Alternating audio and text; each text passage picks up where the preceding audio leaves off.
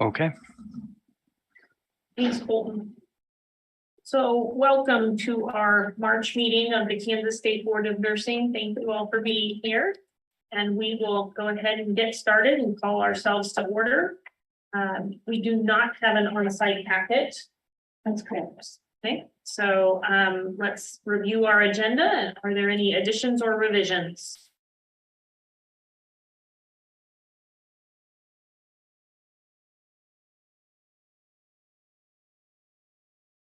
So I think we will be having executive session. It won't come till,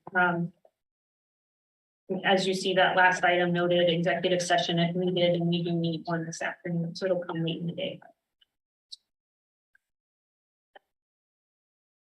Okay. So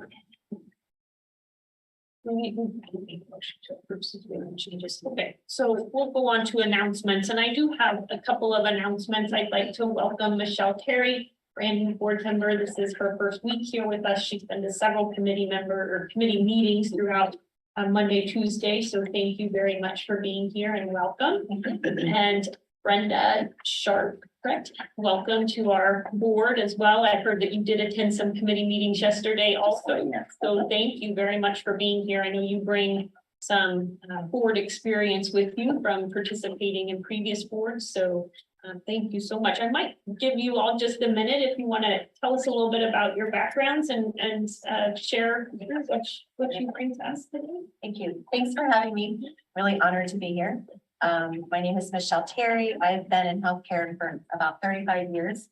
I am a registered dietitian working in public and quality health right now. I'm honored to be here. And I'm Brenda Sharp. I'm the CEO of the Reach Healthcare Foundation. We're a regional health philanthropy that serves the Kansas City area and 3 counties in Kansas. And we fund a lot of safety net healthcare access. And I'm very pleased to be here and value the importance of nurses to the provider community. Great. We welcome both of you. And I'd like to do, we've been doing this the past few times we've had new board members join, but I'd like to review our oath and just share a little bit about our agency so that you are familiar with us. But first of all, thank you. Thank you for your desire to serve and for applying and being appointed by the governor. We don't take this lightly. This is work. It's heavy work some days, and it's not something that you get compensated for. So thank you for your volunteerism, and we appreciate what you're doing being here. So the Board of Nursing has a rich history that dates back to our inception in 1913. And the mission of the board is to assure the citizens of Kansas safe and competent practice by nurses and mental health technicians. And that's something that's very important to know that mission and to think about that as we interact throughout the board meeting. It's not always personal decisions that we're making, but our decisions are based upon the mission of the organization to assure citizens of Kansas safe and competent practice by nurses and mental health technicians.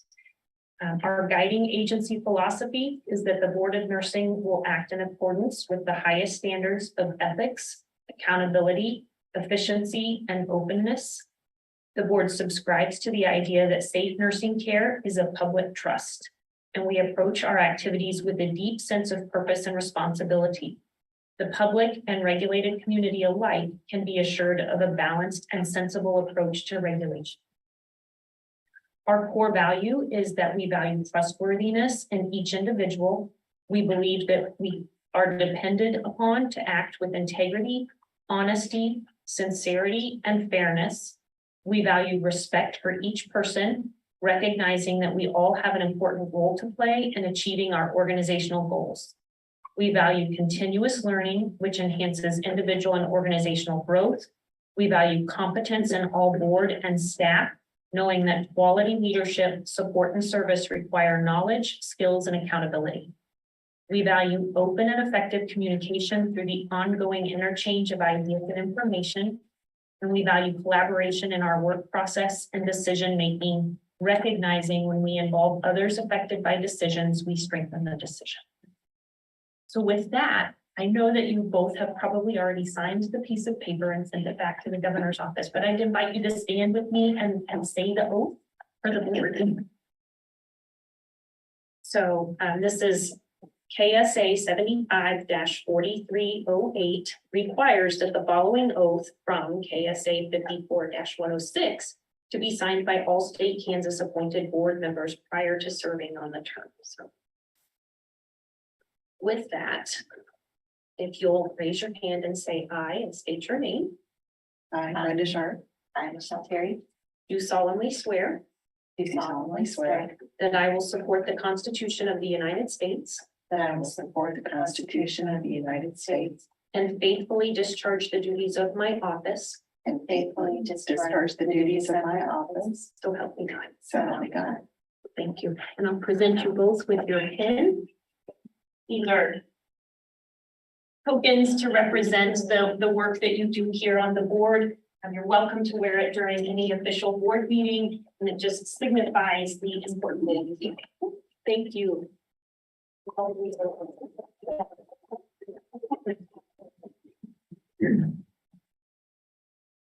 Okay. Any other announcements for us this morning?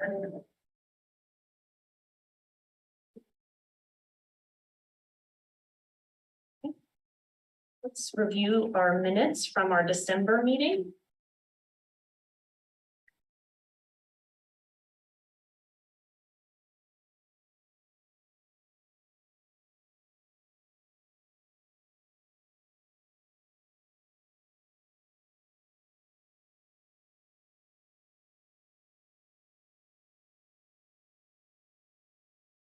Just want to sort of point of clarification on the minutes that were posted in our board packet. We had two sets of December 2022 minutes. And the minutes that are dated December 19th, 2022, I think are not 2022. Does anybody else see this? It's the December 14th, 2022, believe that are the minutes that we are approving. So I think the other were maybe 2021, I'm not sure, but I think they were the task force. That was, yeah, I'm not sure. Yeah. Task force is also. Oh, okay. Yeah, I did have the December 14th. So we can. Thank you, Andrea. That's a good. So yes, we are looking at the December 14th.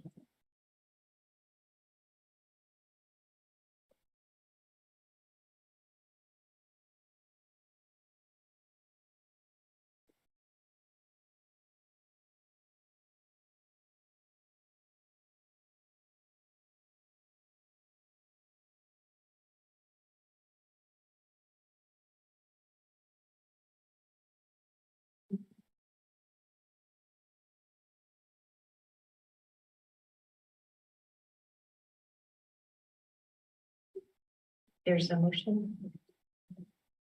Andrew Goldsmith, board member, I move to approve the minutes from the December 14th, 2022 board meeting as written. Thank you, Andrea. Is there a second? Andrea Watson, I'll second. Thank you, Andrea. Any discussion? All in favor signify by saying yes. Yes. Any opposed signify by saying no. Motion carries.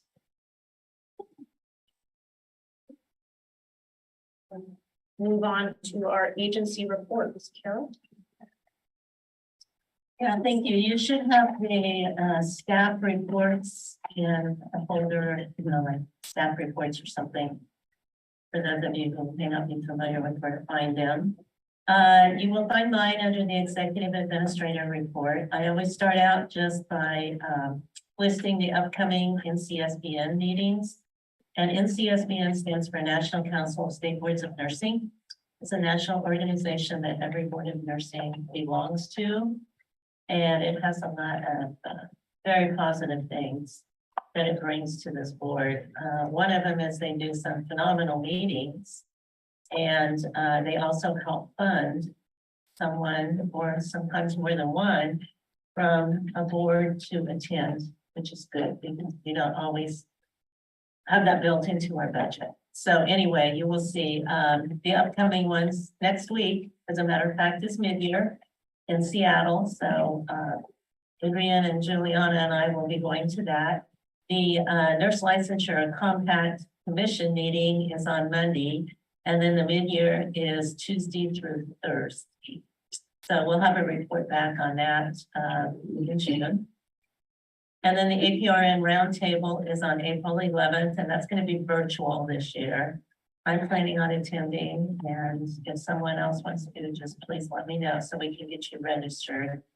Because for all of these, the registration, if you're interested, has to go through me as far as the requests that I send. So it's kind of. We have a discipline case management conference coming the last of May in South Carolina that I believe Linda is planning to attend. And then the Executive Officer Summit is in June in Newport Beach, California, which I will be attending. And then we have annual meeting, and annual meetings are actually kind of their business meeting. And the NLC Commission annual meeting is on August 15th, and then the NCSBN member, I guess you could say, annual meeting is August 16th through 18th in Chicago. And since this is the business meeting, every board has 2 voting delegates that go. And we always find out ahead of time, you know, kind of what's on the agenda and stuff like that. Usually the voting delegates have always been the board president and then myself, like whoever's in my position. And they do fund for the 2 of us to go, but if there's anyone else who has an interest in going to that, I can certainly try to get funds to send someone else. It's in Chicago. The annual meeting's always in Chicago. That's where the headquarters of NCSBN is located, is in Chicago. So I'm telling you all of this because I'm sure we'll probably have to do the registration before the June meeting. So if there's anyone that's interested, please let me know. So that when they'll send out an email for me to register people, I will know that you have an interest in it. It's truly the business meeting, so there's not quite as much education that takes place there like there is at mid-year, but there's still some. And I highly recommend going as well. President Zeller took me a couple of times, along with Carol and Adrian, and it's very insightful to learn those processes. So as the leadership of the board transitions over, you are prepared then to understand what's happening at that level and our involvement at NCSBN. So I would highly recommend going. It's even if you don't desire to be one of the officers of the board, I think it's understanding what we do as a board. It's very, very helpful. I know Becky's been a couple of times. Okay, thank you. And then the NCLEX conference is on September 21st. They always do an NCLEX conference every year. It's a one-day conference. So same thing, if you have interest in attending that or anything, just let me know. Board member terms, those are listed there. And so we do have a few that are set to end their term June 30th of 2023. However, I believe most of those have maybe applied for reappointment. Okay, so that's great. Yeah. We still have the vacant RN education position. I did put information about that in our newsletter. So I'm hoping we'll have some movement on that. Regulation revisions, kind of the regulation revisions that are out there right now, the CNE, continuing nursing education regulations. There's 3 of them that you made changes to. Right now, we're in the 60-day comment period for those. And the public hearing is on April 7th. And so I will be bringing all of the comments and everything back to you in June, along with a copy of the proposed revisions. And then at that point, the board can decide whether they want to adopt them or whatever they want to do. So that will be on the June agenda. And then KAR 60-2-103, that was the one that made it possible for the PN programs to use preceptors. And that has been through the approval with the Department of Administration and the Attorney General's office. Right now, I'm waiting to hear the economic impact back from like the community colleges and stuff about this that have PN programs. And then once I get that, I will be setting up a public hearing. But the public hearings always have to be at least 60 days out from when it's published in the Kansas Register. So it does always put the public hearings probably out like 70 days or so. Budget. The governor budget recommendations were included in the finance committee packet. If you want to see those, they basically were what we submitted. There wasn't any changes made to that. They have been approved in the Senate committee and the House committee. However, the final step will be what gets put into the omnibus bill, and that goes, they put that together at the end of the session. That's where they list all of the agencies and they list what their appropriations are. So until that's totally done, and I see it in black and white, I can't say that. There was no, there didn't seem to be any concern when I presented testimony at both the Senate and the House. They didn't have a huge amount of questions and stuff, so I really don't anticipate much problem. Senate sub for House Bill 2279, that is what we call the APRN bill from last year that amended 651130. Part of it was implemented July 1st of last year, and then there's part of it that will be implemented July 1st of this year. What is implemented July 1st of this year is the national certification that is required for everyone who seeks initial licensure here as an APRN. In the past, we have not required that. So that was a change, but it's meant that our board has to approve national certification agencies, and we have to have a list on our website. So the APRN committee has been working on that, and there was some action on that yesterday. So I think we're close to having the list to be able to put on our website. So that will be there by July 1st. And then the committee also talked about the process going forward when there's someone who brings a national certification that they would like to have on this approval list. The agency gave me direction about how they would like that handled. So I think we've got everything done with that. So I think we got most of that bill implemented and ready to go. Communication continues to be out there. I'm not exactly sure why. I was just at a meeting yesterday and someone came up to me and said, well, I understand that the APRNs now are under a different board. And I said, no, that's not true. And they said, oh yeah, they were pretty emphatic about it. And I said, no, that's not true. So, I mean, we're doing everything we can to get the word out. And, but I'm not sure if there's others out there kind of saying something different. But anyway, we will continue to move forward with communication there. Legislative session has been interesting. Just to kind of let you know where they're at, this week, like tomorrow or Friday is the last day that they can work bills in non-exempt committees. And then I believe maybe next Wednesday or Thursday is their last day to work it in exempt. And then they go in the chambers and work whatever bills they're going to in the chambers. They've asked for a lot of fiscal notes. Some of them, these fiscal notes, if nursing is mentioned anywhere in the bill, they ask us to do a fiscal note. So I've done fiscal notes on a lot of things that really have nothing to do with us other than it's mentioned nursing, but it doesn't really have a fiscal impact on us at all. Testimony, there's been two that we've been very involved with.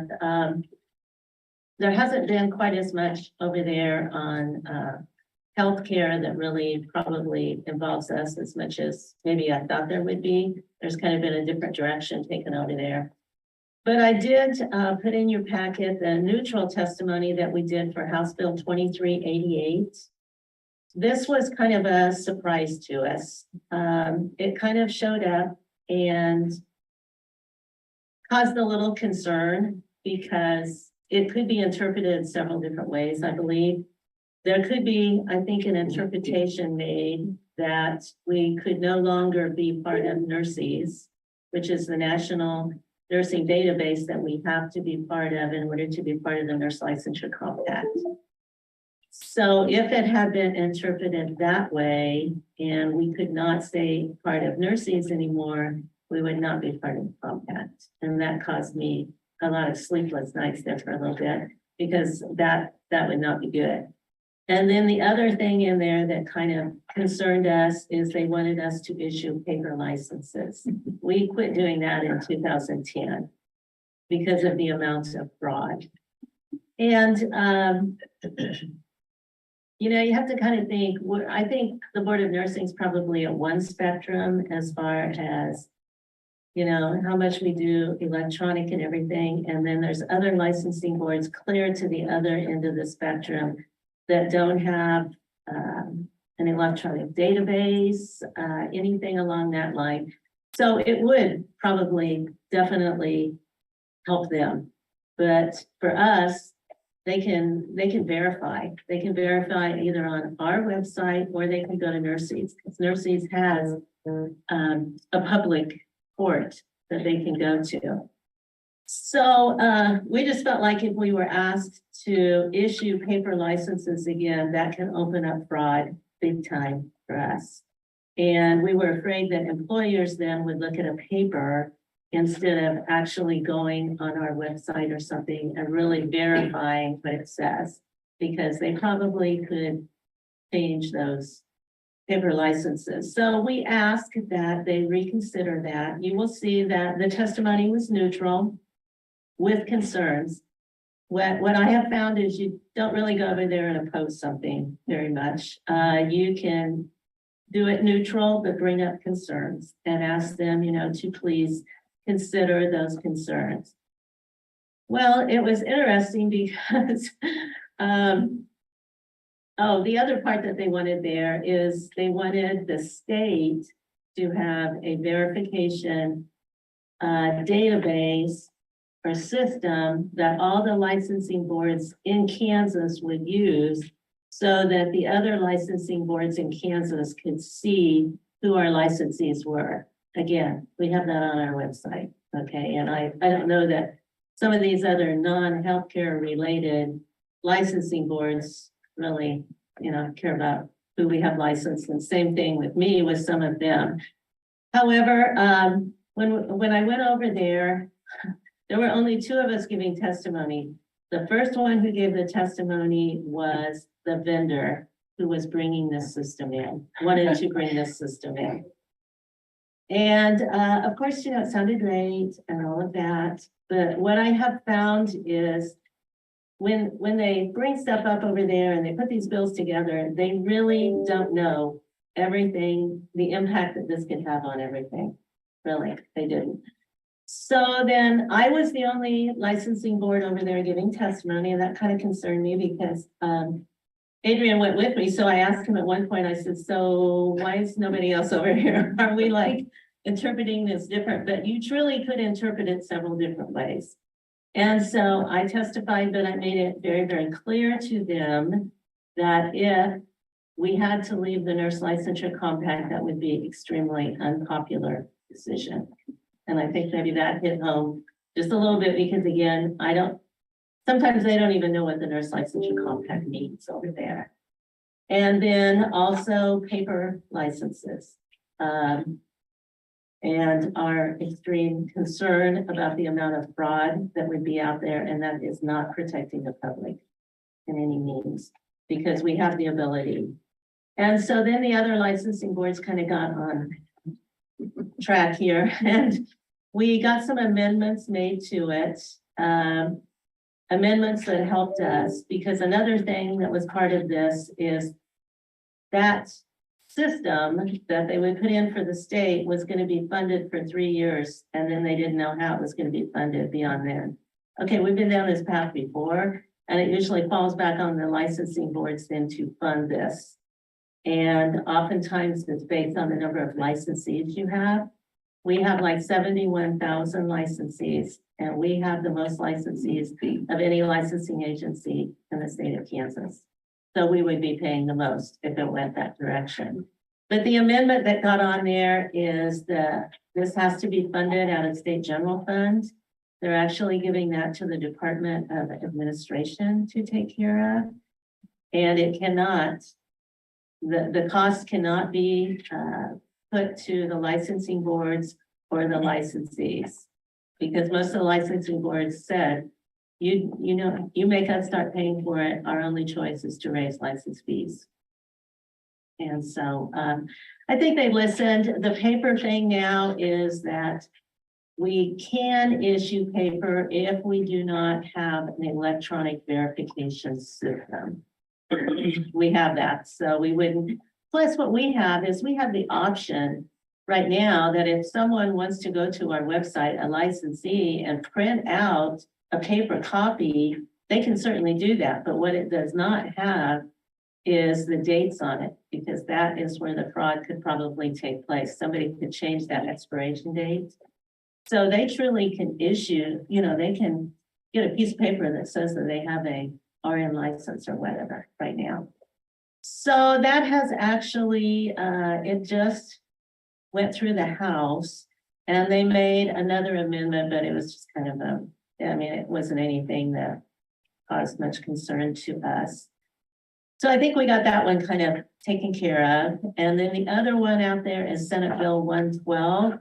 And this is the CRNA Independent Practice Bill, because the APRN bill that was passed last year exempted out the CRNAs. And so they wanted to go this year and try to get independent practice for them, which is similar to the independent practice that the rest of the APRN roles got last year.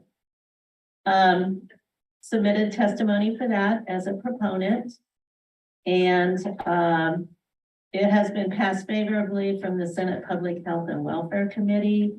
So it's sitting in the Senate, but it has not been worked in the Senate. And I don't know if it's going to be worked, and it hasn't been on the House side yet.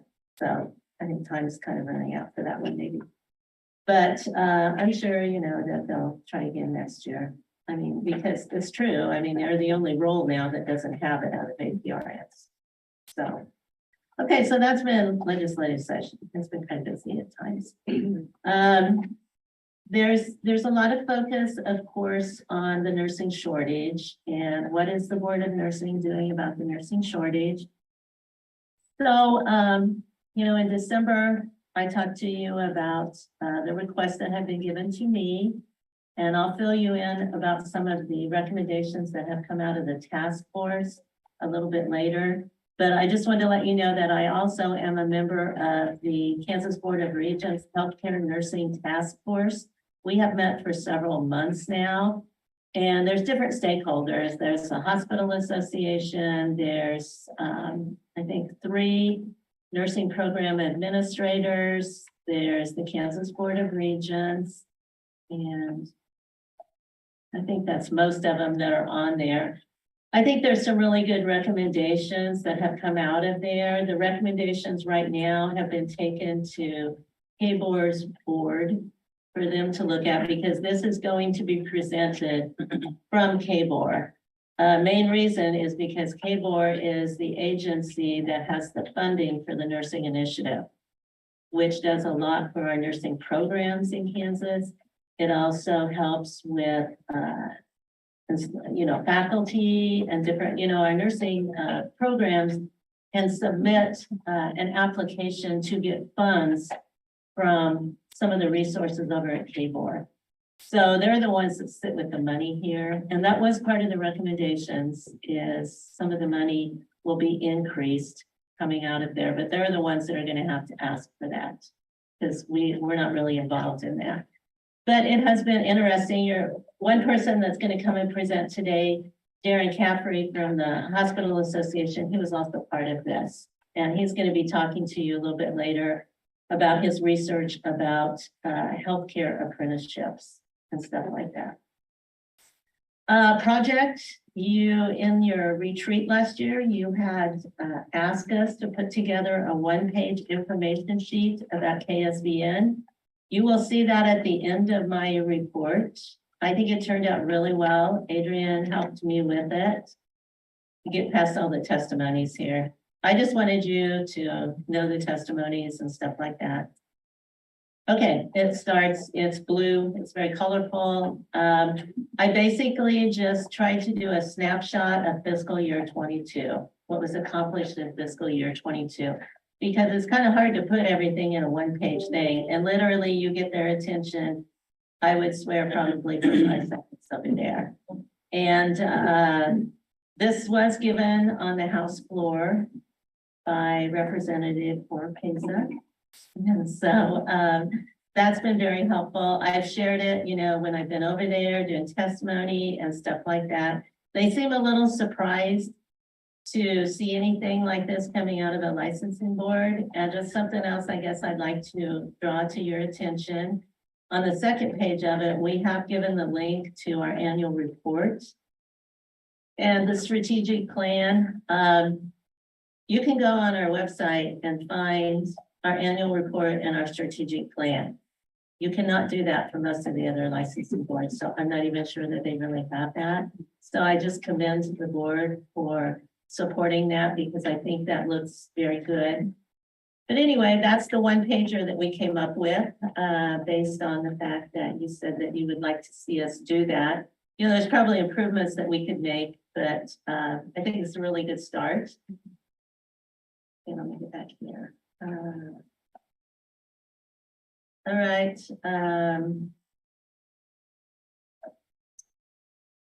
Then meetings I've attended, I just kind of put those there. Really big there. I wanted to draw your attention to the 5-year legislative review. There was a bill passed, I believe maybe it was last year or the year before. There's a lot of concern in the legislature that licensing boards have all of these regulations and they never look at them and they never really address whether they still need them or whether they possibly could be revoked or if they need to be updated. Well, we have all of ours on a 5-year legislative schedule, and you've seen that in a lot of the committees, that they're starting to look at the ones that are down for 2023. So we truly have a process. However, the bill that passed is going to be probably more involved than how we're doing it, because we will have to submit a report that includes information for every one of those regulations in the Nurse Practice Act. I can't tell you off the top of my head how many, but there is a lot. And it's my understanding there's going to be a report template that we will have to fill out. So I truly don't know everything they're going to be asking us. But we may be kind of doing these a little bit different. There probably is going to have to be a lot more discussion about, do we still need this? We're going to have to tell on all of these whether it is necessary for the implementation and administration of state law and also for public safety. And so, you know, we're going to have to talk about that when you review these. And also the question that I get asked every time I take regulation over there is, you need to cut down on the number of regulations that you have. There's too many. So, I think that's a question that can be addressed with every one of these is, do we still need this regulation? Because they like it when regulations are revoked. I will just tell you, that makes them pretty happy. But I'm not saying we should revoke them if we need them, but I think that's probably discussion that is not taking place presently. And then also, do they need to be updated because of changes that have happened in the practice of nursing or, you know, something along that line? So I will bring back more information. I'm hoping they'll get the template out soon.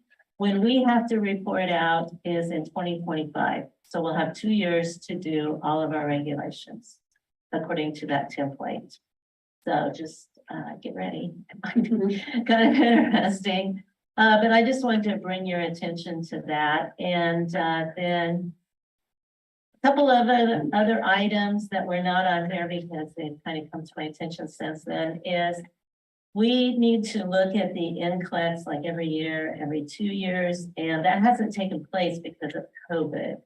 But what's involved with that is we have some board members, and it can't be any board member who's involved with any education program, okay? Like faculty or anything like that. So we usually have like 3 board members and we have 3 staff. We usually take education, like Janelle's position. We take the practice specialist, Linda's position, and me. And we all go at the same time to a testing site. We check in and everything, just like we were taking the NCLEX. We go through the whole process.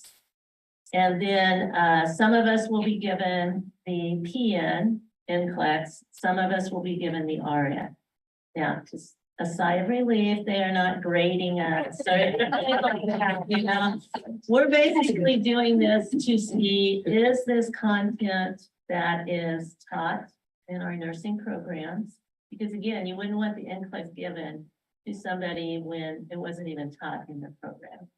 And then is this practice within the scope of practice for like an LPN or an RN in the state of Kansas? And that's feedback that we look for when we go through this NCLEX. We don't take the whole NCLEX, anything. We take kind of samplings. We can stay as long as we want to, but we all have to go at the same time. I can't send, and we all have to go to the same location, obviously. So we gave 3 dates, and actually the date that they were giving us was May 3rd at 1 p.m. So the ones that, I just need a confirmation from the ones that we asked to do this. Michaela, does that work for you? That works for me. Andrea Yes. and Adri. Okay, and then Janelle? Yes. Linda? Sure. Okay. So, because I have to let them know by this Friday if it's verified that all of those will come. That's the reason that I asked. And then we will bring that back in June. My thoughts about that. It's a very interesting experience. I've done it before, but some of the other people have not, so. And then what I want to do in June, I didn't have a chance to get it together this time, is a document that will cover with you all of the work that has been done by the agency in response to the priorities that you gave us in the retreat. Because there were some clear priorities. And so the agency has been doing work on that. So I just want to report back on that. So I will bring that back in June. I think that's it for me. Sorry, that's kind of long. Oh, you do great work, so we appreciate all you do. I know there's sleepless nights, particularly as you went through the legislative review and the impact some of those things could have on us as a board, and we appreciate your sleepless nights, probably prevent a few of us having some sleepless nights, so thank you for what you're doing. Okay. Adrian. Thank you, Madam President, members of the board. My report is in your packet. I'll try to be brief here and just hit a couple of the highlights. We've been doing a lot of work, still got a lot of projects going on. We're working on our continuity of operations plan. It's part of some of the annual responsibilities that we have to do for the board. And so we're trying to get everything updated so that we can get that turned in and get it cleared. You know, with the pandemic and everything, our eyes opened up to some new things that we needed to add into that particular plan. So Michelle is leading that effort for us. Another really important thing, all of the staff have completed the Kansas Information Security course. That's a requirement of all staff. It is also a requirement of all board members. So if you could possibly have that completed by the June meetings. I checked a couple of the laptops. I think they haven't sent the emails to most of you yet. So they changed education providers this year, and so it's coming in a little bit differently. So I will remind the team that it's not our group, it's coming from an external entity, and they will send it to you, and it'll still basically say the same thing. It'll say like Kansas Information Security Office or something to that effect. It's about 20 courses long. It's not a pass fail. It's really an informational session, and you can start them and stop them as you need to. But upon completion, it should give you a certificate. If you could email those to me, I would appreciate that because I have to turn all of those in to be compliant. Another important thing that happened, that the governor is asking and the chief information security officer is asking us to remind all board and staff that the use of TikTok is no longer authorized. So not that you guys are probably TikToking on your laptops here, but if you have a state-owned device or a state-owned network, which includes this room, please do not use that service. The biggest news this quarter is we did get our production data center moved from Topeka to the Kansas City area. As I talked about at the last board meeting, we moved to an area, I think it's, the term they use, I think is something like subtropolis or something, but it's essentially about 125 foot underground in a reinforced cave. It's a fantastic little environment. It's really secure as far as storms and those sorts of things. I guess anything short of an earthquake. We are also directly across from the United States Archives. So I feel that if they feel it's okay for the nation's history, it's probably good for our data. We are in our second phase of that now. We're moving our offsite data center from Columbia, Missouri to a location in Oklahoma, and we hope to have that completed by the end of the month or shortly after. So that's some work that's being done. Another area that I'd like to highlight is this. We've been going through and scanning a bunch of documents. If you're on our floor right now, you probably see boxes everywhere because they haven't come to pick it up yet. But we're trying to vacate a record storage center that we have in the building across the way.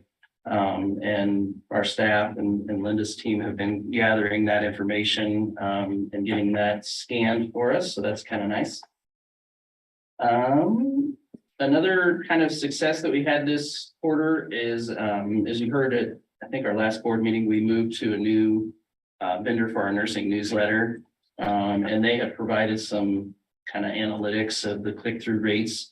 And we've asked them to provide that for every meeting, just so you can kind of see how some of our information is being distributed.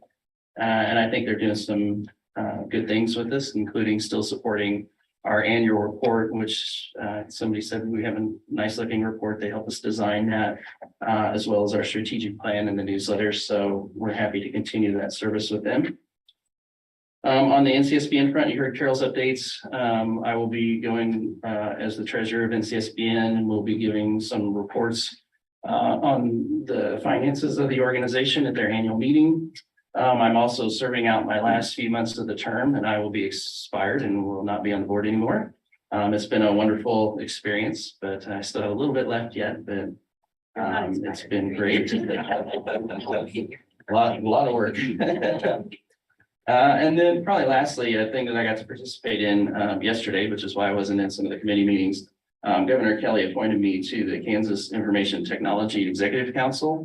So I'll be representing non-cabinet agencies for matters of information technology and policy for the state of Kansas. So that's kind of a neat thing to be involved in. I want to take an opportunity to recognize you for that, Adrian. That is not only do we recognize the value that you bring in protecting our information here at the State Board of Nursing. Obviously, Governor Kelly recognizes your gifts as well. So thank you for what you do sincerely. I'd like to extend that to Colton as well. And I know Tony Bubaugh, they are part of your team that really do bring security to our information.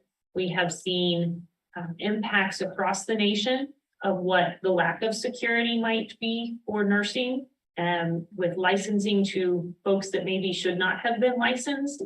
And it takes a full team to do what you do for us day in and day out. And it sometimes falls to the background and isn't always noticed, but obviously Governor Kelly notices as well. So we're grateful to her, and thank you very much for your service. Thank you as well. It's an honor to work for the board. I hit 26 years of service here at the end of the month. So I've been 23 with the Board of Nursing. So it's provided me with a lot of opportunities. I have an awesome team. But I do thank the board for their efforts in the security and putting that at the forefront. It is a Kansas Board of Nursing program. So I consider the information security to be not just the IT team, it is the entire group. I will say that the staff have done an exceptional job recognizing what's needed, being alert and aware, and that just makes our life so much easier. You Not heard to have in to deal Carol's with it. report, the fact that we do not have paper licenses. There's a lot of things that have been done to ensure the security of our nursing staff, and Adrian is at the heart of that. So Thank you. you and your team. Any questions for Adrian or Carol? I can pause for questions. Carol?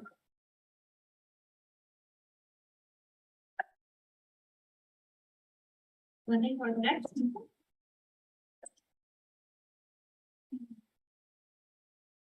Thank you, Madam President, and members of the board. Welcome to the new board members. In your packet, under the staff report, you'll find my practice specialist report. And there's data. So cases are still being worked from receipt of applications requiring legal review and from complaints alleging unprofessional conduct. If you'll note in the first table, under 2023, we had 79 complaints as of February 21st of 2023. Yesterday, I was told we are at 166. So just in 1 month, we've gotten a few more complaints in the door. We are quite busy. So total cases assigned to investigators is still averages around 1,200. KSB and staff is nearly fully staffed pursuant to the board's directive at the strategic planning retreat. And investigators are off probation now, and cases are being assigned and worked, and they're doing a phenomenal job. The number of complaints received each week averages still about 8. Some weeks it's more than 8, and some weeks it's probably just under 8. So we are looking at those that are not sworn. Because, you know, the sworn complaints, we have to, by statute, look at those to see if we're going to open a case. So those that are not sworn, which averages about 75%, we look at those allegations that are made to determine if a case needs to be opened. So we look at, is there a licensee or a license that the board has jurisdiction over, as well as is there a violation of the Nurse Practice Act. So we are looking to see if we can perhaps not open some cases because of those factors. But then we also created a quality assurance checkpoint to where then those that are not opened as cases then go in a spreadsheet, and the investigative committee can then review those. And if they determine that they want to have us open a case, then we will. So there is an audit that's been put into place as well. So we are also cleaning up old cases.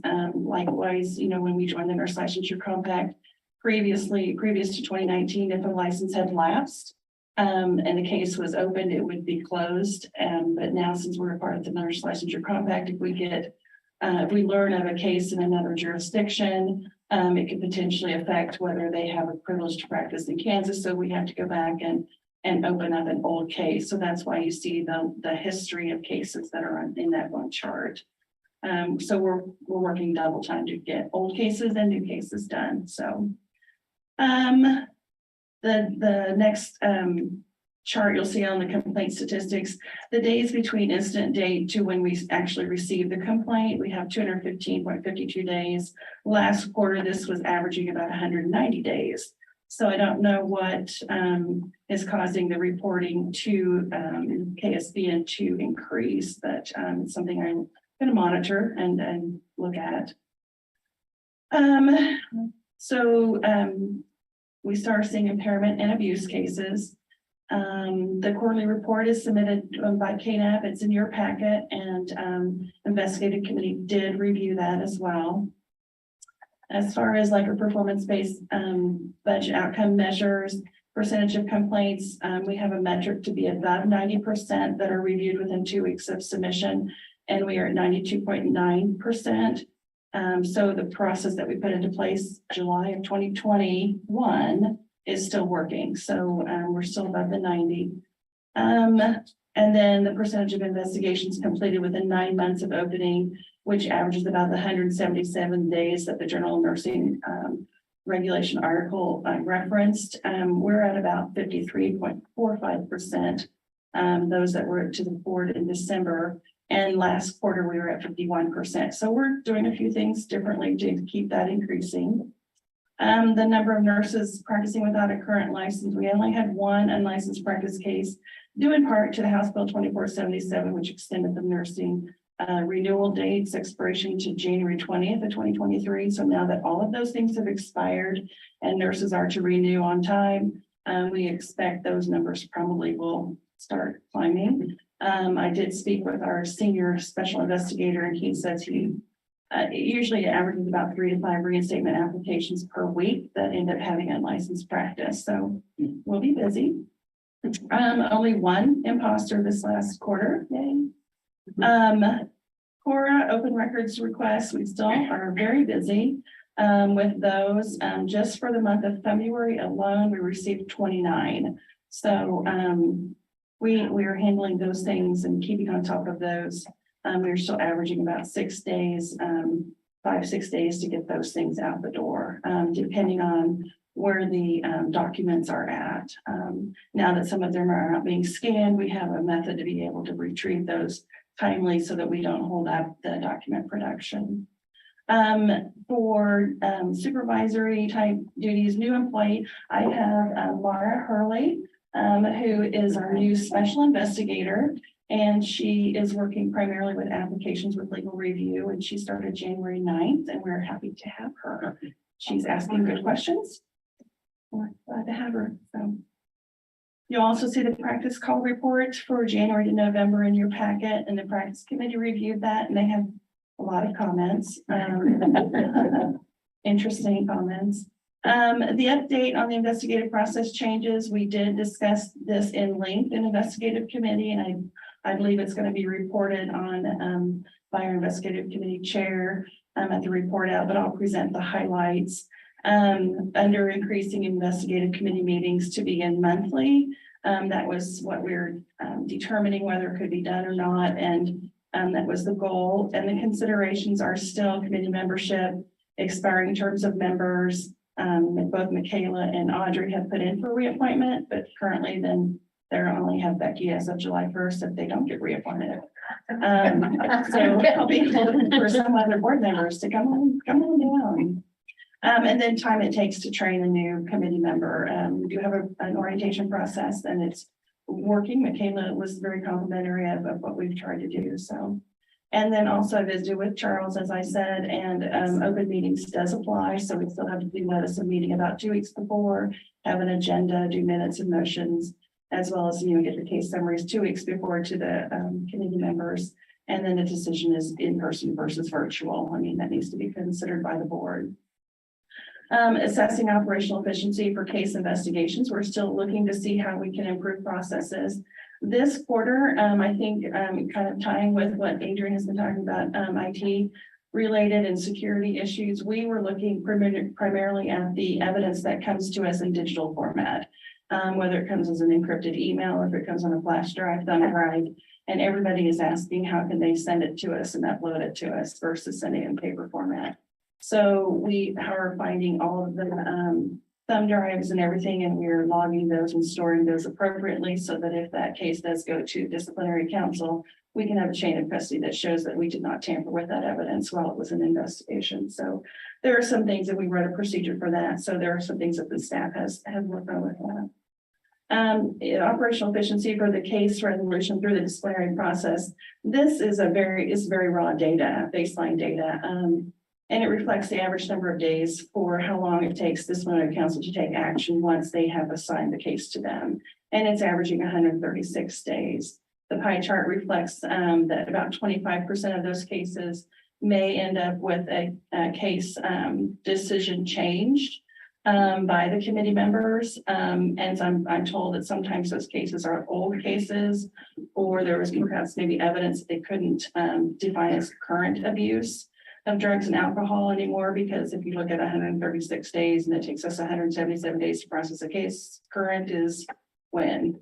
And then I think on Monday, then we were even discussing that sometimes facilities are not doing their due diligence by doing random for cause UDSs, as well as having enough policies and procedures in place to really look at diverting of drugs and what they need to be doing, as well as is there video or photographic evidence that can be gathered. So we need to kind of help educate facilities better what is drug diversion and what they can be doing so that we can have that information for us. But if you look at the overall time it takes from, date of incident, when we get the case or get the complaints, 215 days. And then the complaint review is about 4 days. A case investigation, according to the Journal of Nursing article, it was 177 days. Then we present to the committee, about 20 to 30 days. And then the action by the AAG is about 136 days. You're looking at about 562 days or 2 years from the time of the incident to the actual discipline. So I know the board was interested in kind of like helping to kind of streamline and shorten some things.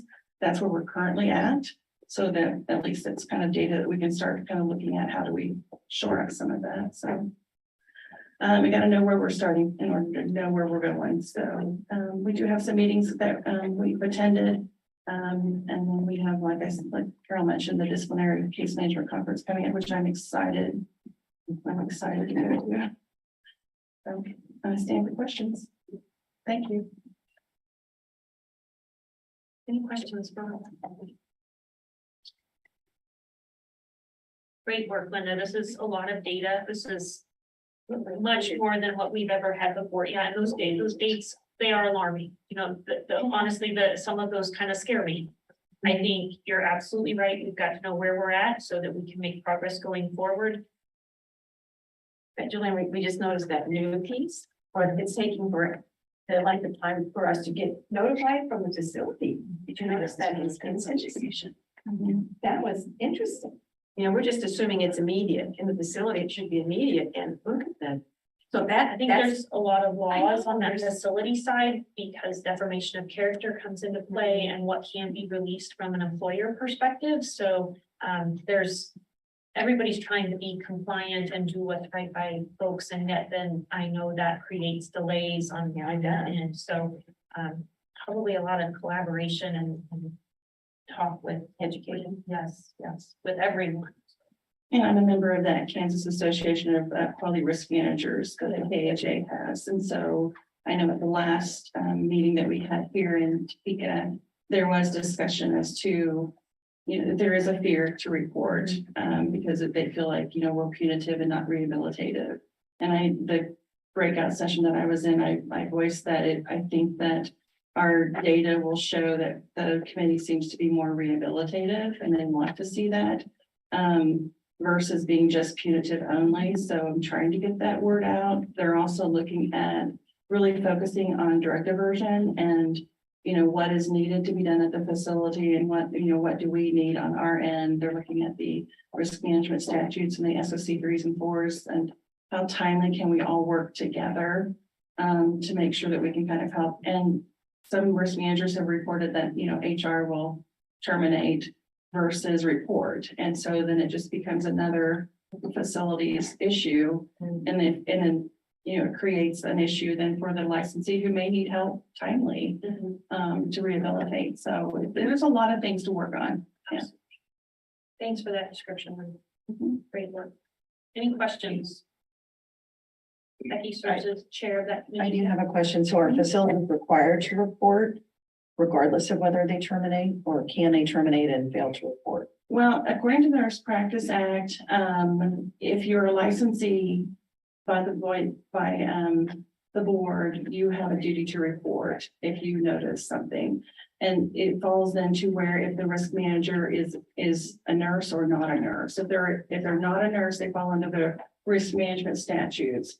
And so therefore, the reporting is only for SOC 3 and SOC 4 violations. So therefore, it would have to go through their internal review process before then it gets reported to us if they're doing their piece. So there's a lot of SOC3 education and opportunity. SOC4 are really recognized through KDHE, I believe, and we as nurses are required to report, and I can't quote the specific rate, but if we are suspicious, so then as you have nursing leaders and administrative roles, risk managers, those kinds of folks in place, and those events come to our attention, then we are required to report, regardless of that HR position. But HR does have that accountability in an organization to ensure that the rules and regs are followed. And the licensee is also required to self-report.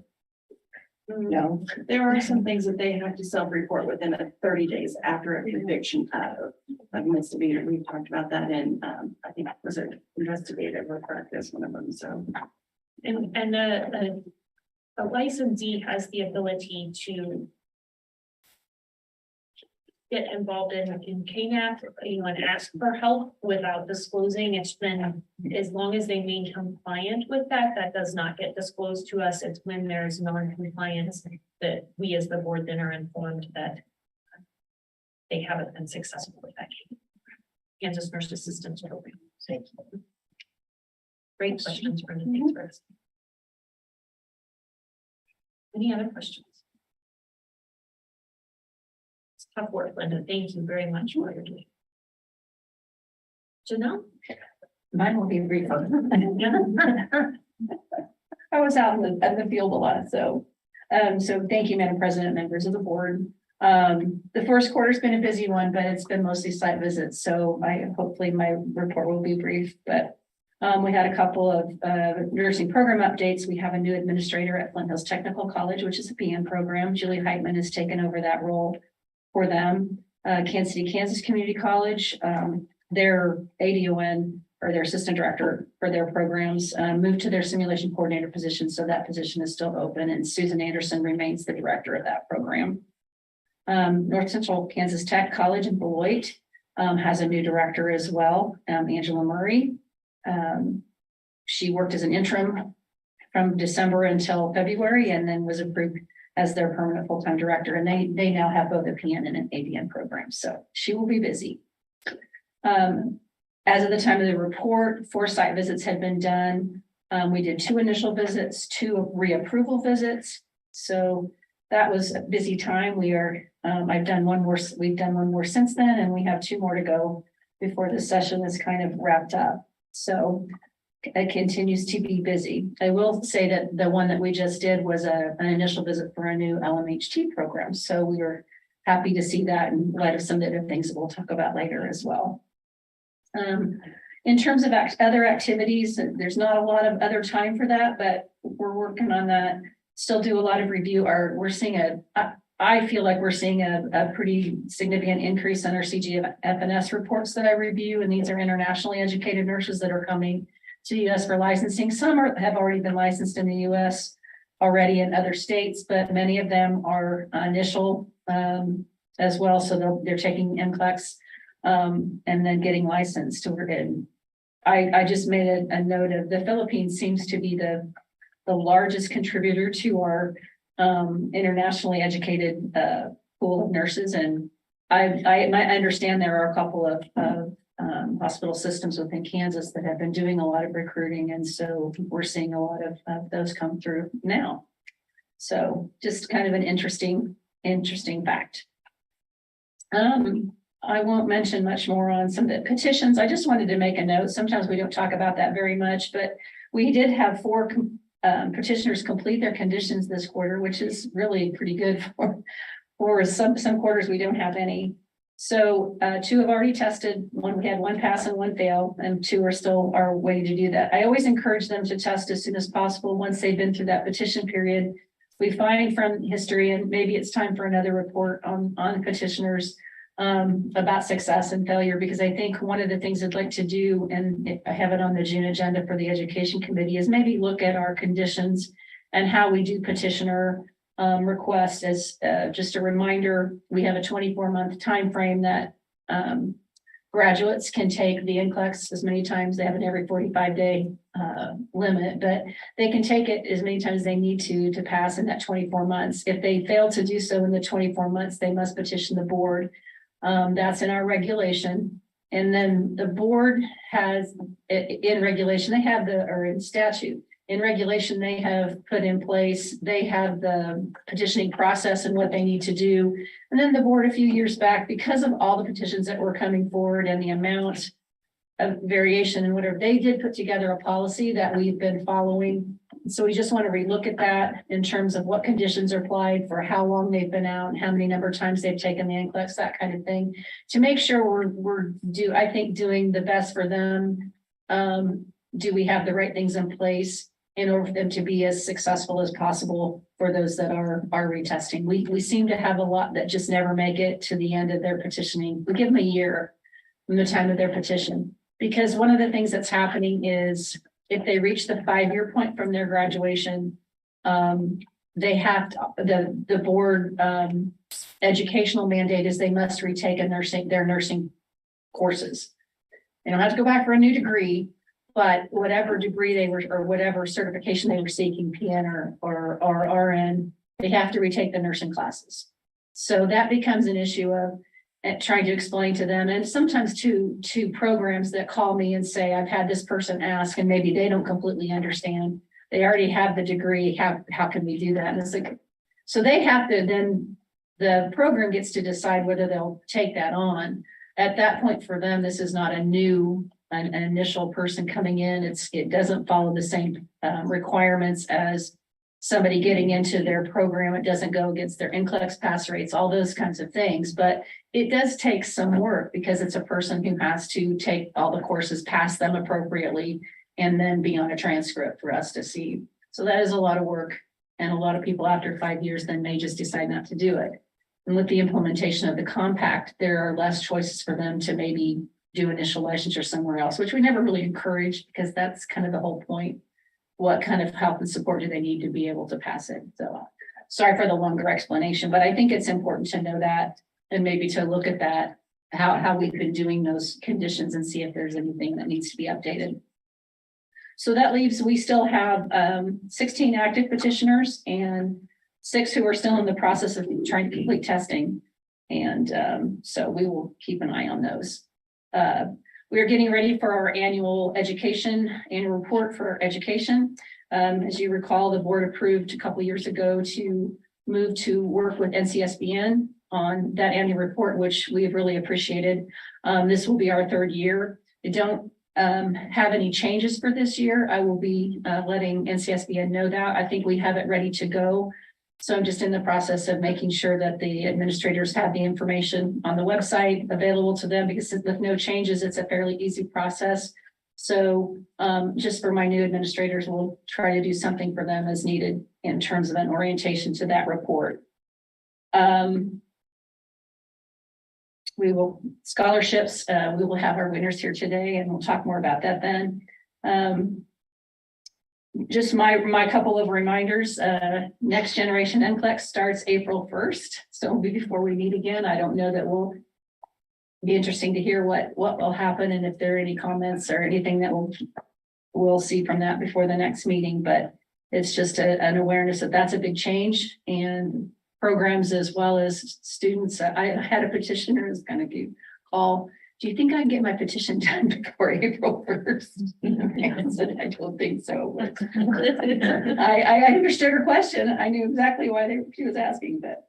And then for our programs, every year, I can't remember which organization does the Kansas Nurse Educator Conference, and it will be this summer in July 19th to 21st. And it also involves the Clinical Teaching Institute, which is always, I think, a great program and opportunity for all of our education programs to network and to hear new ideas and get to hear information. So that's all I have. Take any questions if you have them.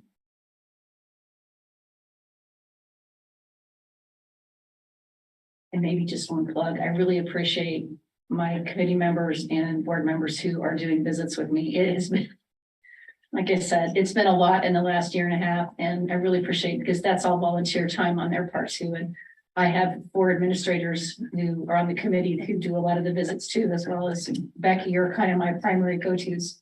And I really appreciate the time and involvement they have and what they contribute to the process. It's been so helpful. Thank you very much, Janelle. Okay. Now we've had some updates. We're gonna pause some of our business meeting right now, and we will have some guests with us in the room. Every year we do a scholarship, and it's funded through the Arthur Davis Agency. That's the company that used to make our newsletters. And so they provide us with those dollars, and then we ask for essays to be written. We had, I can't remember the number this year, 30-ish Yeah, essays? yes, I believe there were 30. Approximately 30, that's, that's typically kind of what we see. We do get to choose the topic of the essay, and this year we chose, how has the nursing shortage impacted models of nursing care? And there were some really good essays written. They are anonymously put together, the essays are, and then there are 4 board members, I think this year participated. Board members that have connections to the universities can't be one of those that review the essays, so limited number of folks that do it, but we do read all of those essays then and score them. And we are here today to present the scholarships to the 4 winners. So I might ask the 4 participants or 4 essay writers to come on up to the front. And if you'll bring your program chairs with you.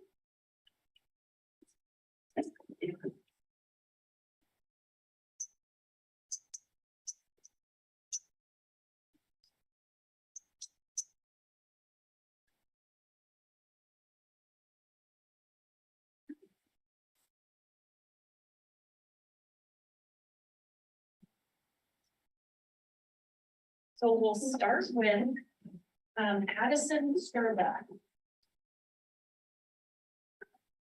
I'm still missing one. Missing one. Pam, is yours here? I don't think so. There's somebody in the hallway. Let me check, just to make sure they're not. They don't realize it.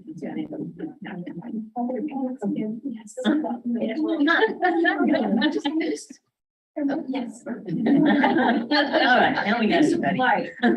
Yeah, we didn't want to interrupt. Yeah, you're fine. I think we're here. Addison, we just shared that this is a scholarship that's funded by the Arthur Davis organization. They used to do our newsletters here, and that there were about 30-ish essays written. They are reviewed by board members anonymously, and then yours was selected as one of the 4 winners. So congratulations, Addison, and we would like to present with that scholarship. Thank you so much.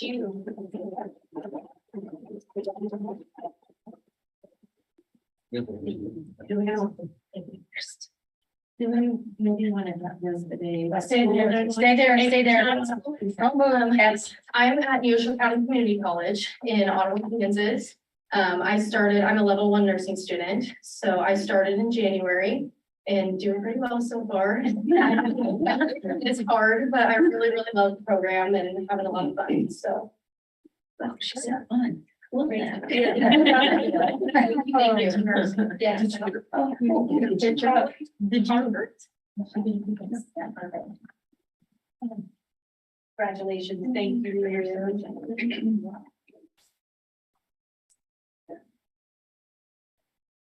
Want to tell us a little bit about you and your program? Yes, I'm at Washburn's nursing program currently here in Topeka. I'm a level 2, so I'll be graduating in May of 24. I started nursing school in Arkansas and family situations brought me back here. So Washburn was very willing and able to take me, and I'm very thankful to be back in Kansas and to have the opportunity here at the scholarship. So thank you. Thank you, thank you. Thank you.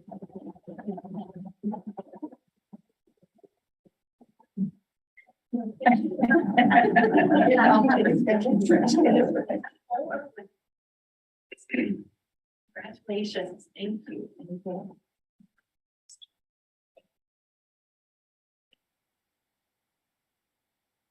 Want to tell us a little bit about yourself? I am in the LPN program through Colby Community College in the Norton campus. So this is actually my second time getting into this program, and I'm determined to get through this.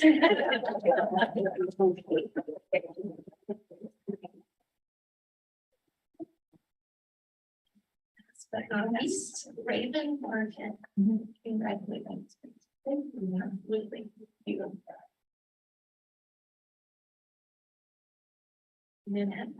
Yes, I'm in Manhattan Technical College. I'll be graduating in the practical nursing program in May, and then I got into the RN program in August. So congratulations. This is our future. So, and so I will consider applying to be a state board. We've had a chance to sit and listen to some of our meeting. You're welcome to stay as long as you like, but thank you for choosing nursing. Thank you for being here today. Thank you. Congratulations. Congratulations.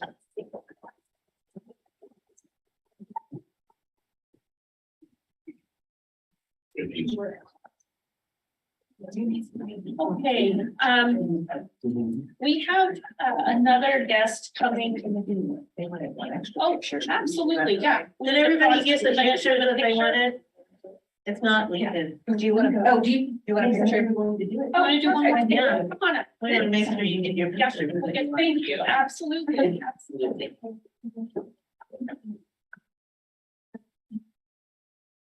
Want to? Yes. Yes, we do. Thank you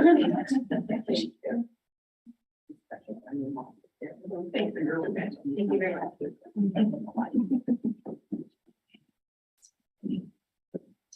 All right, it's 10:30. We do have a guest from KJ coming about 11 o'clock. But it might be a good time for us just to take a 15-minute restroom break and just a moment to. So we'll regather. Let's take 20 minutes to give a guest.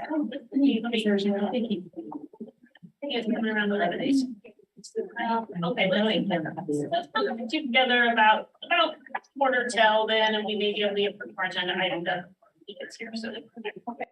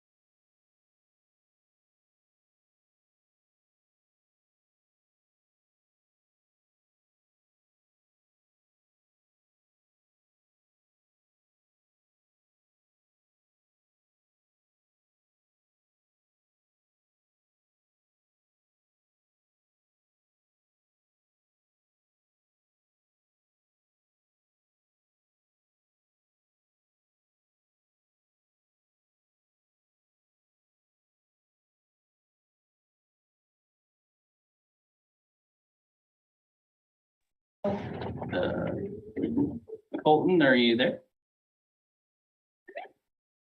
Do we need to turn that back on? Oh, I am.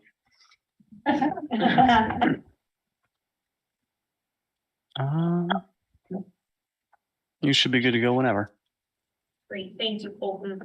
So we'll start, we're gonna try to get through education committee and then we'll jump over and we have a guest then here with us, but I will turn over the meeting to Becky while because the education. She's nervous. Okay, Juliana, go ahead with the education committee report. So I think you heard a lot from Janelle. We had a very robust meeting yesterday and we talked about a lot of different things and I have several motions here to share. It was moved to accept the initial site visit report for Galen College ADN and BSN programs and approved to admit a maximum of 200 students per program per academic year with a site visit to occur after the first graduation for each program. Is there a second for this motion? Andrew Goldsmith, board member, I second. It has been moved and seconded. Is there any further discussion?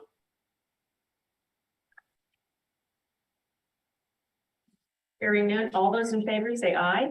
Aye. Opposed, nay. Any abstentions? Motion carries. It was moved to accept the initial site visit report for Ottawa University pre-licensure BSN program and approved to admit 75 students annually over 3 start dates during the year, with a site visit to occur after the first graduation. Is there a second?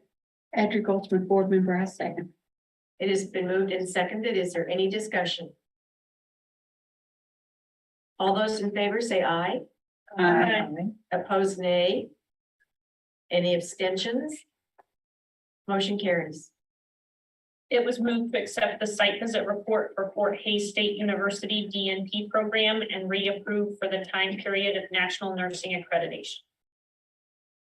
Do I hear a second? Michaela has some board member, second, Taylor. It's been moved and seconded. Any further discussion? Hearing none, all those in favor say aye. Opposed, nay. Any abstentions? I do.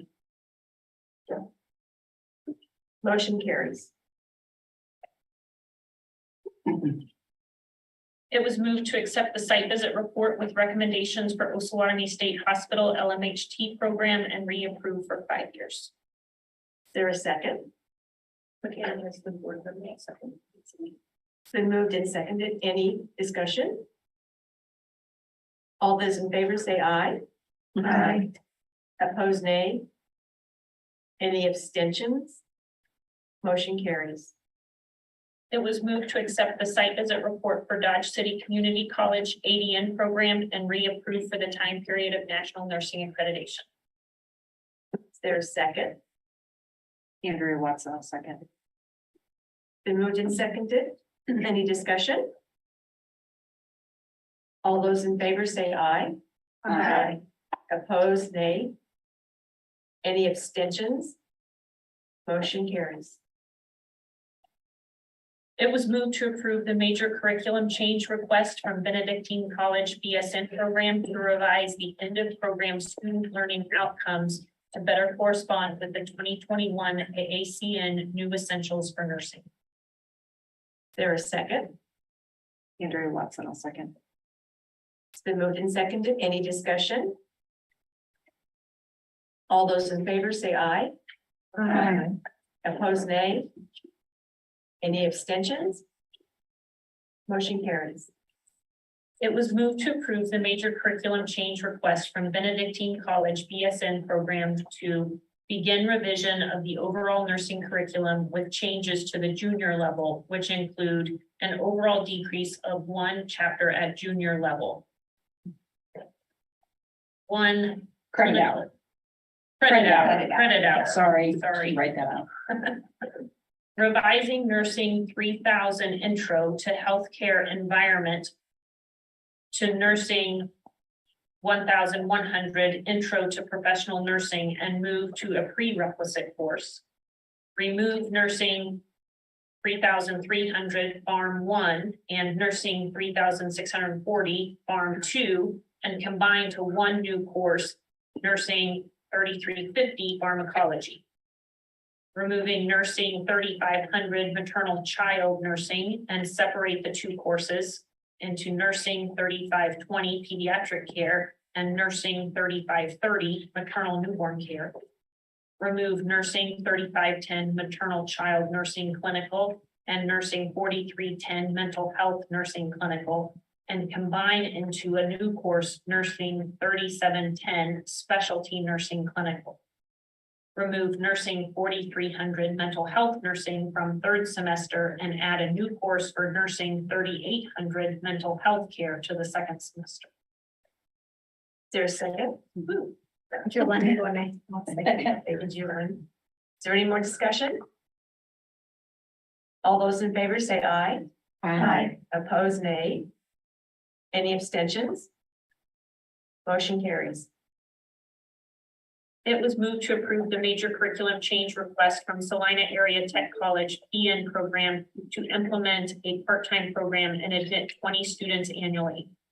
Part-time program will have a spring 2024 start. Is there a second?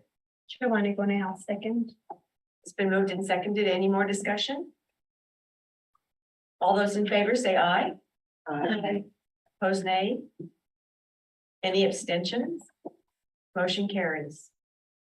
It was moved to approve the major curriculum change request from Washburn University DNP program as presented. Is there a second?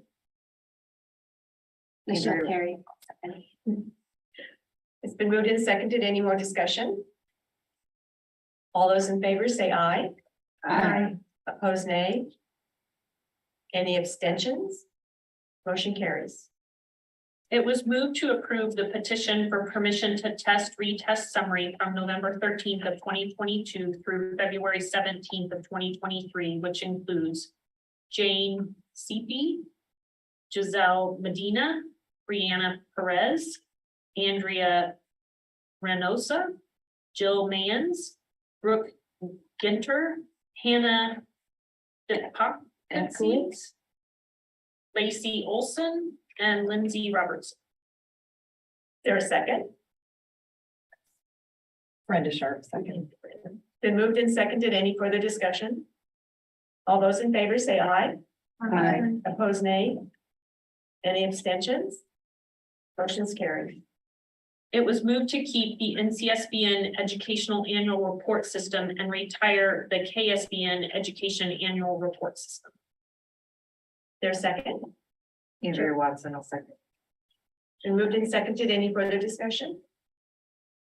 All those in favor say aye. Aye. Opposed, nay. Motion carries. That's the extent of my report. Thank you. So I think we'll pause right there and we have a guest. Jaron, would you like to join us?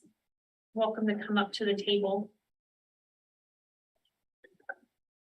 And this is Jaron Caffrey. He's a project manager of workforce strategies. He's with Kansas Hospital Association, and he's here to talk to us a little bit about apprenticeships and some of the conversations that have been going on across the state. So Jaron, thank you for making the trip. Thank you for being here.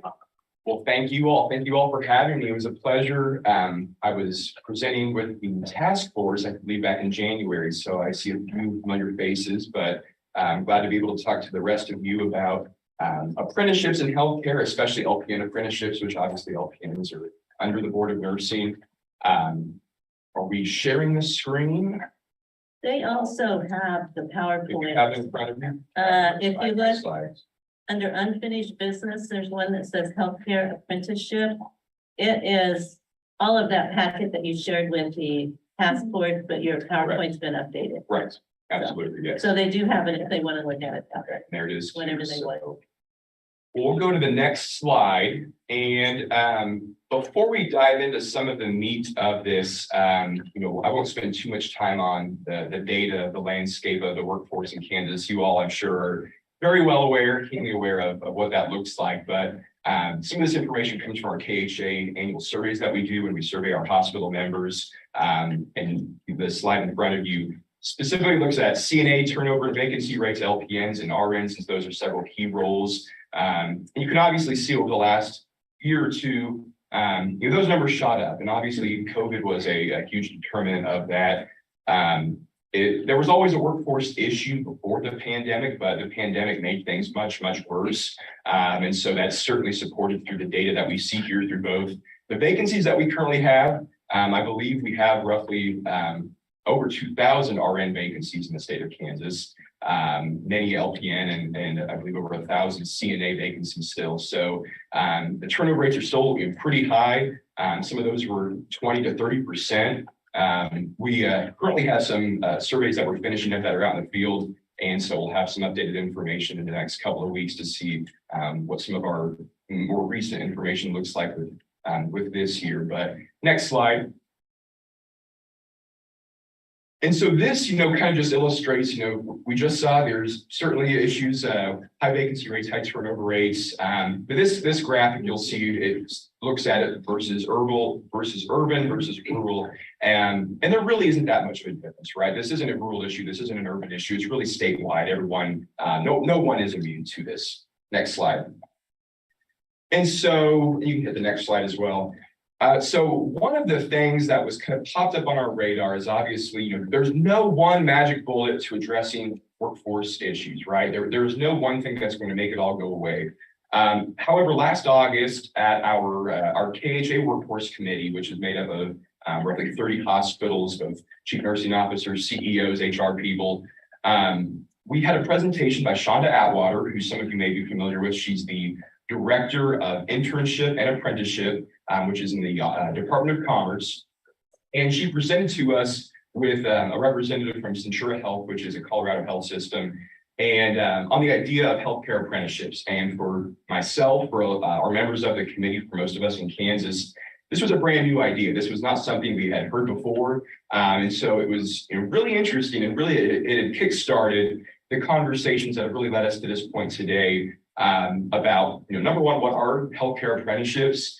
How could we use these in Kansas? How are other states using those? And so over the last several months, really since last August, myself and others at KHA and many other stakeholders, we've been looking at this and looking at, what are the best practices from other states and how could we implement something like this in Kansas? And so I'm pleased to be able to talk with you all today about this. And specifically, we'll kind of focus on LPN apprenticeship, since again, that's really relevant to you all here today. So just kind of some high level about what is registered apprenticeship. And you'll see these 5 little circles. The first one, on-the-job training, related technical instruction, AKA classroom or textbook instruction, mentorship, rewards for skill gains. So really that just means you start at a lower, pay rate, then by the end of your apprenticeship, you have a credential or a degree, you're obviously going to be making more money.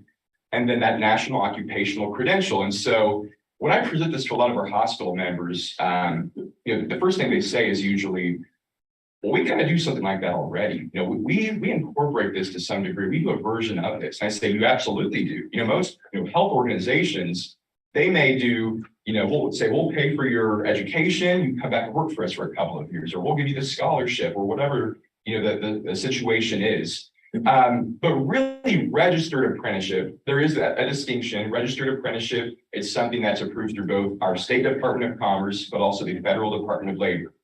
And there's a variety of health occupations, and I'll dive into those in a moment, including LPNs, that are apprenticeable roles that are approved for registered apprenticeship. And you can go to the next slide.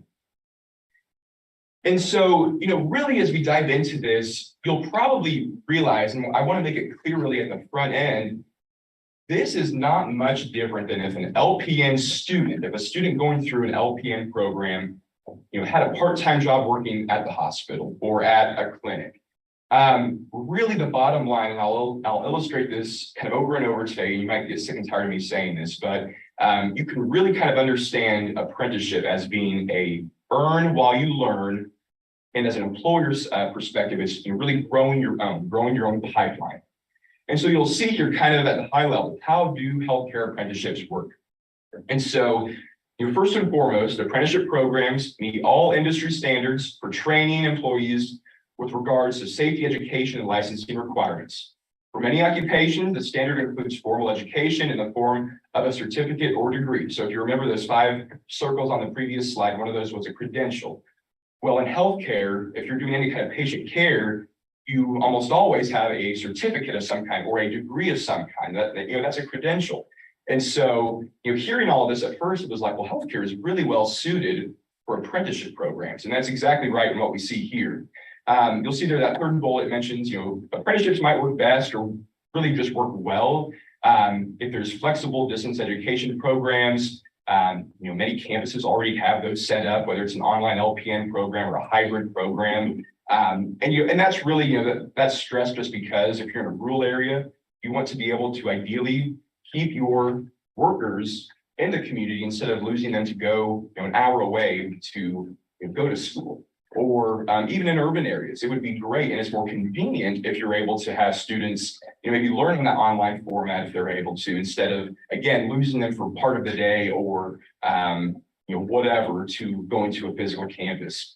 And then that last one there, you'll see it says apprenticeships allow students to earn while they learn and enable staff and students to put their healthcare education into practice in real time and provides income to students from a job that is tied directly to their career goals. So again, the real value with this is that this is a structured pathway for career advancement. And really, when we talk to hospitals, that's really kind of what they see that as. It's a career advancement program, aka an apprenticeship program. And it's just that opportunity. So if you're maybe a CNA or a patient care tech, and you say, I would really like to take that next step. I would really like to continue my education and further myself. So I'm going to get my LPN. Well, this allows you to remain working in your organization. You're not losing any income because of that. And so really, I think what we'll see is that folks would take advantage of that because it's just a lot more financially viable for folks. So, especially if you have a family, it's not practical to take off time from your job. So always, if you're already, an adult working in a career, to then go back to school. And so that's really why, that's stressed there. Next slide. And so effective LPN apprenticeships, and you'll notice one of your handouts was from the Missouri Board of Nursing, an article that they had sent out, I believe, in 2019. So again, this isn't a new idea, right? But so some of the highlights that they include about apprenticeships with nursing is those skills and bedside experiences, address skills, competency, and socialization to professional nursing. And again, as the NCLEX is moving more so towards that competency-based model, the article, it mentions in there that they kind of hypothesize, since we obviously don't have that evidence yet, but kind of hypothesize, well, it would maybe make sense that an apprentice would still perform really darn well on their NCLEX, on that exam.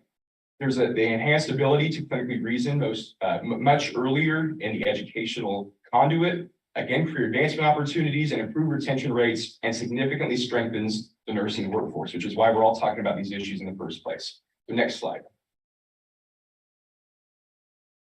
So again, as I mentioned, this is new to Kansas. We don't have any healthcare organizations doing this now in terms of actual registered apprenticeship, but there's over a few dozen states that have actually already developed rather robust healthcare apprenticeship programs. And as we have done research, and I've spent countless hours, is what it seemed like, talking with folks from other states, just kind of learning, how does this work? North Dakota and Texas are 2 states that have a pretty robust nurse apprenticeship programs. I'll mention, we're only talking about LPN. In the United States, there is no RN apprenticeship, at least yet. Texas and Washington State are looking at getting something set up, but we're not here to talk about that today. That's not on our radar. So that's why we're focusing on LPN. But looking at both of those states and really kind of discovering what is the best practice, how did they make this work, how did you set this up?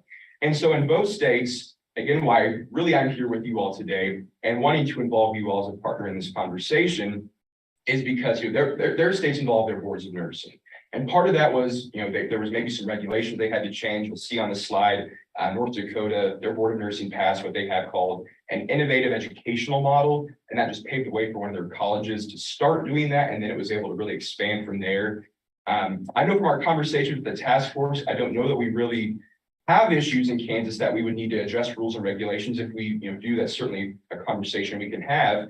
But it really kind of starts with the board of nursing being that Really that face and that body overseeing, nurses in the state of Kansas, would really love to engage as a partner in this kind of a concept to help address the nursing workforce in particular. Next slide.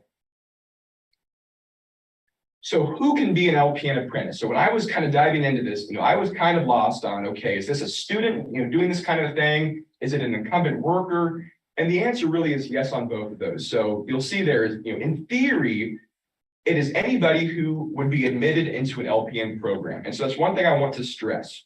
Because that was one thing, in my mind, which was unclear is, is this kind of going around our traditional way of educating LPNs in a classroom format or our typical standard format? And the answer really is no. And we'll dive into this on one of the next slides in a moment. But this admission to an LPN, an accredited LPN program, is still a requirement. That is not lost whatsoever. A hospital or healthcare organization can't try and call somebody an LPN apprentice, go train them in their own way, and then call them an LPN. That doesn't work that way. It still has to go through this structured format, if you will. And then so there, that second bullet, in practice, employers could use LPN apprenticeship to train and upskill their current staff. And as we have talked with some of our hospitals that are interested in maybe kind of piloting this, that's really, I think, where we'll see the most use out of this, at least probably for the first several years. And that's really because it makes a lot of sense as an employer if you have CNAs working or patient care techs, medical assistants, whoever working in your organization. They want to take that next step, but maybe they've done that job for several years already. They don't have that much of a desire to go back to school. It's not maybe financially viable for them to go back to school and stop working. And so apprenticeship allows that incumbent worker that is already working in the facility to then maybe take advantage of an employer that has an LPN apprenticeship program. And then so again, the employer keeps that person employed while that person then is able to go to school, learn, and then obtain their LPN. Next slide. I did have a comment on that Sure. also. It would be a recruiting point for any CNA that wanted to move forward if they went Absolutely. to work for a facility that did an import program. And Sorry to exactly- interrupt. No, please do. No. I hadn't seen that in your, Well, and you're exactly right. And that's what, we kind of tell hospitals is really, if you do something like this, it kind of makes you an employer of choice, or it makes you stand out. You know what I mean? You're doing something that not everyone else is doing. So you're exactly right. Great point. And so this, I know it's probably impossible to read from any of our eyes, but you might be able to zoom in if you have it in front of you. And if you have questions, we can dig into that. But this I wanted to include because if you're anything like me, I'm a visual learner. I need to kind of figure out what's the actual blueprint. How does this work in practice? And so this is from the college, one of the colleges that's really leading this in North Dakota. The lady there that has kind of created all of this, she's been both a great resource for us at KHA, but she's helped states like Washington State and Alaska set up their own apprenticeship program. So a great subject matter expert, but I just asked her if she'd be able to provide for our conversations, really this blueprint. What does it actually look like for an LPN apprenticeship program? And that's what you'll see here on this table. And so you'll notice, some courses, and of course this would look different, maybe for Kansas and our curriculum. So, you might take it with a grain of salt, but you'll notice it just stresses, there's kind of the semesters, those monthly, semester, those groupings. What happens in each of those periods? You'll notice, some courses that they take there in North Dakota. There's the hours of on-the-job training, which is that work experience. There's the clinical, there's the didactic time built into that as well. And you'll see all of that adds up to 2,000 hours by the end of it. So apprenticeship, it's a 2,000 hour, year-long type of structure overall. And again, at the high level, and everything's out broken in between. And so, really, I'll share with you all, we're not looking at, changing curriculum or anything of that nature. And really the only case where I think it would ever happen if curriculum was changed is if one of the colleges wanted to come to you all and say, hey, we would like to make, an actual LPN apprenticeship curriculum, perhaps, for example. And then they might want to swap out a few courses or do something differently. But otherwise, and again, that would obviously come through you all as that oversight body. It wouldn't happen naturally out in the field on its own. But really, otherwise, again, it's the same classroom instruction we have now, but again, it's just a structured advancement opportunity. Next slide. And so again, this is just kind of putting some of that into words, and I won't touch on all of these, but just a few other points to again, just really make it clear. The real important thing about apprenticeship is that person, that employee is a W-2 employee on day one. So they're not, classified as, an intern or, whatever is, other funky distinction you might have. This is a truly, employed person by your organization. As I mentioned, that apprentice receives a starting wage that's lower than what they will have at the end of their apprenticeship when they have that actual degree in hand. For example, you can kind of think of the balance, the workload. Maybe that LPN apprentice works 20 hours a week. So that's kind of that on-the-job training. They're actually working. And as you saw in that previous slide, if you, feel free to reference that. But they would still be, probably called a CNA in the hospital, if that's what they were working as. So I want to make it clear, before they get their actual LPN, they're not doing, things that an actual licensed practical nurse would be doing. But they are doing competencies that kind of build up to that they're able to do, under law and under our regulations. So, and maybe as a CNA, they're doing, still working those 20 hours, doing that didactic instruction, their homework, clinicals, whatever, for that other 20 hours. Again, just as kind of a simplified version, but, so still looking at a 40-hour work week, they're being paid for all of that, or they can be paid for all of that. The employer pays for the education. So again, it's really a great win for the apprentice because the employer is truly invested in that person because they are the one paying for that education. And, there's a lot of dollars out there from the federal government. There's dollars that the state legislature is looking at, and the Department of Commerce have granted out a lot of funds to kind of help support some of those efforts. But again, the employer, that is all on the employer, that's not on the apprentice. As the apprentice learns from instruction and mentorship, they fulfill an increasing number of competencies as part of their framework. Again, you'll see one of your other handouts, I believe should be in your packet, has a list, and I believe that was the one I included was from North Dakota as well. But truly just their list of competencies, what they measure their apprentices for, and you got to check all those boxes off. And then again, the apprentice program ends after 2,000 hours are met and the apprentice has obtained their credential and earns their wage increase. Next slide. So benefits to the apprentice. You're able to have a paying job while gaining a professional credential in healthcare. Learns experience on the job while also learning the material from instruction. So again, you're taking your stuff from the textbook and getting to put some of that actually into practice in real time, essentially. You can remain living in your local community. So again, we won't have that out migration, especially in rural areas. Become a valued part of the hospital by having a mentor. Apprentice develops loyalty to employer due to the employer's investment in the apprentice. Next slide. So this is the flip side. So the employer benefits. And so, it's a pipeline of workers. And so really, this is a win-win for everyone, because as we're talking about these workforce issues, again, as I mentioned in the beginning, and I'll reiterate, there was no one magic solution. But it's something like this that, you can probably kind of see that correlation in terms of this can help build up that pipeline a little bit more. And so, that really helps our entire wheel of, the education side, those, the employers, the hospitals, those healthcare organizations.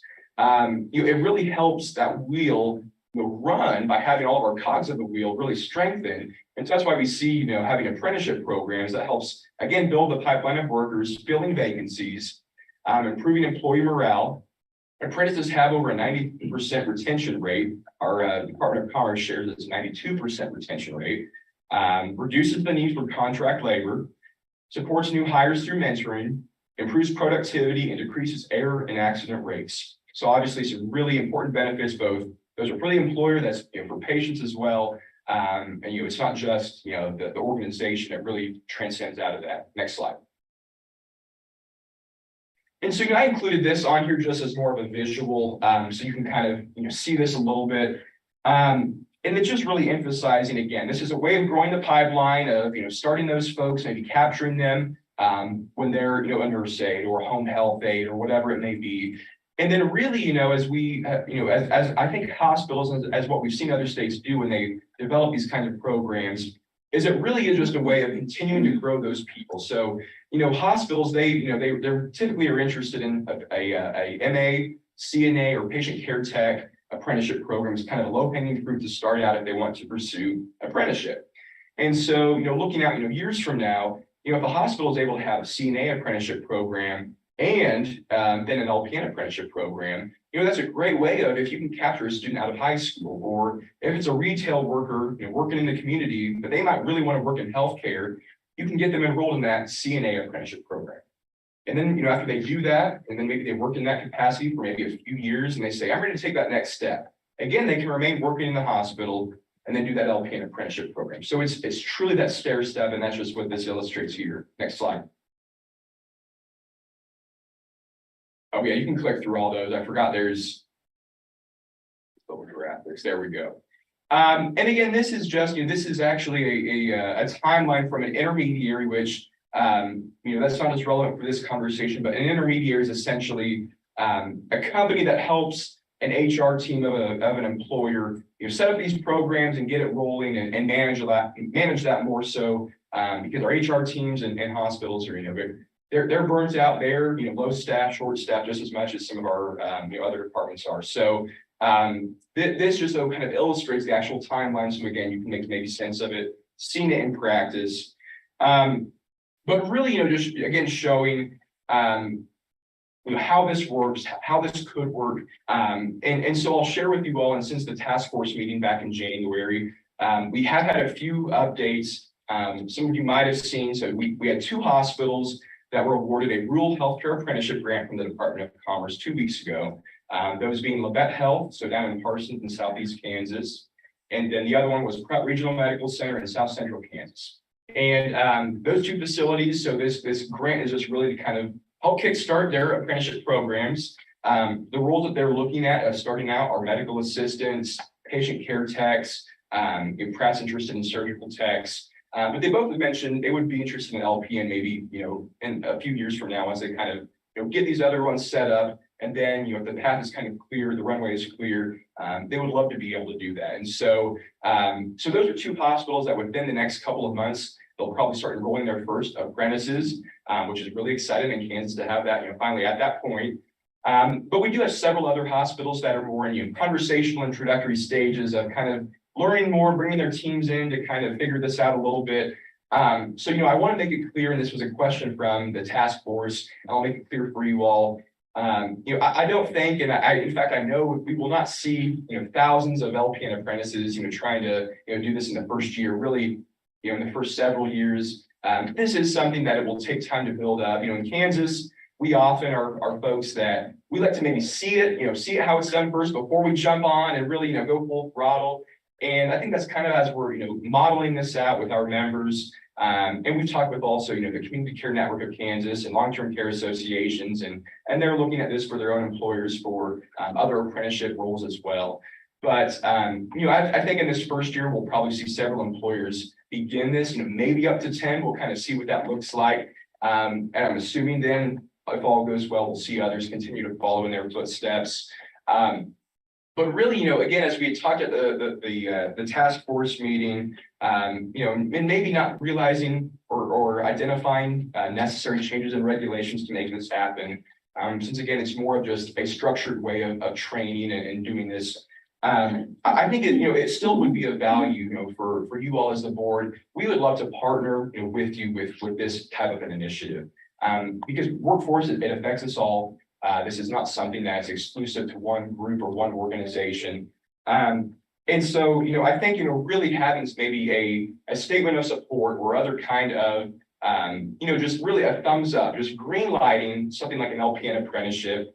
And I think that will really just help make both hospitals, again, have that green light if they want to pursue that. Colleges as well, obviously, in the regions, they've been a great partner, and have actually done some back work on their own end to allow colleges to kind of pursue apprenticeship programs. So that's kind of all those T's are crossed and I's dotted.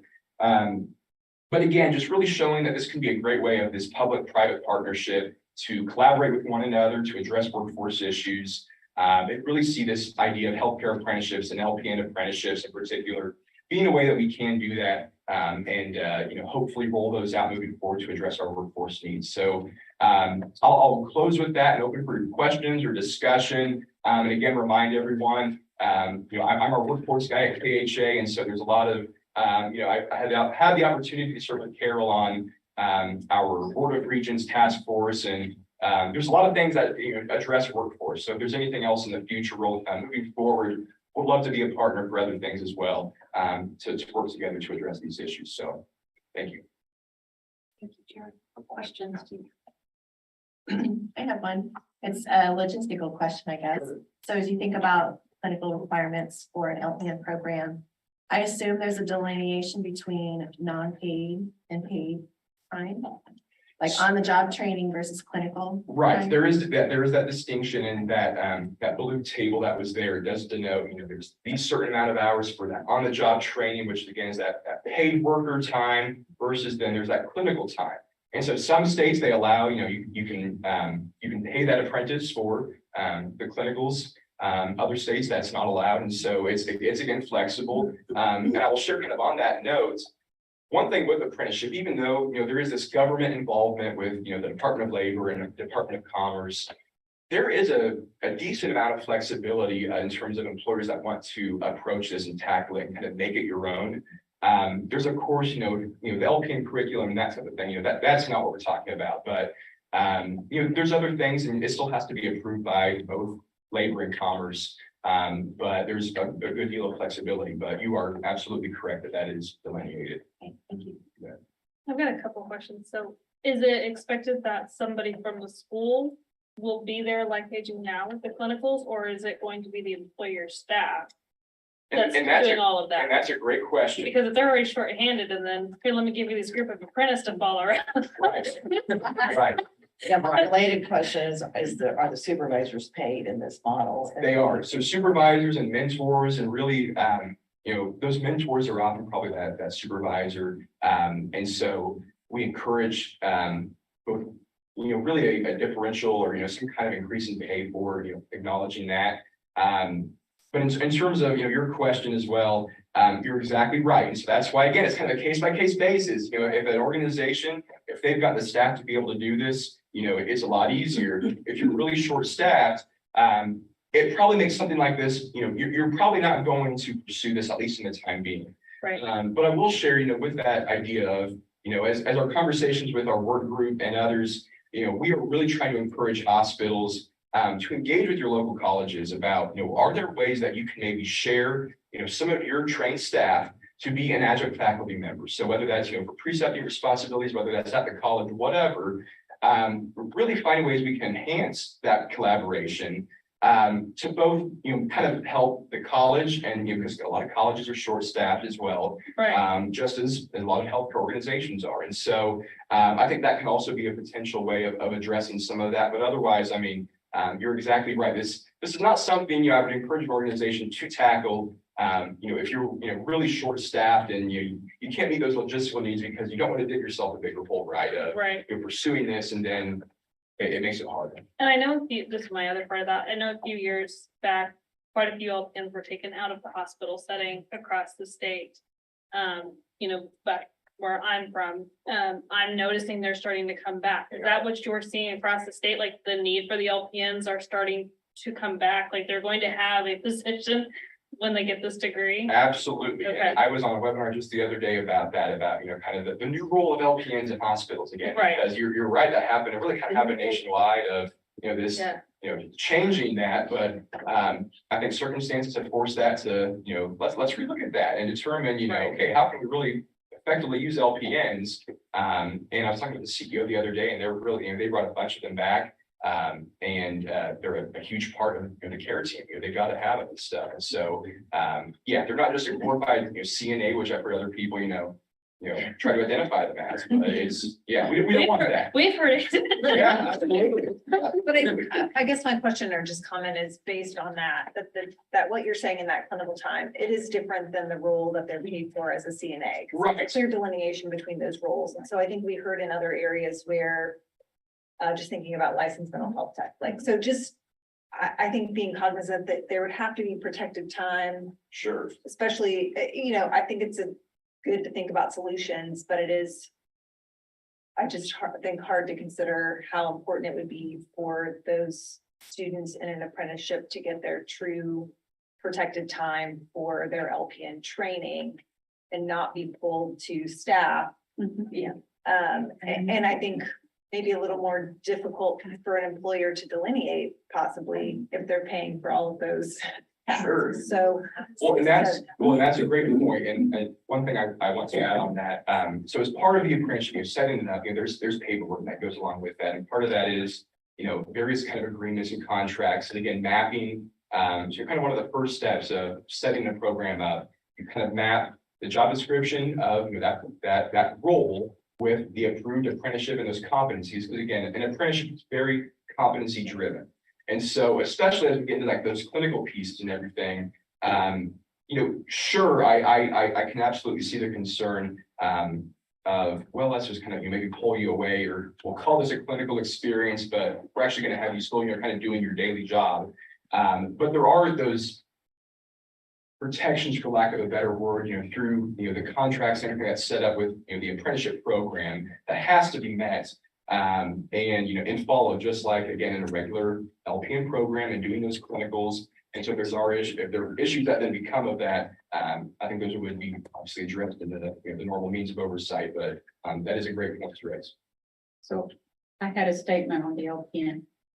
When I went to school, time ago, they were trying to get rid of LPNs then. It's just an ongoing cycle. Yeah, Let's try, oh, this isn't working, let's bring them back. yeah. So I really feel like the LPN role will never be eliminated. Oh, no, no. It will never be.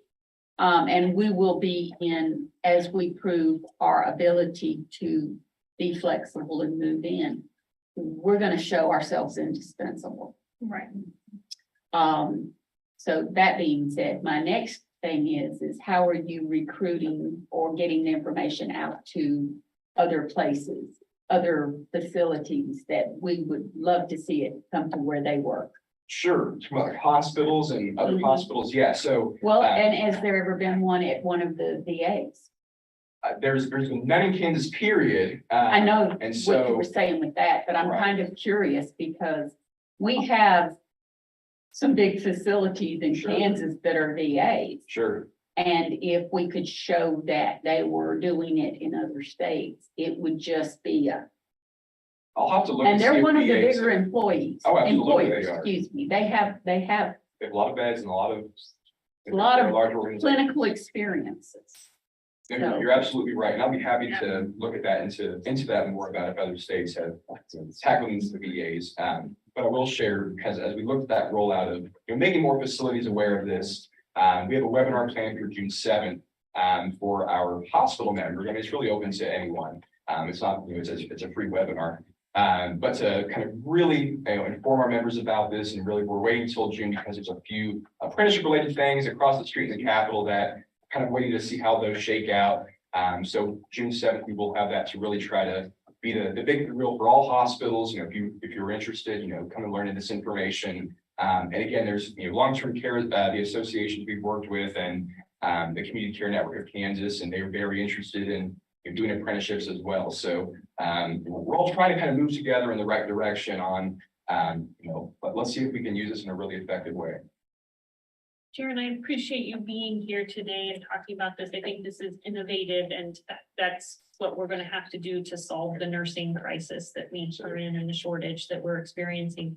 I think from a task force committee and what the board asked for a small group to come together, and part of that discussion, what we had talked about in that task force, and Jared referred to this in his presentation, there really is not a regulatory piece of this. And he did ask for us to consider an endorsement or a word of support for this.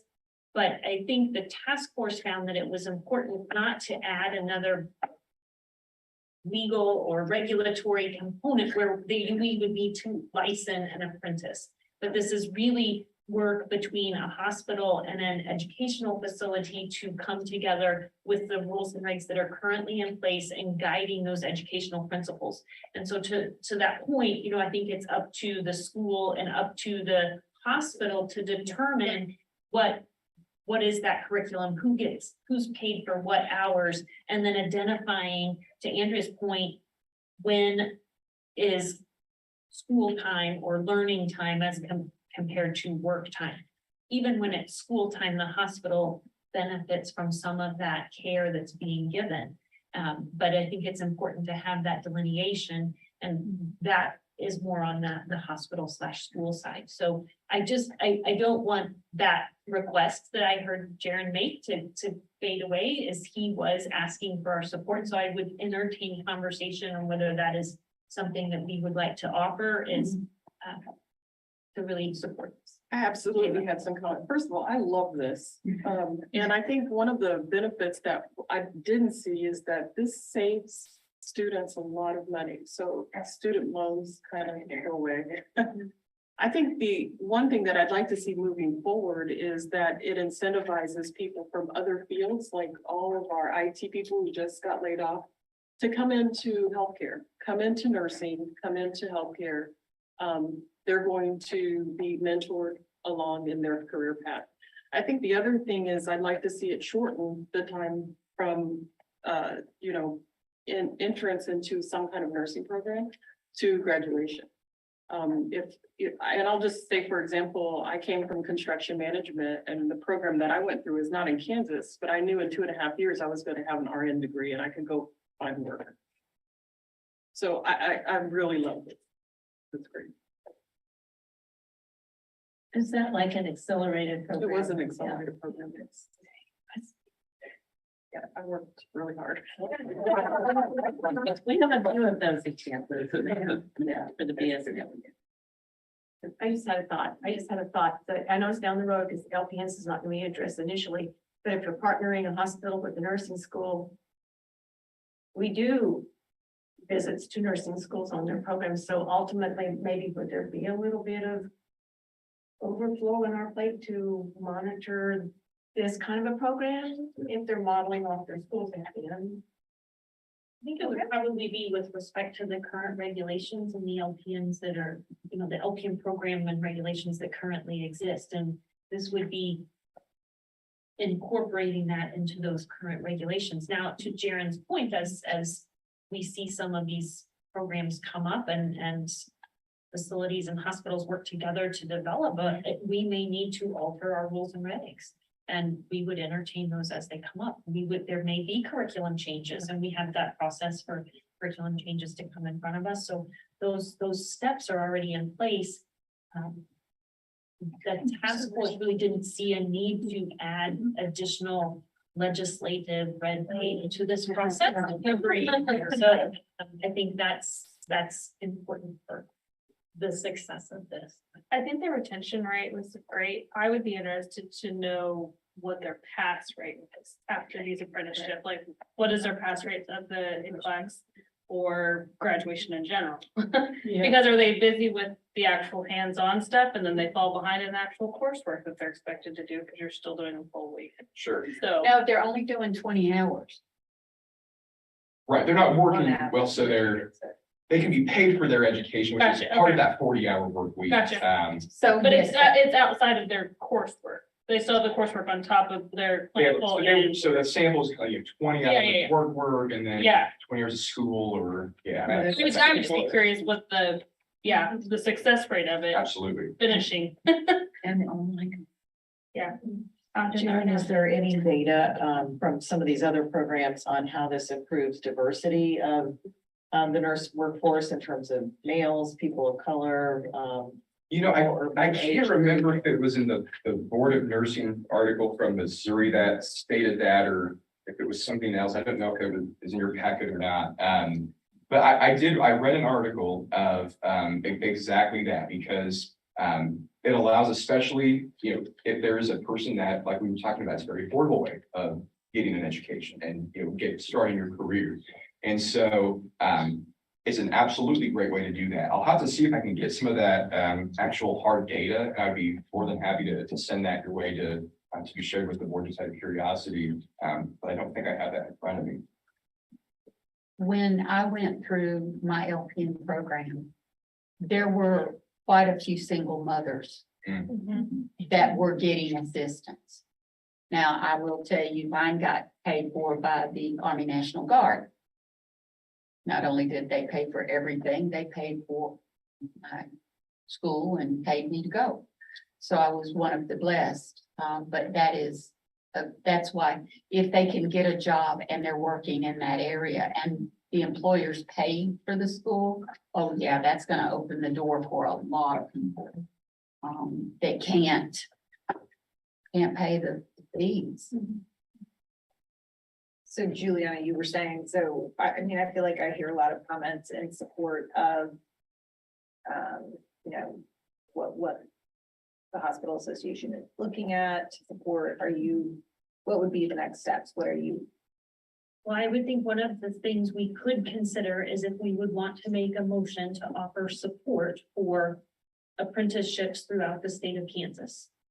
And Jaren, I don't know if that's exactly No, what that- you're asking for. Well, that would be right. And it can be creative, but I think that's really along the line of what we were thinking as well. And I think that would be just kind of green light, and it doesn't have to be something, you know, super official, I guess, but I think it still goes along with it. I think it's a step in the right direction. Obviously, of correcting the issue we have right now. Probably one of many steps that we need to take, but it's Yeah. certainly an option. It's start. And remembering that our mission is to ensure safe practice to our citizens, correcting the nursing shortage. It does not fall solely on our shoulders, and this is one way that we could offer potentially some support is to encourage others to take action. So you needed a motion for that? If, so that's Yeah. up to the group, if this group sees that that's fitting, I think that's what Jaren's asking. So if we say, I'd like to make the motion that we support the mentor program for the LPN as a board to encourage the growth of the LPN nursing shortage, to correct that. There is some blank motions, if you want to write that. Just a suggestion, maybe to do apprenticeship instead of mentorship. Yeah. That's like, Okay.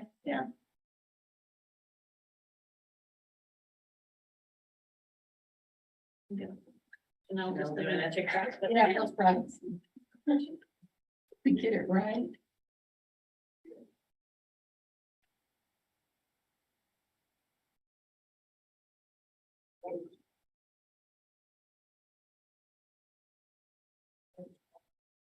I like the direction things are going with trying to encourage more nursing team members. I think we're seeing fewer and fewer traditional students, so this would meet a definite need for the type of. students And I'm we sure have. finance comes into it. Oh, yeah. Oh, I hope that. It's all right. I move Even to they, approve- but. This is, I move to approve the support by the KSBN to the KHA for a PN apprenticeship program in Kansas. And I'll second that. Thank you. Any discussion? All in favor signify by saying yes.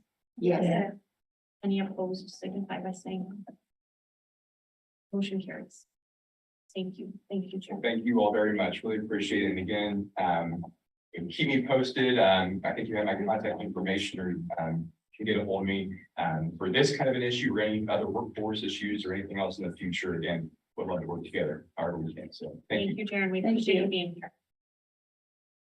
Okay.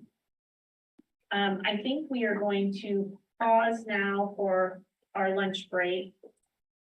And we also, we are going to request that board members, we're going to take a little field trip up to KSBN's office, and there's some new furniture in the lobby. There's a great new sign up there. And it's been a long time since we've taken a photo of the full board. So it'd just kind of be nice, really, we have some new board members, so we're gonna go up and stand in front of our new sign and take our picture right before lunch, and then we will have our lunch break. So why don't we reconvene about, let's do 12:15? Maybe 12:30? Stephen Lyons, you might make Julie nothing. Let's do 12:15-ish, we'll reconvene. Board members, staff, there is lunch for you across the hall, in the executive meeting room. 560. So if you'll make your way up to the board office now, then we'll do a photo section and then we'll. Well, then,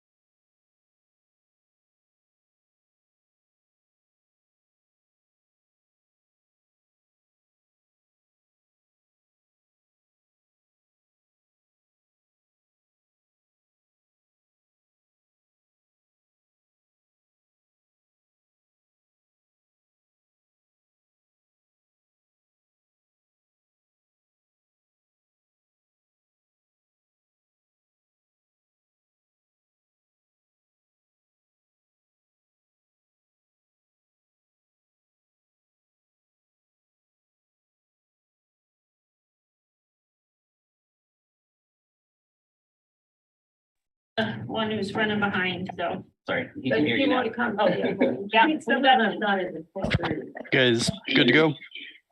no, let's give it just a minute more. Okay. Sorry.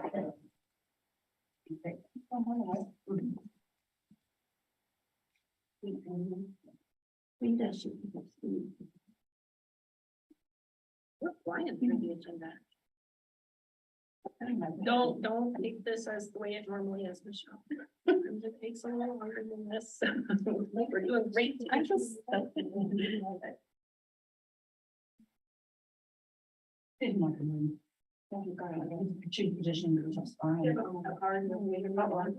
Now, what is your official title now? Chief nurse. I know.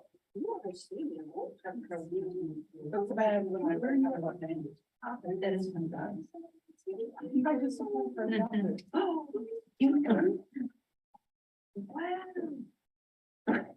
Your eyes have been with you. Are you? Eli? What position did you? I applied for, maybe not for today.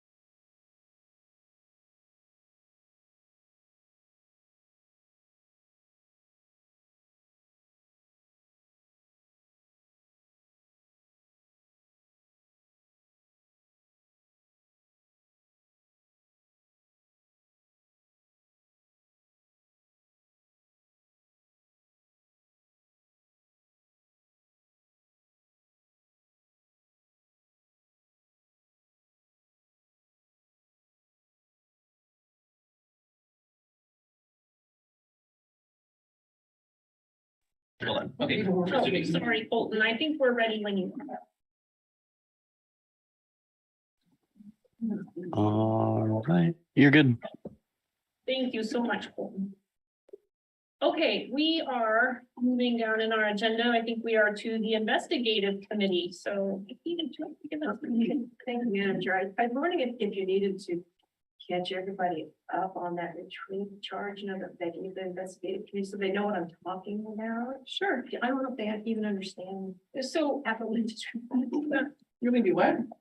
we had a retreat last February, so it's just been over a year. And we've done those before. We typically, historically, we've done them kind of every other year, and it's just a time for the board to come together.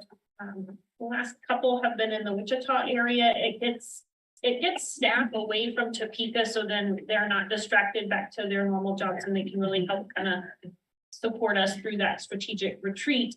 And we look at, how is the board functioning? How is the office functioning, and what ideas and where do we want to go in the next 5 years?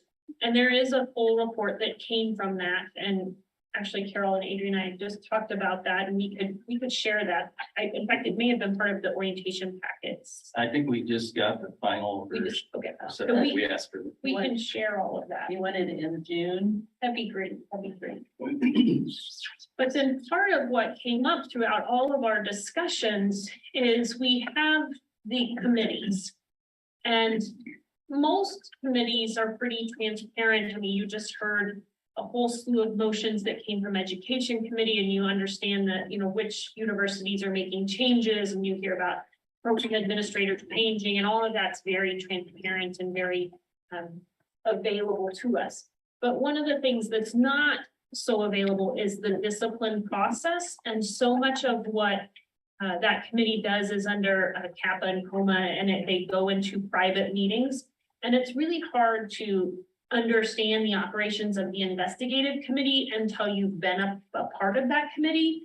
And rightfully so, because there's individuals that are being investigated that some of which have done nothing wrong. And so you don't want those names out there, and it's a very private matter.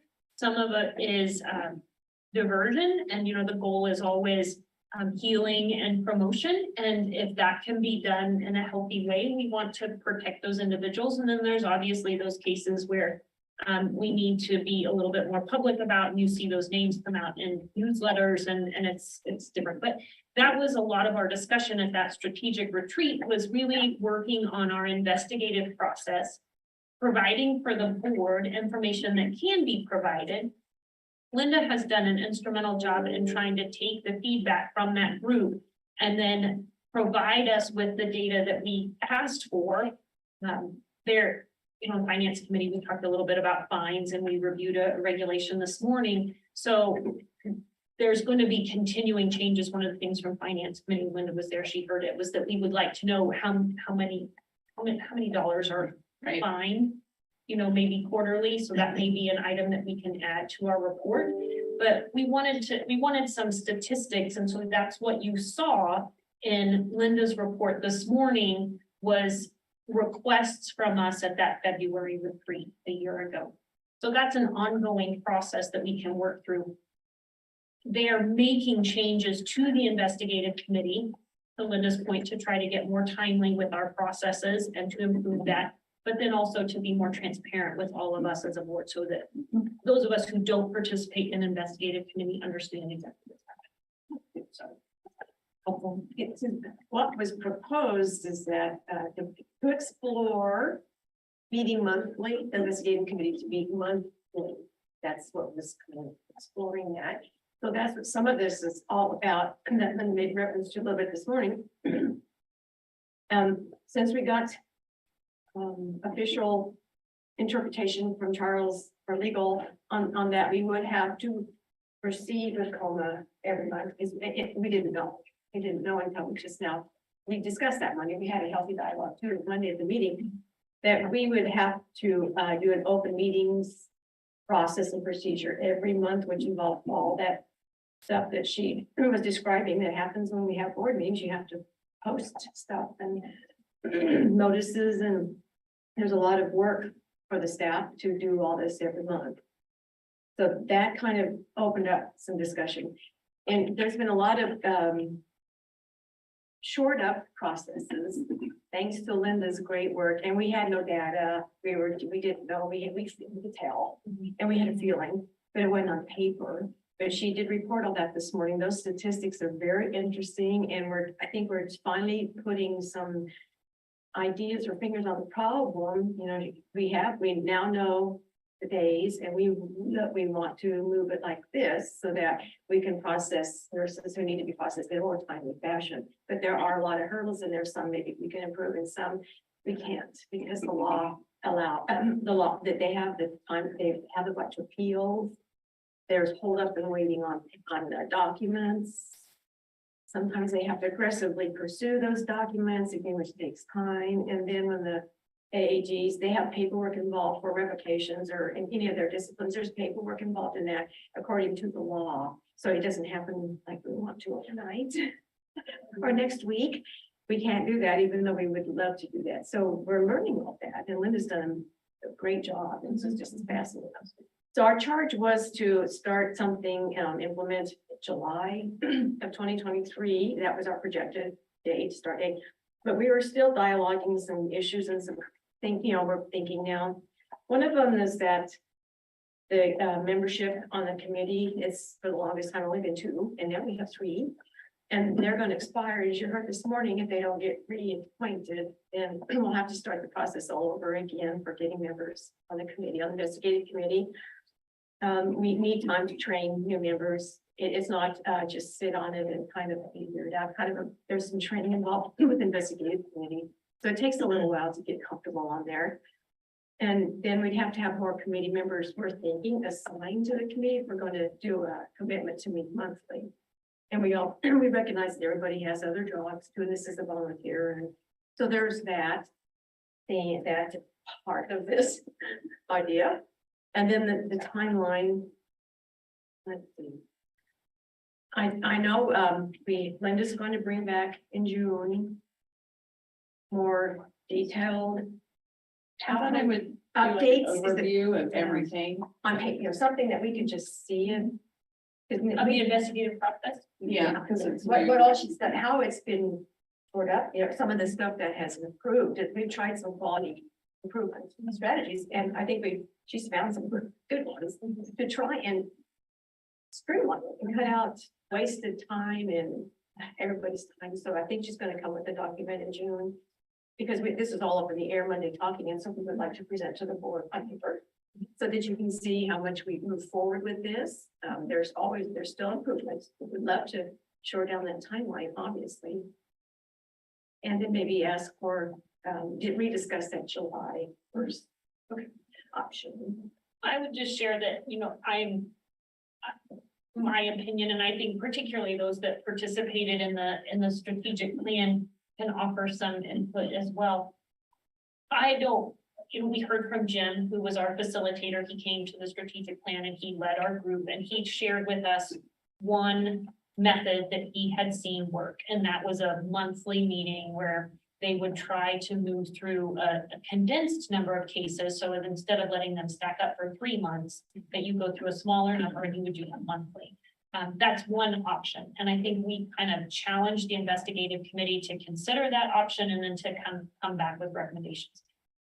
Personally, the 2-year time frame that it takes for, some of our more severe cases to get through, that's not a comfortable number for me. That doesn't feel good when you think about a practicing nurse out there who may be doing harm potentially. And if you think about our mission, that feels too long. That doesn't mean that I'm tied to a monthly meeting, and I think others need to weigh in as well. I think as long as we are addressing those times and trying to be more efficient, if I think about, I put myself in a public person's shoes that's on the outside looking in, and if there were to be harm done to a patient, and that, did the board know? Did the board take quick action? What are we doing to address some of their concerns? And I think, there's all kinds of ideas that I think have been thrown out there. So I think recommendations coming from this committee would be helpful. I would say 2 years is not a comfortable.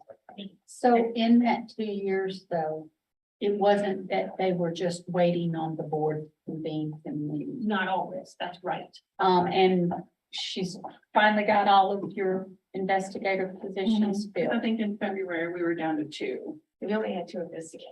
So we can see a big change in that area. Also, the oversight that she gives where if something needs to go sooner.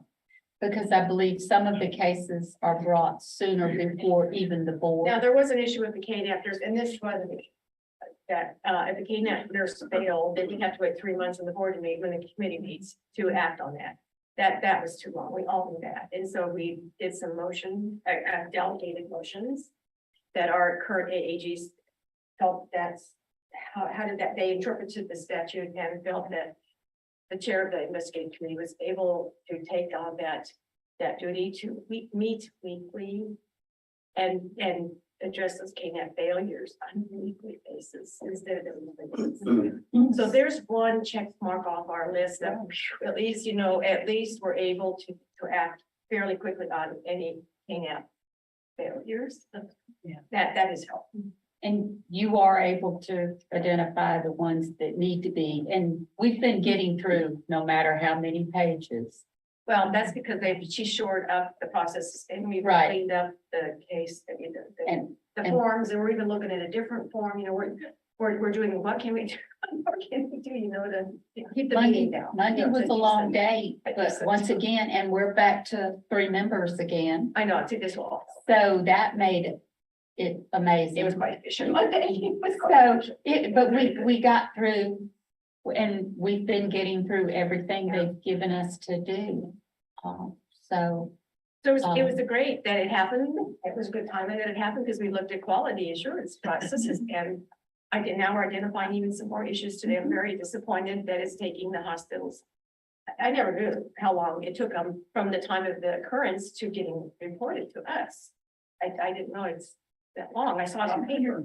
We see it on our cases, but we don't put 2 and 2 together, but Linda's charts are so helpful to give us status so that we can see maybe maybe we can do some education for hospitals managers and I don't know, because that is a pretty long time before we can get notified of the occurrence. We have an offer on the table from the Hospital Association to partner. Opportunity. And Linda, I didn't get, how many cases did we review Monday and which ones did, I don't know, it's 300 some odd pages. I apologize, we didn't even think about that because we were so excited to, all this new information because we've been waiting to see if we have to do coma. We've been waiting to hear back from the AG's interpretation and we just heard it Monday and then that's when all this started. So we usually give you a report from us on how many cases we saw and how many were revoked and suspended and that kind of a thing. We should give you the numbers, not names, just numbers. Yes, I do, Madam Chair. So my question is there a process to identify these cases by urgency? Because yes, it is taking 2 years, and if a case is very urgent, I just can't seem to think that the nurse is continually working and nothing being done. They are marked as critical. And the AAGs, when we give them to the AAG's office, it's critical, but again, there's 2 AAGs and they have more than one critical case, so it's a process of prioritizing, but we will tell them. Absolutely, that there's, the legal process kicks in, they have the right to appeal as soon as they get notified, that's probably, what is that, Linda, 3 weeks? And 14 days, for a hearing, they have. They're allowed due process. Yeah. And I will say too, on when a complaint comes in, that's what we're reviewing within 2 weeks. But if I know that there's a complaint on someone, there's already another complaint on the same licensee, I will give a heads up to the investigator that this is coming. To say I need to have this worked timely, so they bump it, obviously, we don't, in front of some of their other cases as well. So we do have a prioritization that we put them in. And we are looking at that because it seems like everybody gets labeled a 2, priority 2. The priority 1 is for an emergency hearing, which we don't do often, if at all. And I've because they're allowed due process, but I That's thought the the due emergency process hearing was case. supposed to go outside of due process, but I don't understand that well. So that might be an That area might that we be a can look good- at. Yeah, absolutely. And I think that's probably what Giovanni's talking about. How Those we solve cases it. are few and far between, but there are those cases out there where there is. I'm not gonna use the words intentional harm being done to someone, and they don't happen often. But I think it is important that we understand what is that process if that case comes before us, and how do we respond immediately? You know, I mean, at that point, 2 years is not an option. No, no. But if it's intentional like that, we have had instances where they're all not, they're in jail.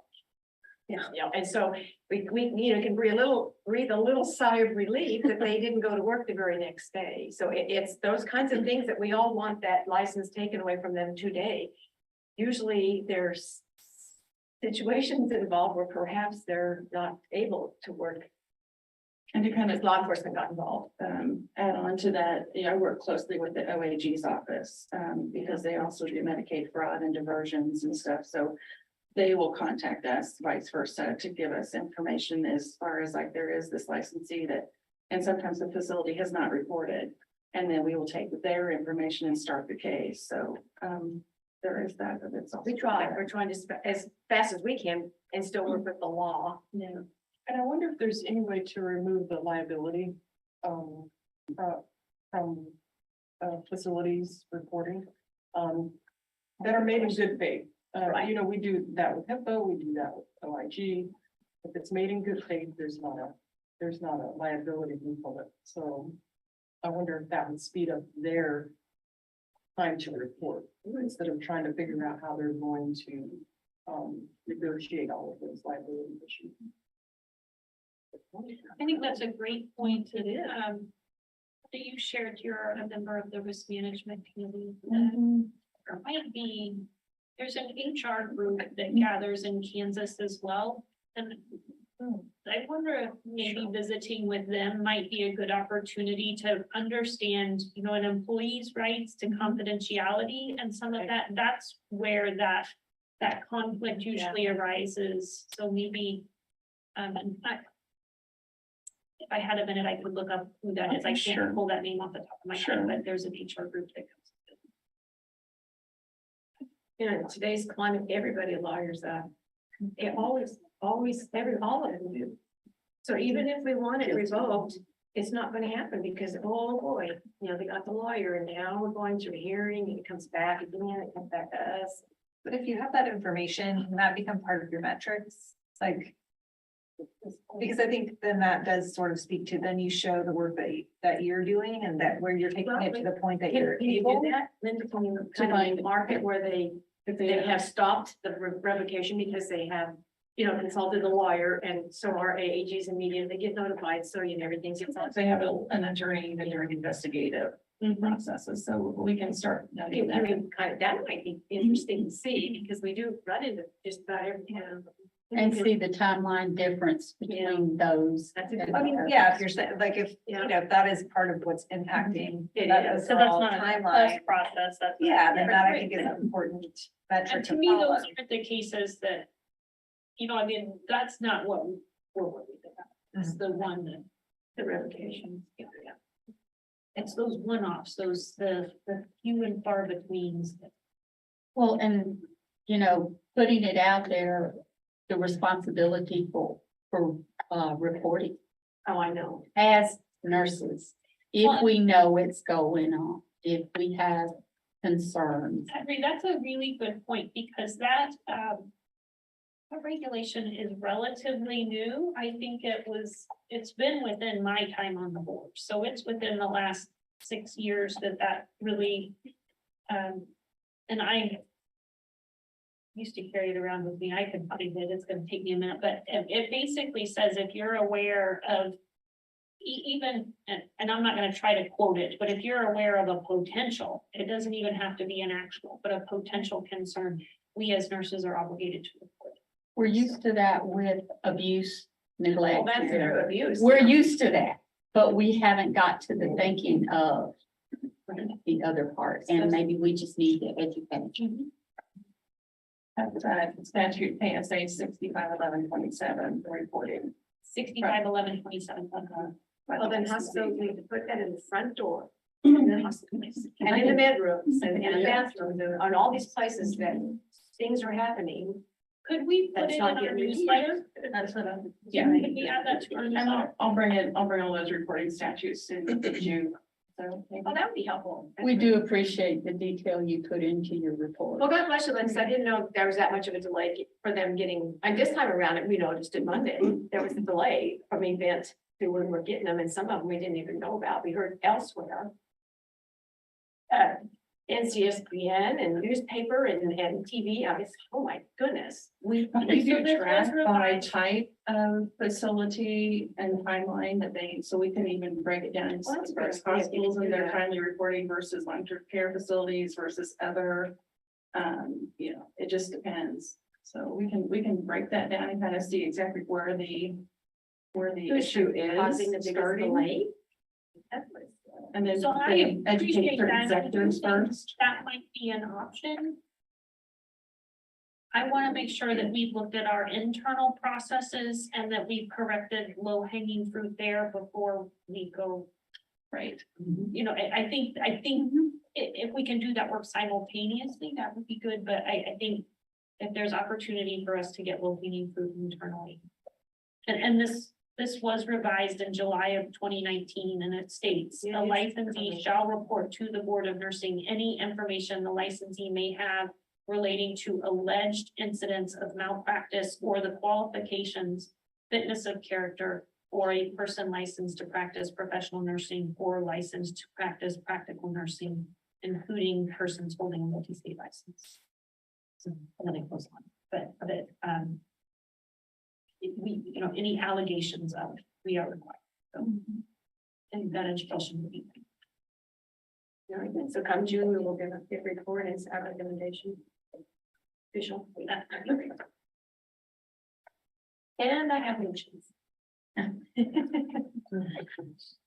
I'm sorry, I have just one Oh, question on that. evening. So when we talk about this responsibility of the licensed nurses to report, where does this fall into? You talked about the distinction between sworn and unsworn complaints and how those are looked at.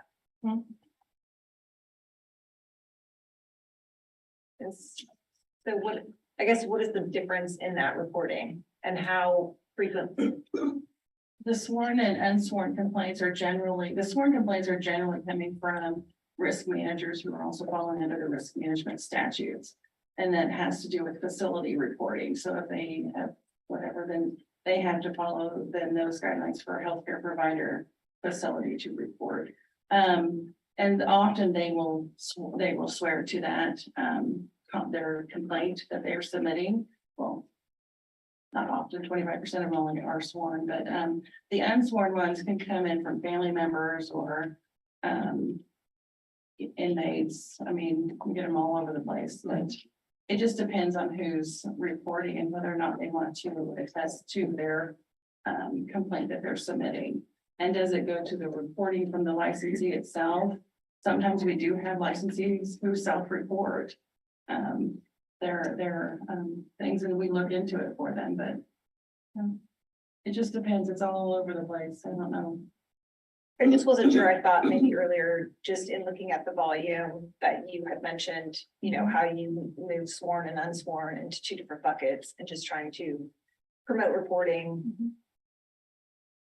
Limited accomplishment, I guess, or, it's accomplishing something if it's reported. But if we're just adding to this unsworn bucket per se, that, when will those be addressed? Like, what's that volume? How do those prioritize? Just something else to consider, I guess, just. I think that's a good point, Andrea, is, there are a number of cases that get reported. Obviously, there's been conflict between two individuals, and so something might get reported that may not be, a violation of the Nurse Practice Act. It may not be anything, but because there was conflict, then one person's trying to get back and do something to the other person. And so then that takes time though, and takes away, but so And I don't think that's the bulk, but I think, if, as a licensed person, would they feel, if we're saying that people are questioning, their reporting capacity or responsibility, I think people probably do now think about what might come back to them when they report. So my assumption is that licensed individuals who are reporting are probably going to go an unsworn route in that reporting. And so not that they're not valid, they are, but then what is, and again, maybe I heard wrong, but I heard, sort of sworn and unsworn are looked at in different method of urgency as they're reviewed based on the volume. So just thinking if we're really putting out the message that you as a nurse should be reporting. Then I think we also have to address how those reports are looked at, just in recognizing, your current volume and how you prioritize that. This is what the disciplinary council has always said, that there's only an obligation to the board to look at sworn complaints. And that's by statute. So unless the statute wants to change, because there are complaints that come in the door that, I don't know how to describe it, raise the hair on the back of my neck. And even though it's not sworn, I think that it's a violation enough to where it's like, we need to look into this and figure out what's going on. So, and there's, we open about 75% of all complaints that come in, sworn or unsworn. So that's where our backlog is, not just on the sworn complaints, it's on all of it. We can do some sort of table to kind of cross with sworn and unsworn and type of facility and whether or not, we have information or not. We can figure out some other type of reporting that maybe helps understand that. I don't know. Maybe there's some research out here, can we go to the conference? What are indicators that are representative of a more egregious case than, is there trigger words or events or that would typically classify a more severe? I think what I learned is that, the first offense may not trigger that, but a second and a third, and especially if it's the same thing, Right. triggers that. So that, I feel like that's one of the triggers. I mean, That's a good point. So maybe are it was we trying to me, but I felt like, batching those Yes. towards a higher priority Mhm. versus someone who's just had their first? It's taken out from absolutely number one. Absolutely. What happens in the picture?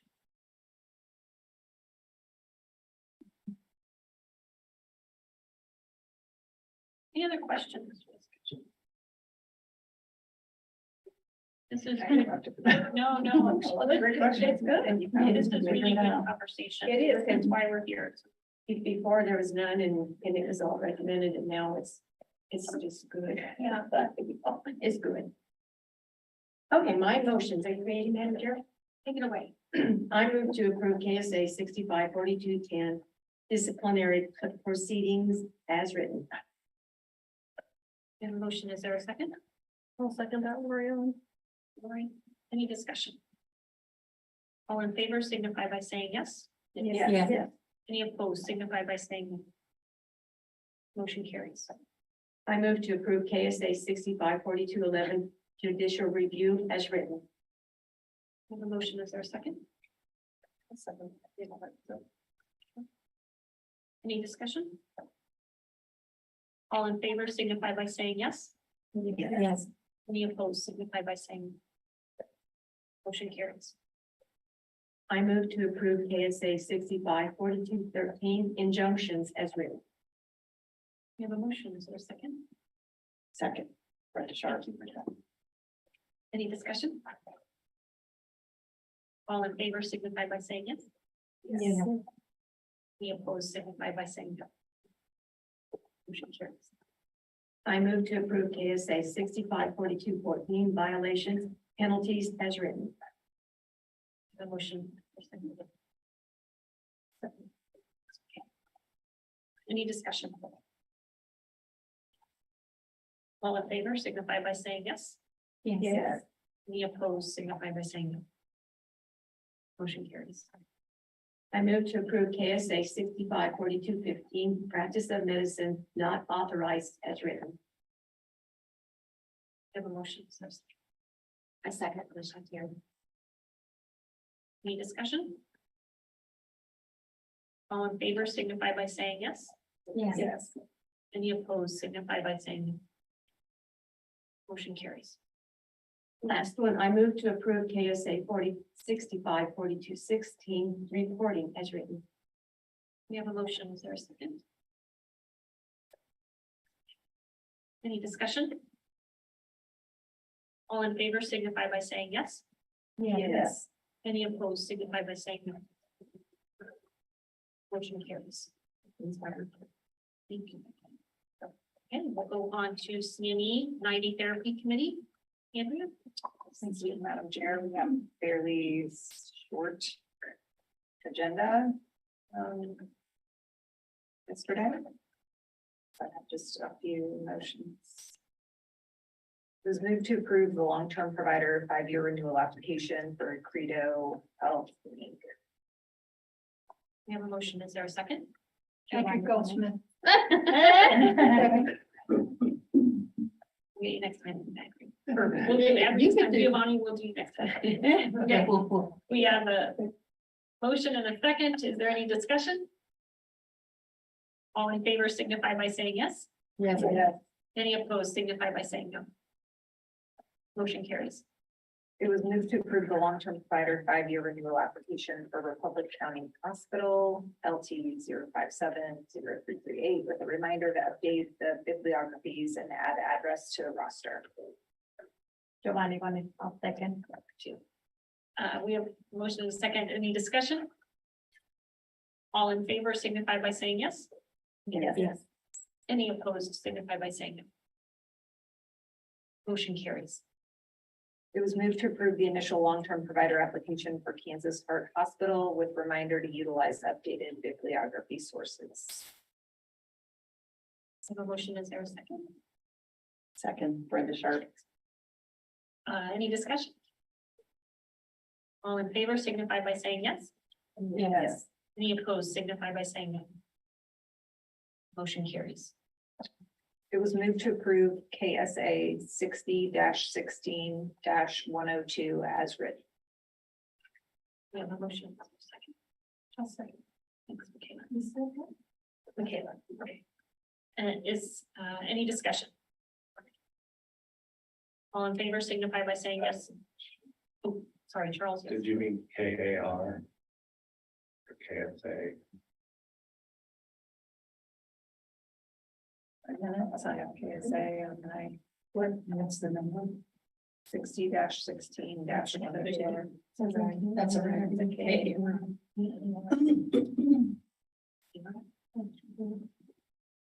So do I need to make a motion to amend We'll make a motion to, yeah, you can do that. or? Friendly, would you accept a friendly amendment to your motion? To change KSA to KAR. Okay, so we have a revised motion. We have a second. Second. Any discussion? Thank you, Charles. All in favor signify by saying yes. Yes. Any opposed signify by saying no. Motion carries.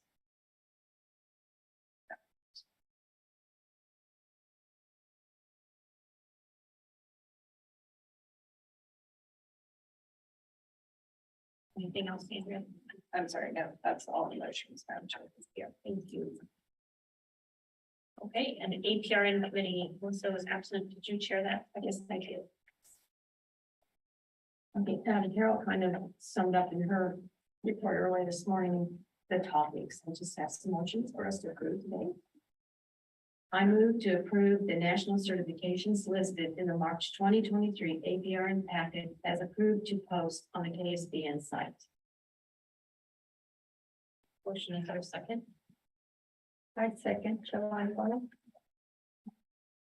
All in favor signify, or any discussion? All in favor signify by saying yes. Yes. Any opposed signify by saying no. Motion carries. I move the I move the approval process for approving national APRN certifications going forward includes agency staff vetting the national certification according to the approved criteria and presenting a report to the APRN committee with the information. The APRN committee does not need to approve the certification before licensure if the certification meets all approved criteria. We have a motion, is there a second? Second. Any discussion? All in favor signify by saying yes. Yes. Any opposed signify by saying no.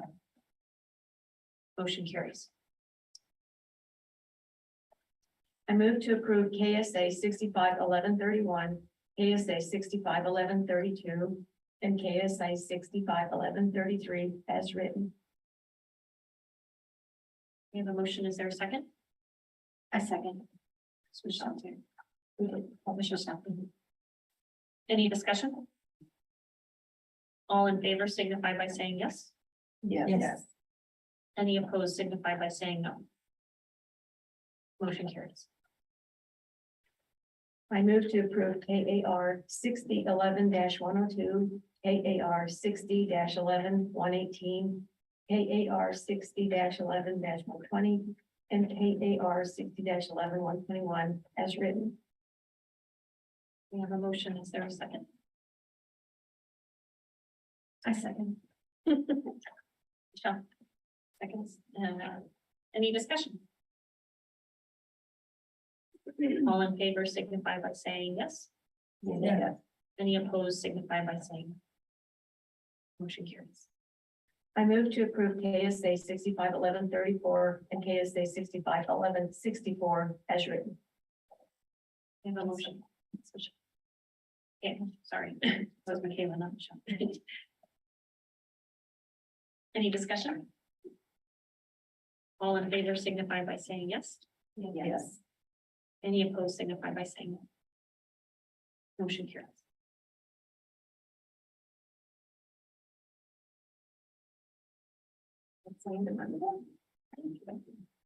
Okay, and then we had practice committee. Adri, did you turn it up? I did, and I had some motions to make on that. So, first one being, I moved that nasal be added to prescription medication and remove the C/S from the delegation of specific nursing tasks in the school setting. Document and replace with S, which equals within the scope of practice with supervision. Second. Okay, and a motion and a second. Any discussion? All in favor signify by saying yes. Yes. Any opposed signify by saying no. Motion carries. And I move to approve KAR 60-7-110 expiration dates of license/applications as written.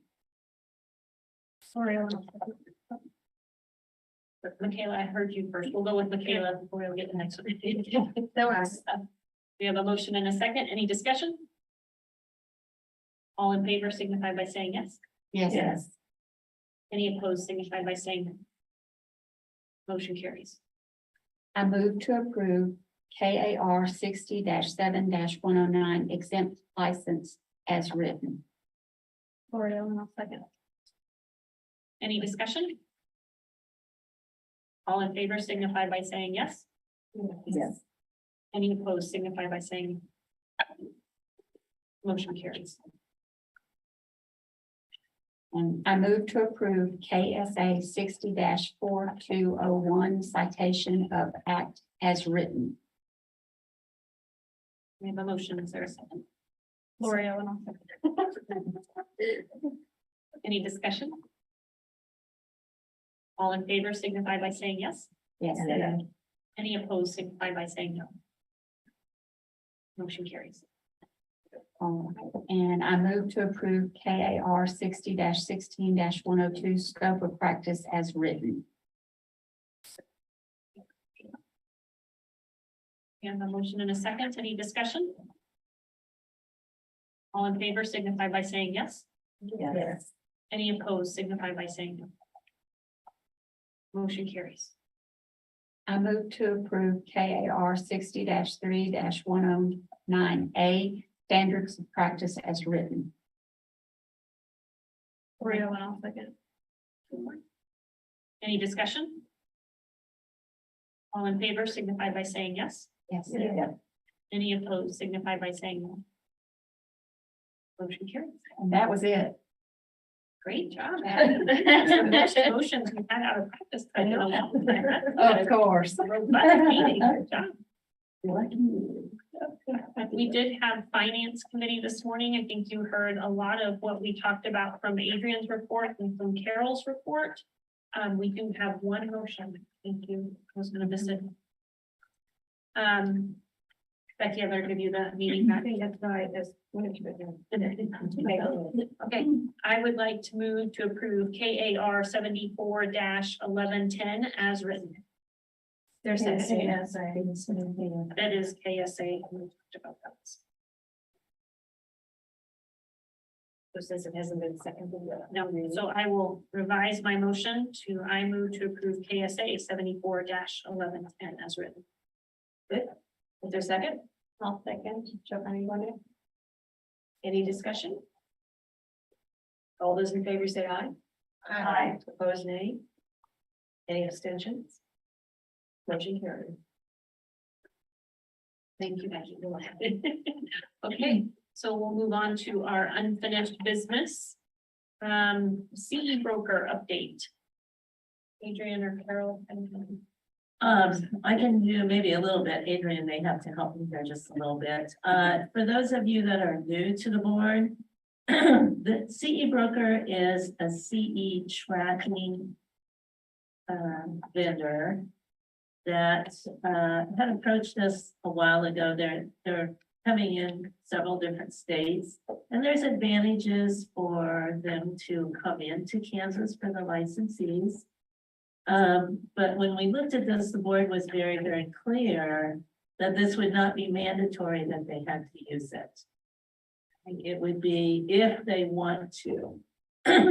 Now, just please be aware that not every state requires continuing nursing education.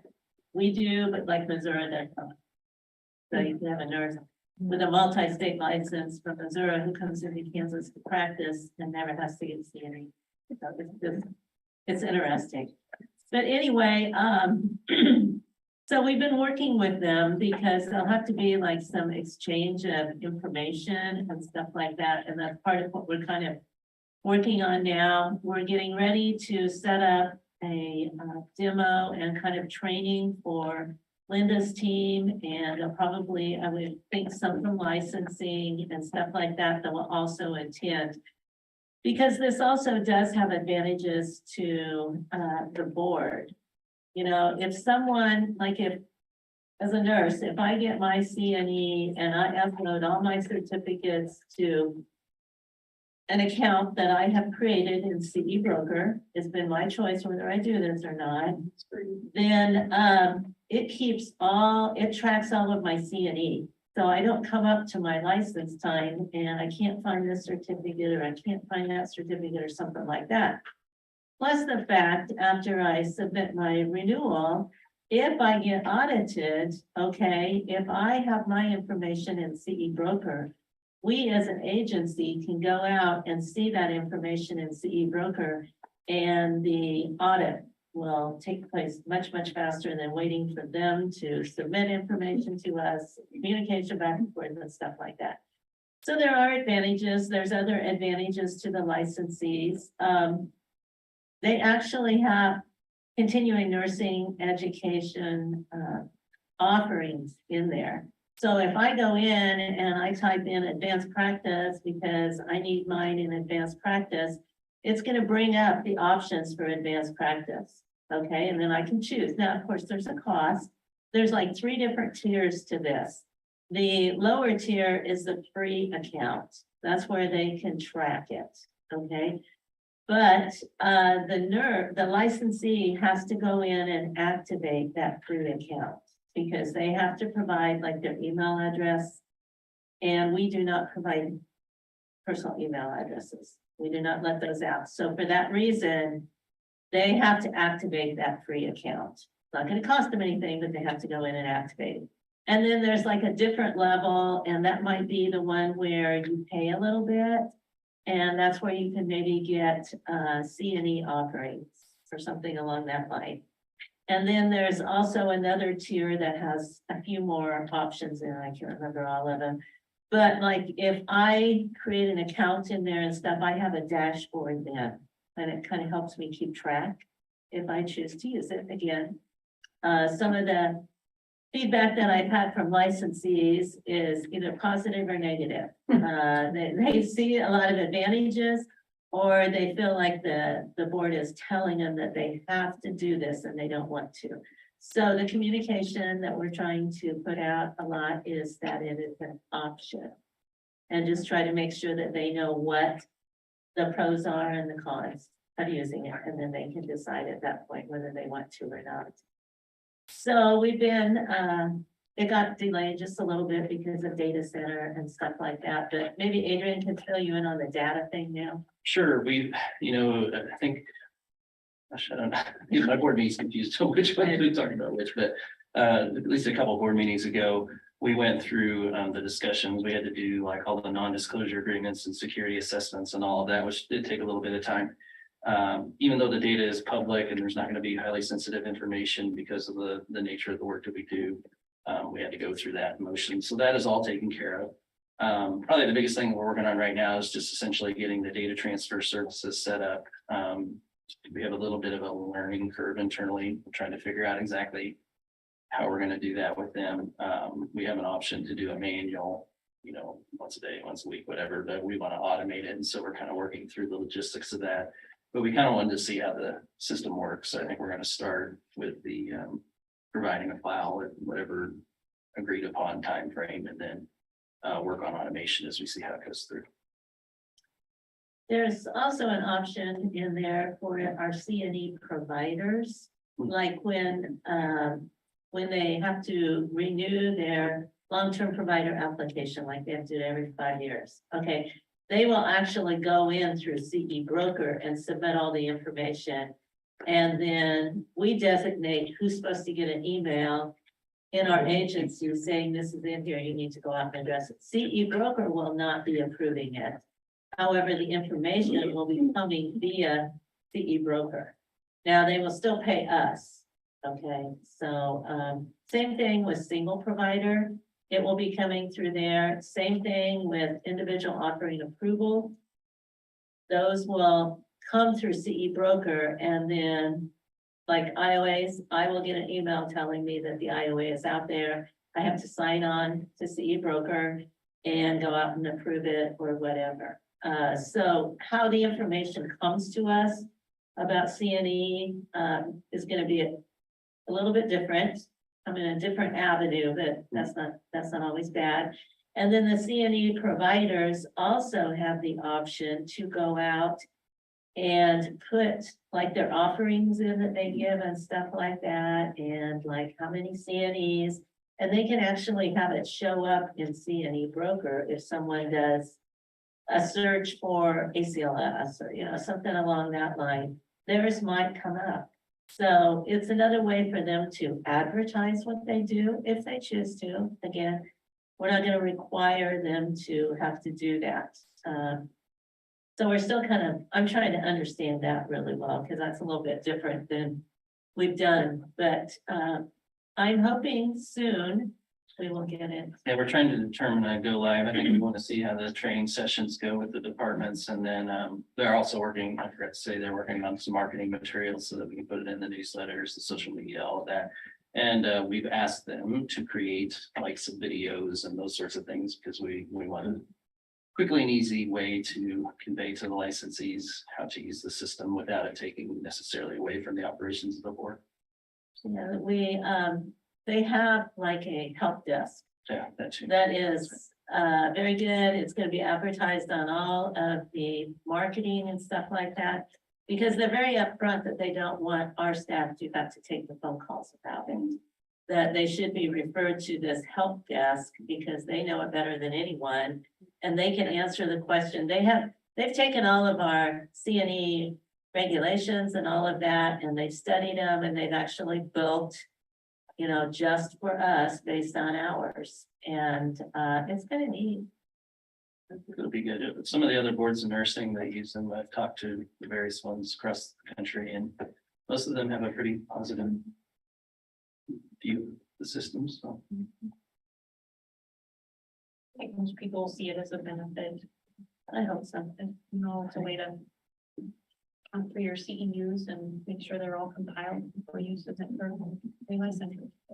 It's not really, I mean, a lot of like additional certification organizations, OCN, they felt like Zobra, that's their process. You Right. have to put in your hours, upload your certificates, that's part of it. So I don't think it's outside of the norm anymore, but that's. I'm looking forward to it. So I don't have to worry about where I get it in a file in my computer.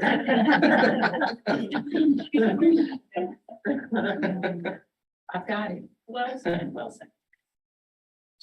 Okay. Any other questions about CE book? Licensing software update.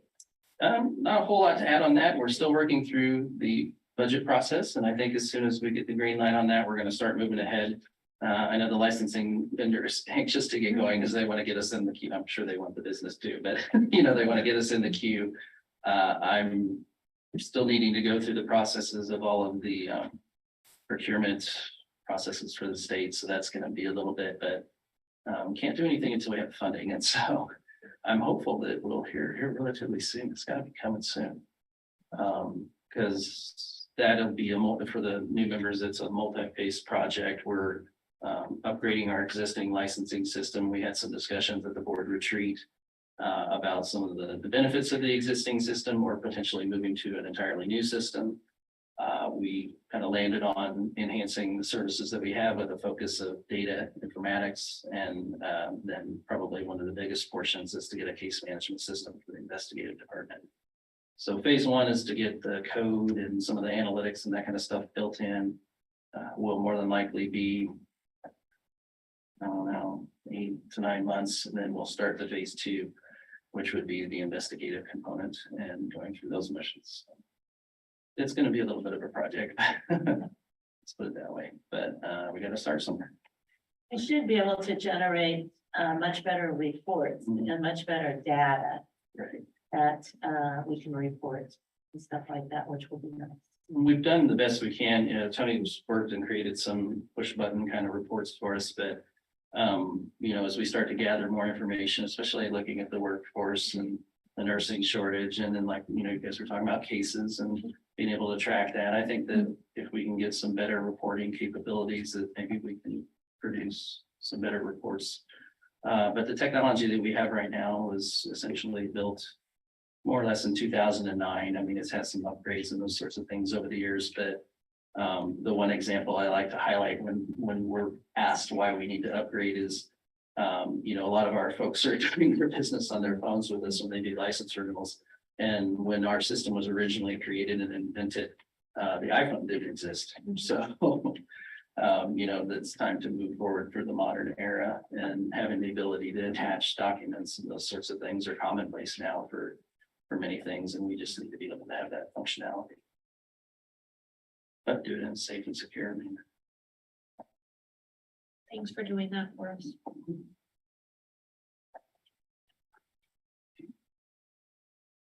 Okay, this might be a big one. An update on the task force committee meeting.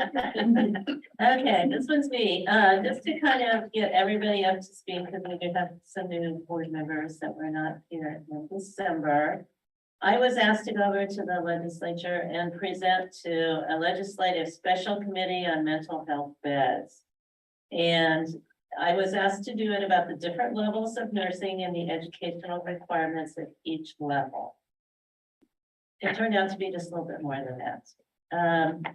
I went over and presented that, and then they kind of started down the whole nursing shortage and what's the Board of Nursing doing about it. And they had heard that, there wasn't enough faculty. And we're not turning those nursing students out fast enough. So furthermore, we do not have enough nurses coming out. And it's true, our numbers of graduates are down. They are, but that's not unique just to Kansas, I will tell you. And they had also heard that there was a clinical shortage for the nursing students. So we probably could just use 100% simulation. And then we wouldn't have to worry about clinical placements. And we really needed to cut down the number of hours in a nursing program and get them out faster. And then it kind of ended with a request, maybe a very targeted request to me, to, if the Board of Nursing did not take care of this, they would take care of it for us. So I just informed them that I would bring that, these comments back to the board in December, which I did. And it became clear that we had to, do some work here.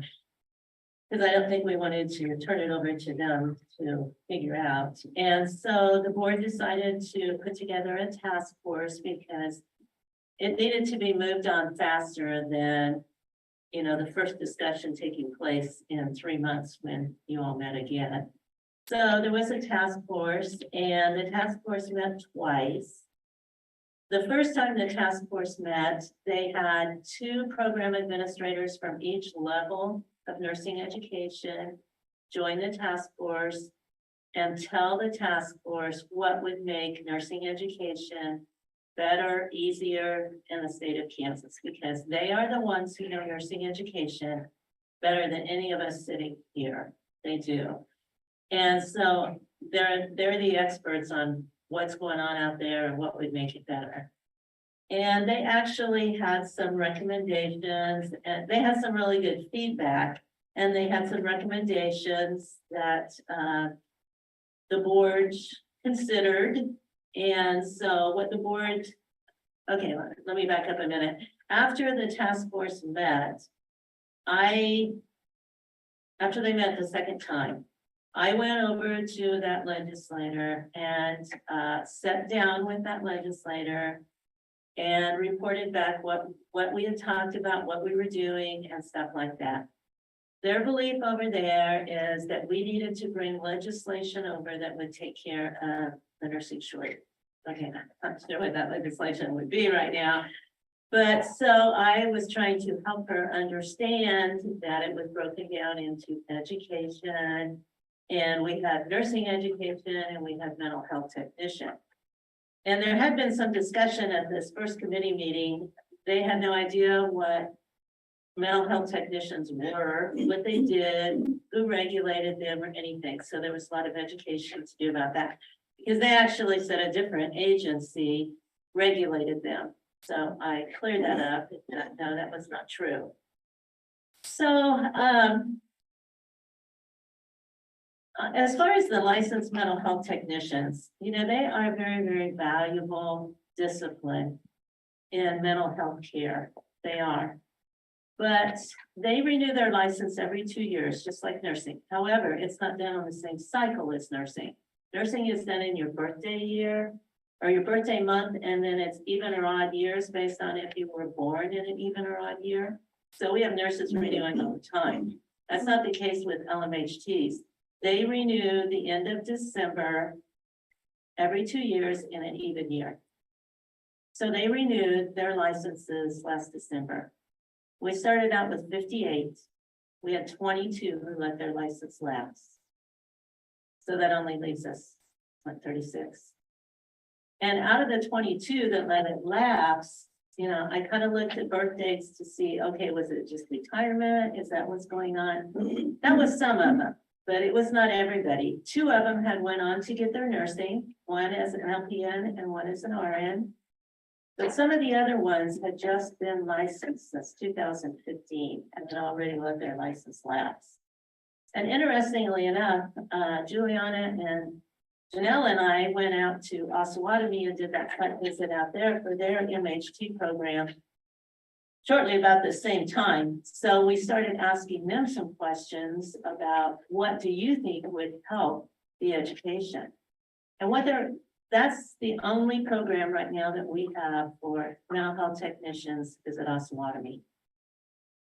Their big problem is their staffing is so bad that they cannot get people off to go to class. They can't get faculty free to teach a class.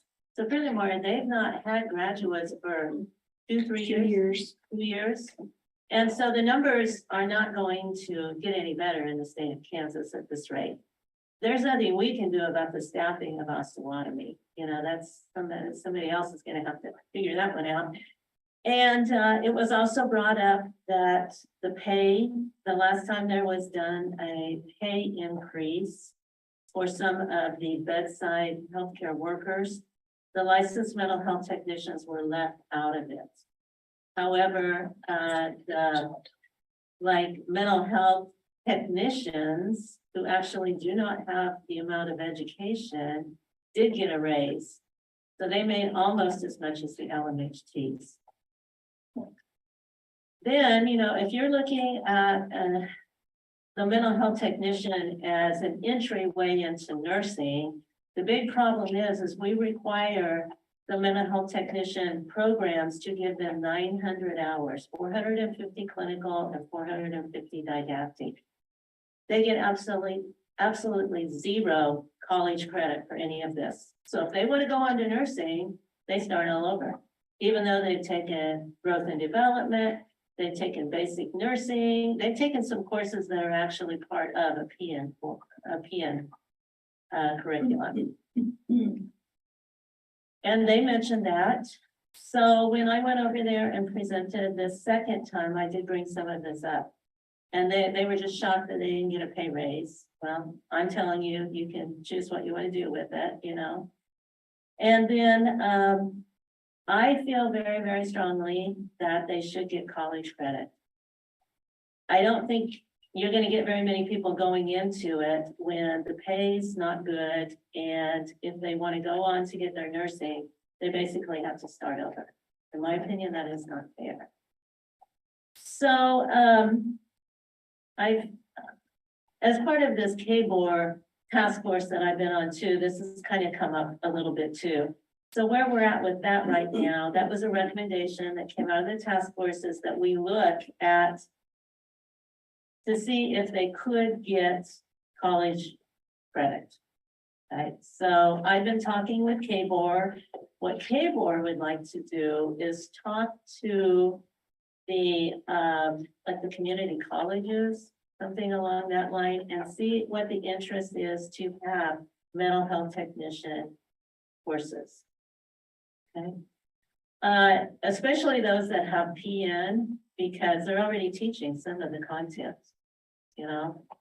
And it could be helpful to them because there's some experts that are faculty at Osawatomie. Okay, well, maybe they could help as faculty with the program. Now, I'm not sure how everybody's gonna feel about this, but KBOR is gonna kind of go down that path and kind of see what the interest is, because a few years ago, there had been discussion between Osawatomie and another community college about this, and then it broke off for various reasons. I think it's not something we were really involved with. And at that point, Larned also had a program, and they were in discussion with Barton. And Barton had done a lot of work to almost get this in place, and then leadership and everything changed at Larned, and everything just stopped.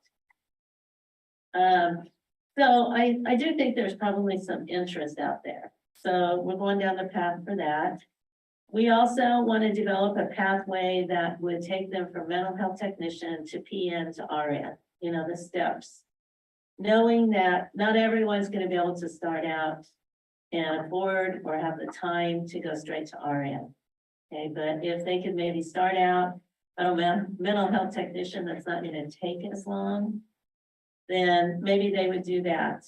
You know, the legislature has approved for a new mental health hospital to be built down in Wichita.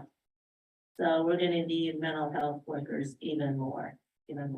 Now Janelle just did a site visit out in Hayes at KBC for a mental health technician program.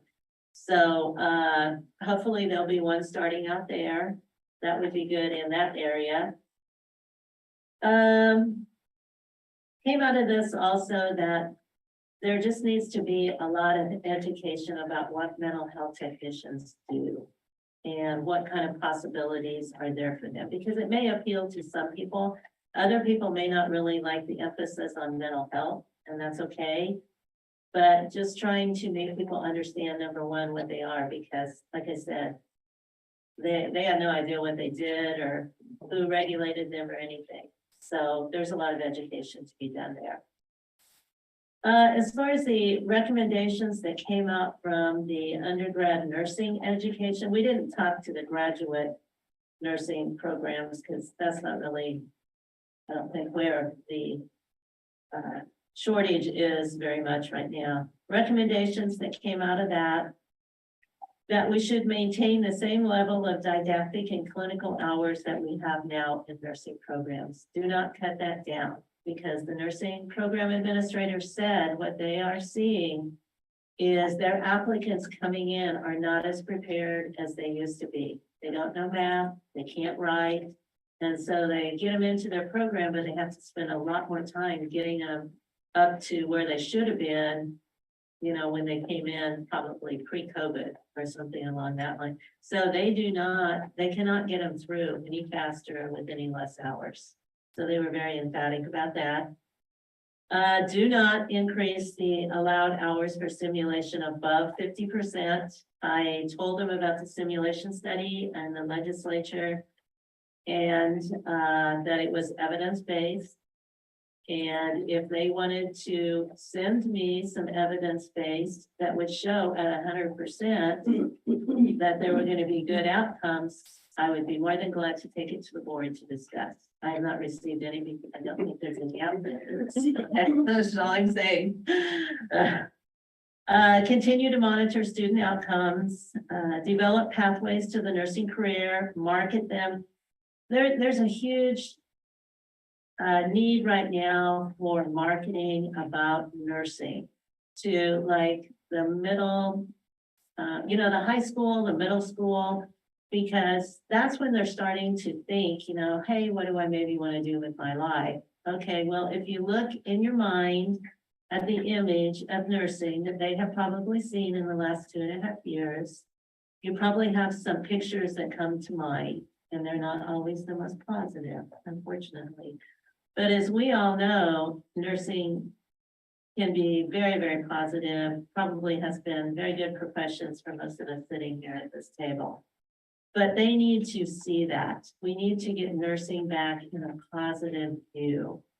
And so we've kind of talked to the Hospital Association about this, because the belief is probably that it needs to be the employers and some of those stakeholders that take on this one, not really us.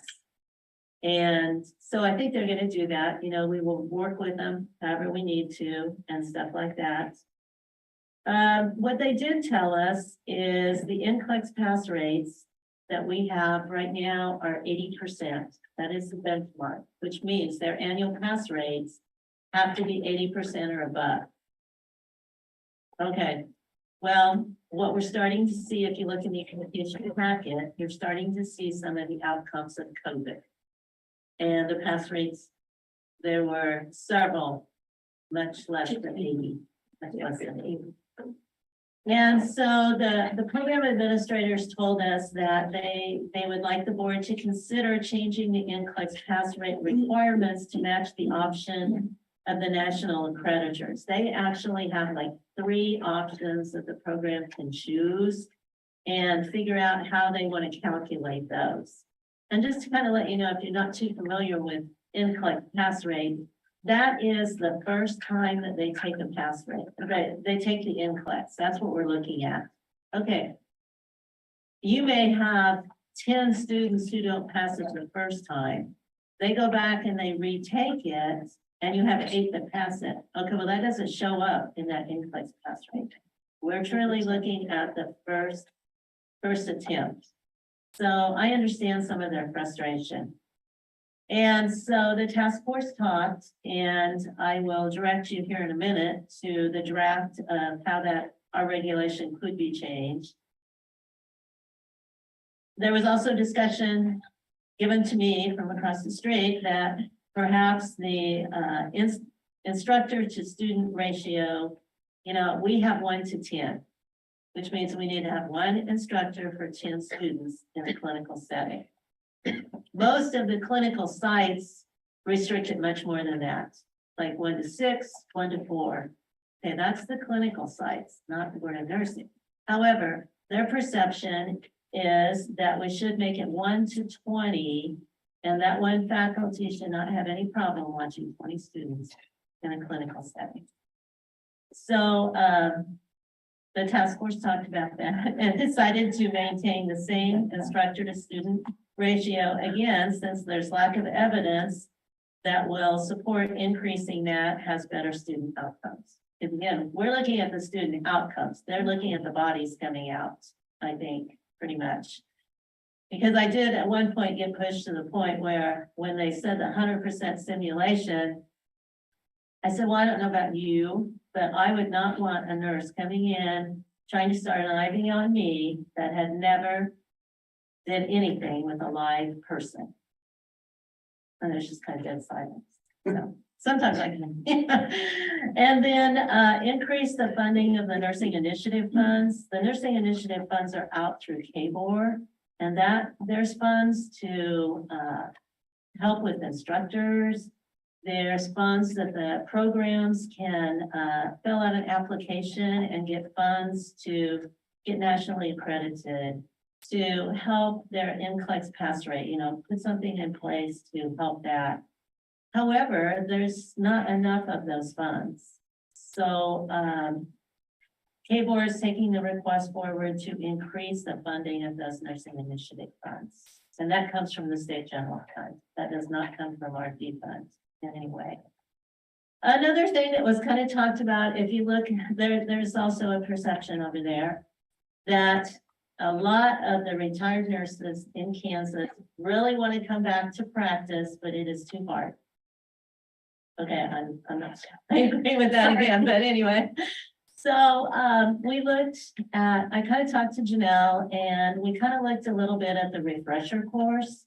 Because if you have someone who's not been licensed for 5 years or longer, they have to, according to our regulations, they have to take a refresher course to get their license reinstated. Again, you know, the Board of Nursing looks at it for competency and patient protection. So there was some discussion about the refresher course. Some of our requirements are maybe a little bit stricter as far as the number of hours and stuff than some of the other states who have it. So we're going to do a little bit more work on that, but that might be an option that we can change that a little bit. And it might be a little bit easier, but I don't think I would say that we get a lot of phone calls of retired nurses who want to come back. But anyway, we're working on that. And then we looked at the nursing apprenticeship, but you heard all about that, so I'm not going to go into that. And then also looked at nursing as a profession. Some recommendations, again, the positive image of nursing. Somehow we have to turn it around so that nursing is seen as a career that someone wants to go into. And that it's going to be very, very positive for them. And I think a couple of other things is to facilitate actions that will assist nurses to feel like they're respected and their voices are heard when decisions are made, because there's a lot of decisions being made about nursing, and we don't actually go out there and talk to the nurses to see exactly how they would feel about that. Because I said something to some of the nurses that I know about cutting down hours in a nursing program, and I thought they were that kind of clue, because they're like, you know, they're hardly ready to come out now and stuff like that. And then pass legislation that imposes a penalty for violence against nurses that are verbally or physically abused in the workplace. This was legislation that was over there last year, was not passed. It was introduced this year. I believe it passed out of committee, but it has not passed out of a chamber. So I would guess it's probably not gonna go anywhere because it wouldn't have time to pass over to the other chamber at this point. So I'm disappointed about that because I think that would have been something to help because I think there are nurses that are getting abused out there when they're just doing their job. They really are. On a daily basis. Yes, there you go, on a daily basis. So, okay, as far as directing you to, if you go to the thing that says update on task force committee, you're going to see 60-2-102. And just a draft there. There's been nothing done with this other than I was asked to take the criteria from the national accreditors, put it into our present regulation, and then bring a draft for you all to look at to see what you want to do with it. So if you scroll down right now, basically, you know, they have to have, you'll see down there below, I highlighted in yellow the the additions, and what's being taken away is I put it in red and it has a strike through. Okay, so right now it says they have to have an annual pass rate on the licensure exam of 80%. And then it goes into if they have less than 80% for 1 year, this is what we're going to do and stuff like that. So above that is the criteria, the option that they could choose from, you know, as far as how they wanted to report out their pass rates. So again, it could be 80% or greater for all first-time test takers, which is what it is now. Or it could be 80% or greater for all first-time test takers and repeaters. You know, the example that I gave you about 8 out of 10 passing it the second time. Okay. And then at or above the national mean based on the nursing program type. Because Janelle gets a report that talks about the national mean for like PN programs, the national mean for ADN programs, the national mean for BSN program. So we do have that data. She also looked in the education package, she kind of, when she reported out the 2022 pass rates, she also did a little bit of this calculation just to see what difference it would make.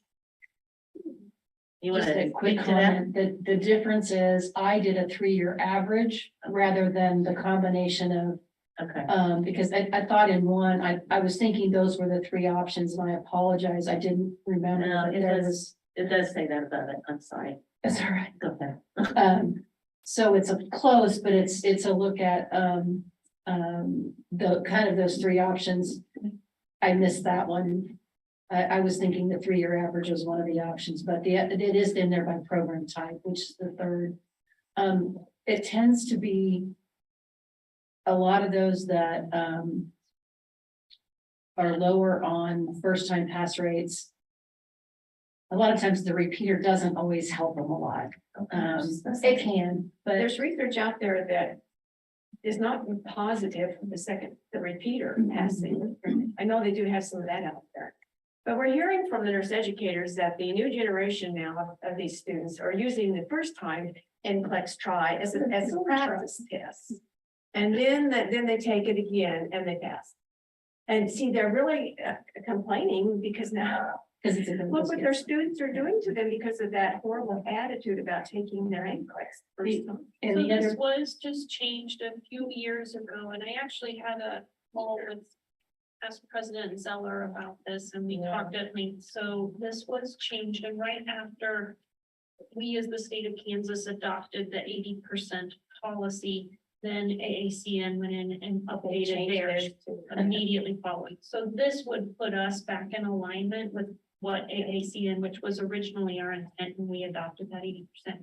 The other piece that I thought was really profound in our discussion in Education Committee is the schools have struggled, as all healthcare has with COVID. And so that's really changed the environment that they've learned in. And so the last couple of years, pass rates are, you know, they had a lot thrown at them. Some of them lost their clinical sites. They had to go largely to simulation. And we know that the studies show that those aren't, that's not as rich of a learning environment. So there was a lot of changes there. And then it's also decreased then their applicant pool. So the applicant pool is very different.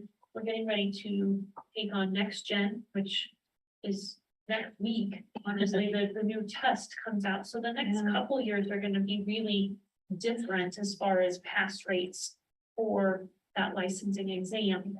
So this was then, as Carol said, one of the requests from nursing educators is to give them some options to evaluate success for those nursing programs. So this is consistent with AACN, which is the nationally recognized accrediting body for CCNE. And CCNE. The national mean score would be different than what it is.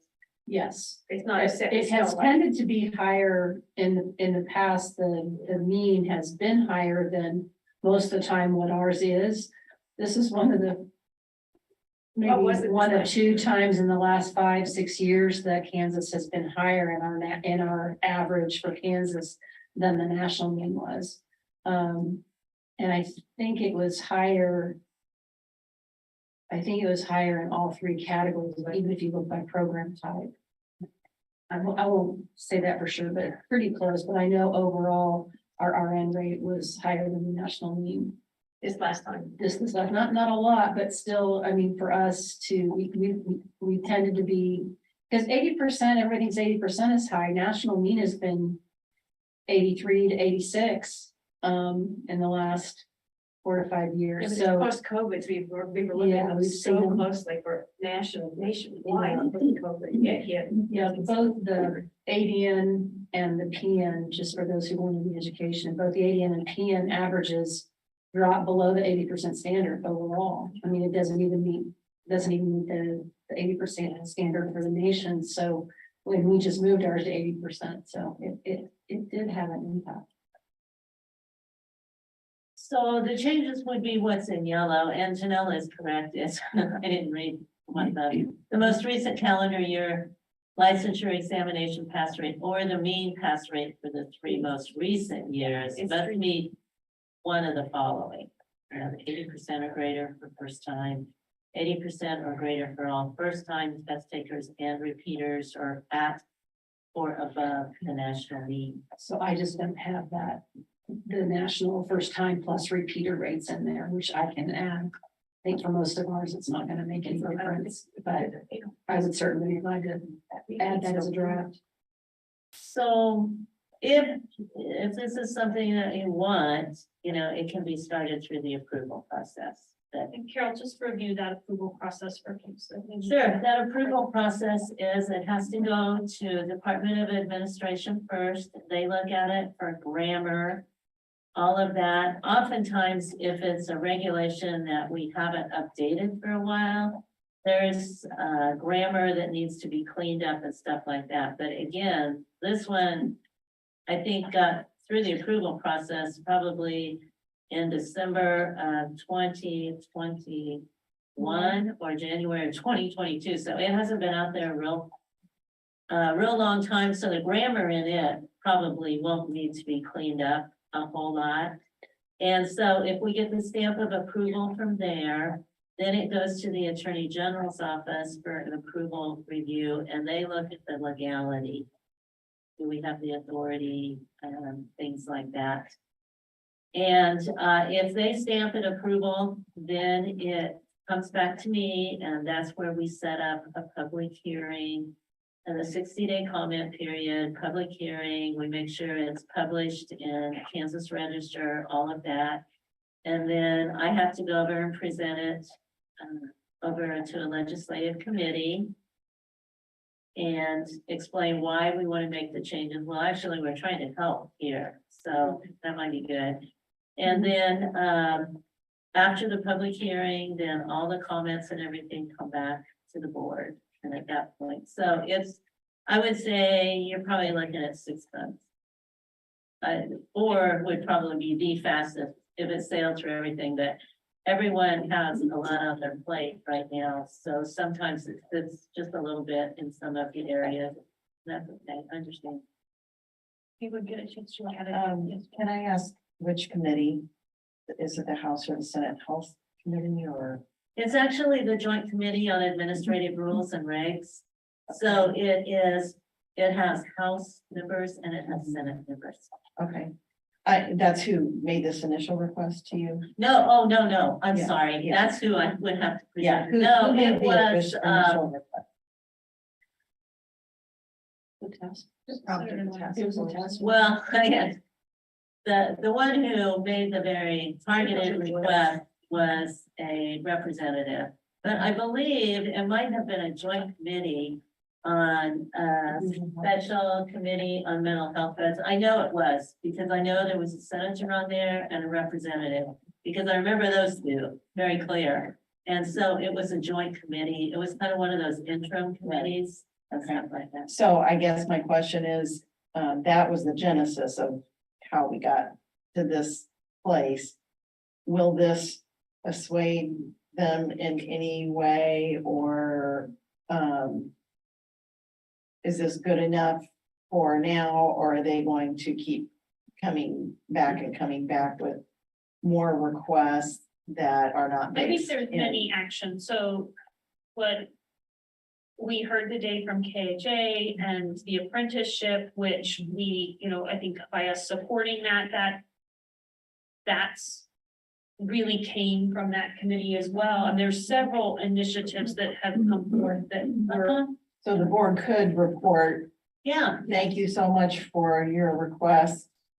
And input, here are the multiple ways that we are responding, and I did tell that representative when I went over and met with her that I would follow up, but the thing to remember is none of this was gonna happen overnight. And so I'll follow up with her and kind of let her know what we're working on.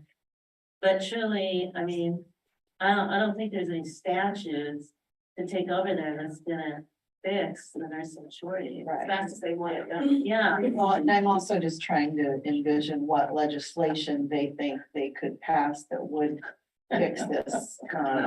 So I guess I'm just questioning. well, I think there's been a lot of education since then, because I think originally there was the belief that, all simulation and some of decreasing the number of education hours, that those would, and I think that Carol's done a really good job of articulating back what the fallout of those decisions might be.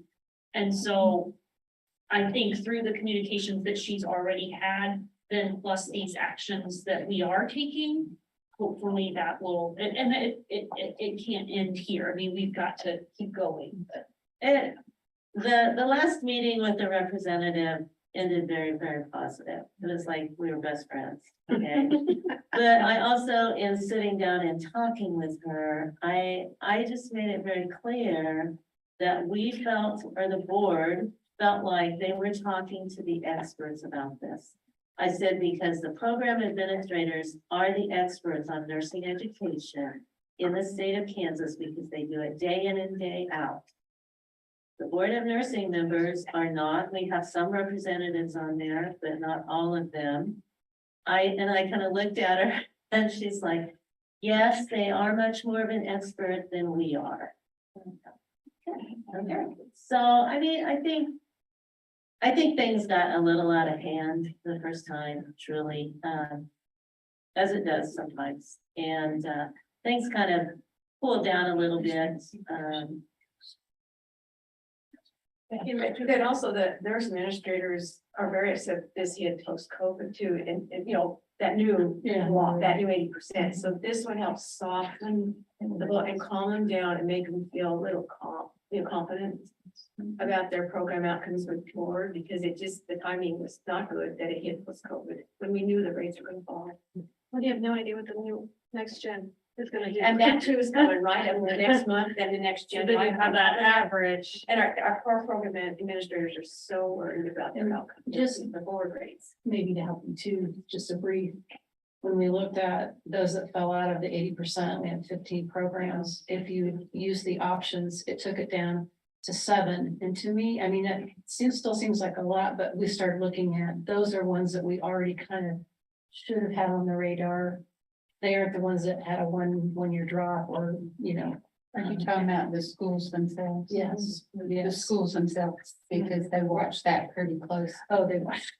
I mean, That's what I thought. because they monitor that, because if you're not getting them ready, then you're doing a disservice. I thought that was super helpful. That was super helpful to see that, and to me, this does acknowledge, like, it does sort of take out those one-off programs that, you know, probably are looking at it themselves and Right. trying to address what their issues were in that year results versus looking at the longer term, big picture. They had a big turnover when I was on that one. I mean, it was like they were short of administrators and I mean, instructors.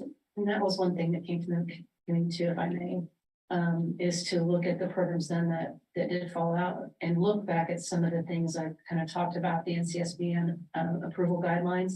Look for some of those warning sign things. How can we differentiate according to our regulation? Because we're now going to say some of them, if they're below for 2 years, we may go do a site visit, but maybe we need to look at some ways to create policy or grids or something that said, okay, we can see they've given us the action plan, what happened here. Maybe a site visit is needed yet. It gives a little leeway for that, and I think some more understanding. I have to tell you, the response from administrators after pass rates came out, because I sent them their reports in January. They were already saying, when do I have to have my report done? Does it need to be there for the March meeting? And they'd already been doing a lot of the work, and some of them are like, I can pretty much tell you what happened. But, you know, they're trying not to make assumptions either, but you know, they had a year where they know something happened and it hasn't impacted. Those kind of changes always do, so. Just to kind of let you know, that representative kept referring to another licensing board here in the state, who, in her opinion, was doing a lot to help the shortage. It was another healthcare discipline. And so I talked to my counterpart there and I said, please share with me what you're doing. Okay, they had been working on, they did take legislation over there.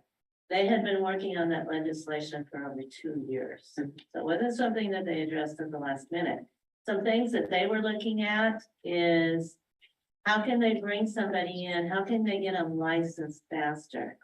Okay, well, it has never been easier to bring a nurse into the state of Kansas and have them work because of the compact. I mean, they don't do anything with us if they come in with a multi-state license. They don't even have to go through us or anything.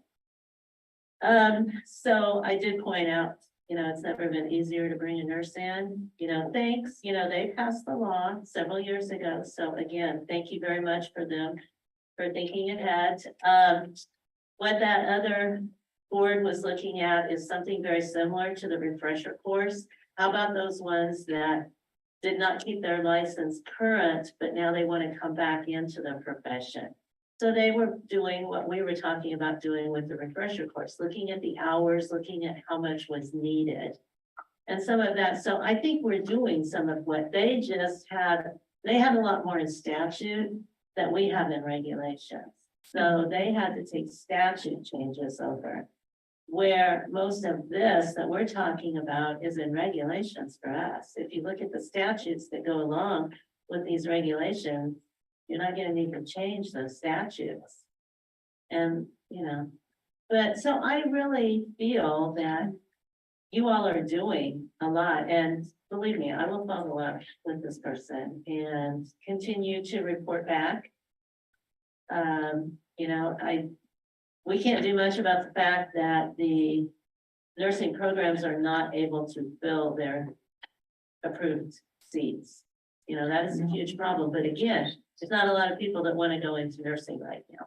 So that plays But I do into think it. we offered some support today with our support of I think an apprenticeship program. So those are the things that we can do. I'm very relieved that they quit looking at cutting the time. This has been going on for a long, long time. How?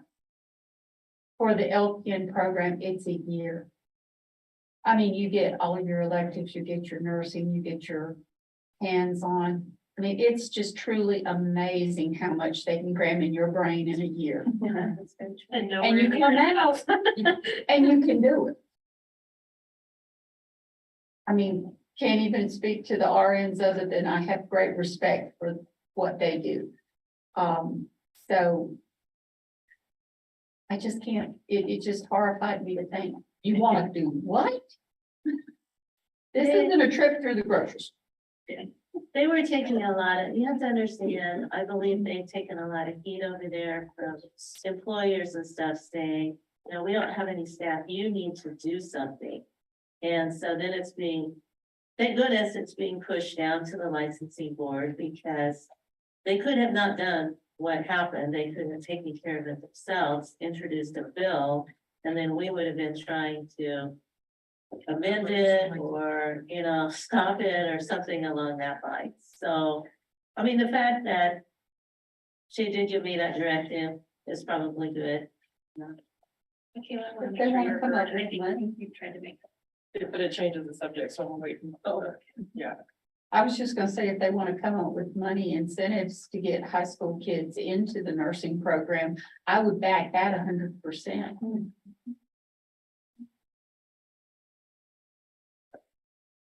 Because that would be where you would start. And that was one of the comments in the other task force meeting. And painting, why you want to be a nurse. Yeah. I'm just a little bit shocked that the legislature with regard to violence against nurses didn't pass. Was there some kind of reasoning behind that?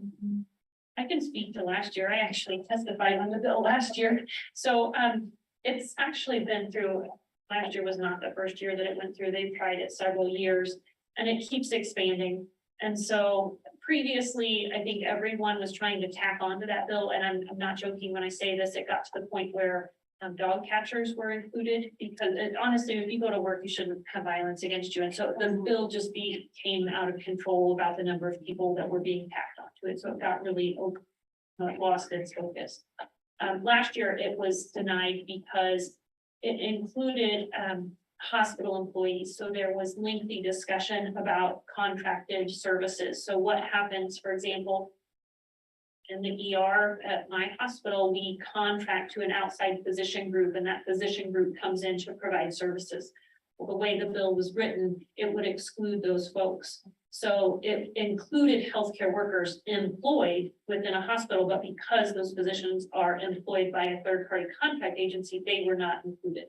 And so the legislators were very clear about the fact of their support and desire for it, but that they were not okay with the inclusion and exclusion. And so it needed to have some rewording to it. I can't speak to, you know, I think this year it made it out of committee and it's all out there, it sounds like. I think part of it this year is there seem to be certain topics that gain momentum over there. Let's put it that way. And this was not one of them. I think it is supported, it just needs. Yeah, so I'm not sure if it needs more Attractive. tweaking Yes. or it just wasn't the thing to work with this year. And what is I guess I haven't read it, so what does it say that's different from current? It makes it a felony. Okay, that's- Currently, it is not a felony, and, you know, honestly, when a healthcare worker is assaulted in a place of care, many times the officers will dismiss it, saying that it, you know, well, that patient is not well, they're, you know, we're not gonna hold them accountable for those behaviors, and that was a lot of the testimony that we provided over there. I talked to several psychiatrists about it, and, you know, people are sick. If we don't have accountability for people when they're at their worst, then when they are healthy, they don't always remember their behaviors. And so, and if they're not accountable to those behaviors, then there's nothing to encourage them to stay healthy.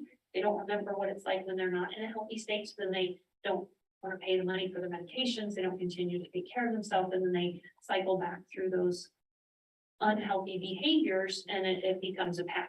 And so psychiatrists have been really good about speaking to the fact that they support these bills, so there is accountability for actions. And that we don't just dismiss those things. Like I say, I think there was tremendous support. It's simply in the details of it. Because I felt like the one thing they wanted to control, which was the nursing. That's like kind of not in their purview, but that is, like changing that law is definitely in their purview. I also feel like, and this is probably a little bit of my soapbox, is that, nursing is dominated, healthcare is dominated by women. And maybe, and for lack of better terminology, working class people. So to allow violence against people who don't necessarily make the top amount of money in our society. And they do go in and do a service job, and to hold back that legislation.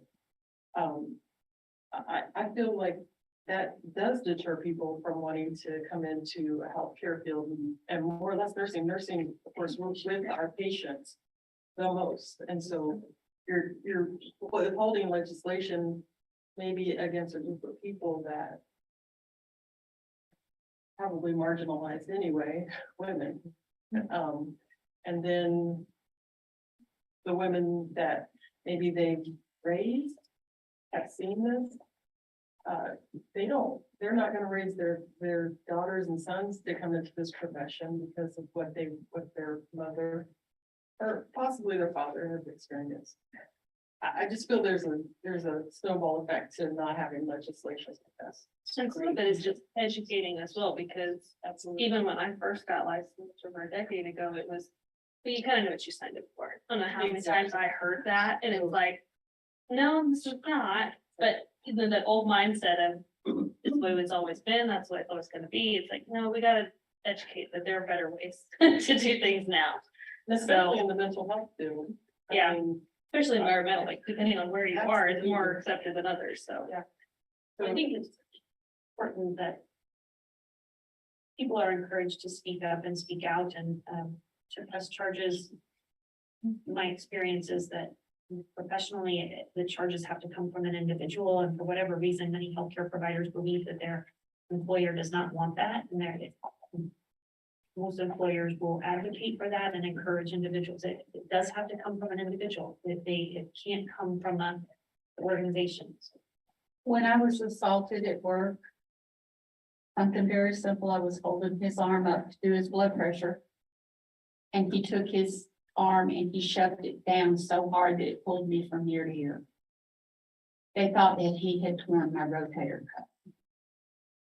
I asked him, why did you do that? Just like that. Did it hurt? The company that I worked for, the hospital in this town that I worked for at that time, refused to let me call the police because I said it was assault. And they refused. Well, Hopefully that will change.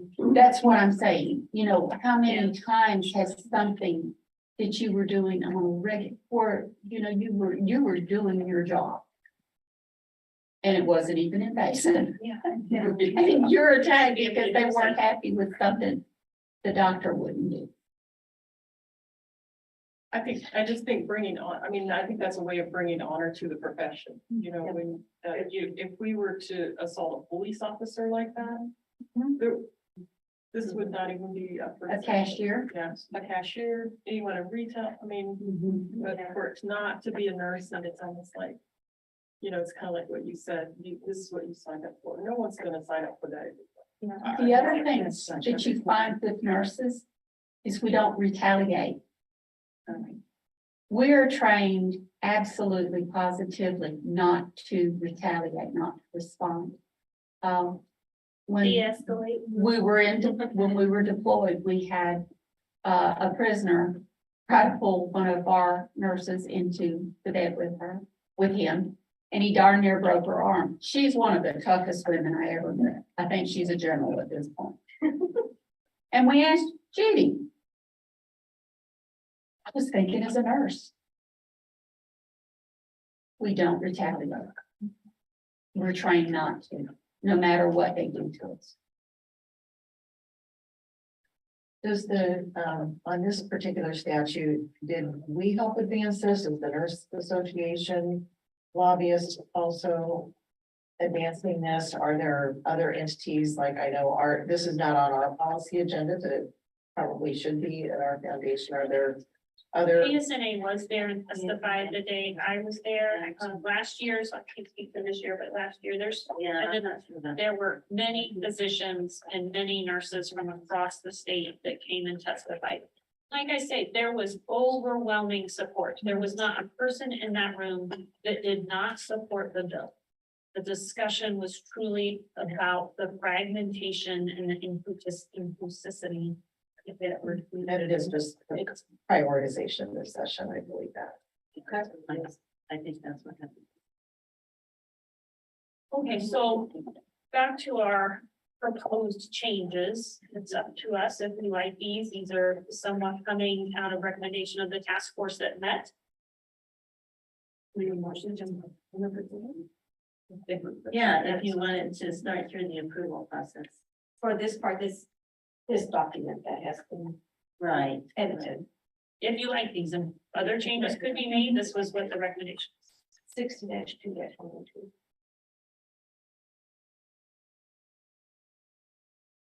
This is the only regulation that talks about. That was that. I don't think I had any other thoughts about it in editing. I'm writing. I move to approve 60-2-102 as revised. Then I'll second. You have a motion and a second. Any discussion? All in favor signify by saying yes. Yes. Any opposed signify by saying no. Any abstentions? Motion carries. Thank you very much. I think that will be all received. Okay, I think we have, before we adjourn, we have a motion for executive session, I believe, but before we do that, I just want to do a recognition, and I probably should have done this earlier, but Charles, we're getting ready to ask you to go into executive session with us. And I just want to sincerely thank you for all you do for us and what happens in the background. I know there's been a lot of changes in the AP office.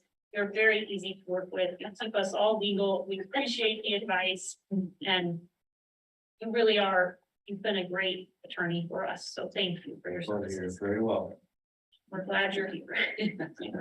So with that being said, we're gonna call on Charles to help us again. I think we have a motion.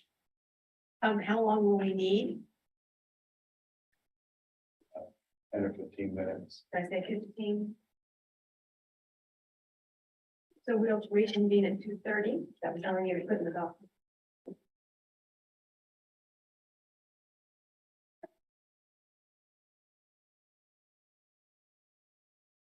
Okay. Pursuant to KSA 75-4319B2, I move that the board recess into executive session for 15 minutes and reconvene at 2:30 PM.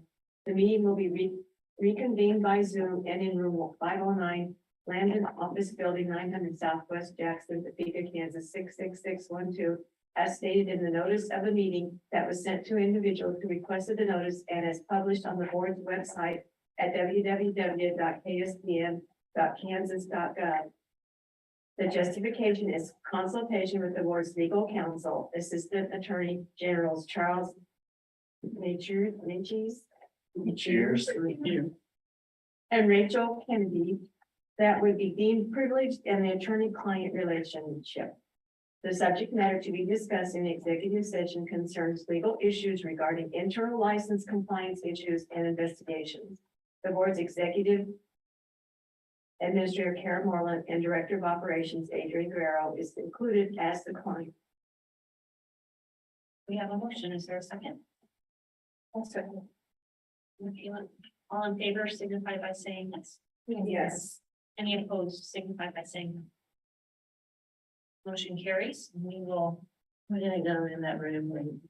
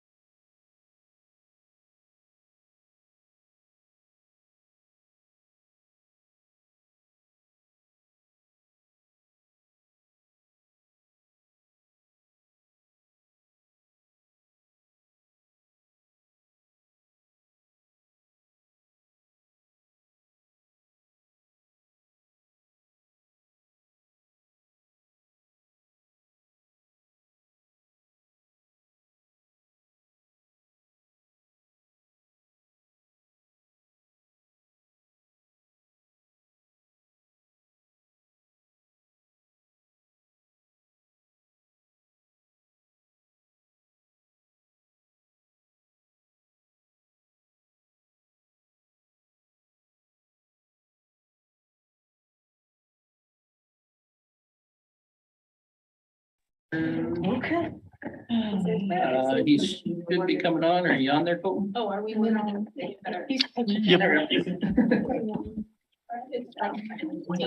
Probably better we wait till 30. We said.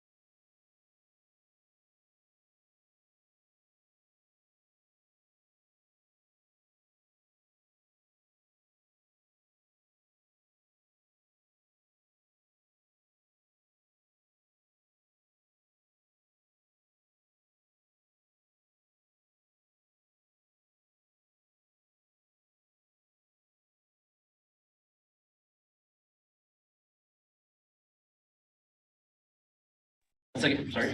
Oh, there Got you now. on mute. Now we've got. Never you're. You are good to go. So we are reconvening from our executive session and I think we have a motion. Pursuant to KSA 6511-1120B, KSA 65-1166, and KSA 74-1106D, I move the board designate and delegate to the executive administrator the board's authority to request documents pursuant to any matter being investigated by the board or their staff. You have a motion? Or a second? I'll second. Okay. Any discussion? All in favor signify by saying yes. Yes. Any opposed signify by saying no. Motion carries. Thank you. All right, we have one last item is to review our agenda for our June meeting. And I think we have several things to talk about. We'll give you a report from NCSBN mid-year meeting that we're getting ready to attend. And then we will probably want a CE broker update. And we will want to hear about the changes to the regulation that we just passed. What other things can you think of, Carol? Probably a licensing software update. Okay, yes. You wanted that retreat report. Oh, that would be great. Yeah, we In want to there, share that with okay. everyone. Mhm. And then this was kind of talked a little bit about yesterday. The fact that some of them who have come on as board members came into a position that was someone had vacated. So because of that, we have probably two that are only going to be in their term for like 6 months or less. And so we were talking about this yesterday, and 74-1106 is the one who talks about appointment for the remainder of an unexpired term shall constitute a full term of service on the board. So they were asking if that could be changed or something.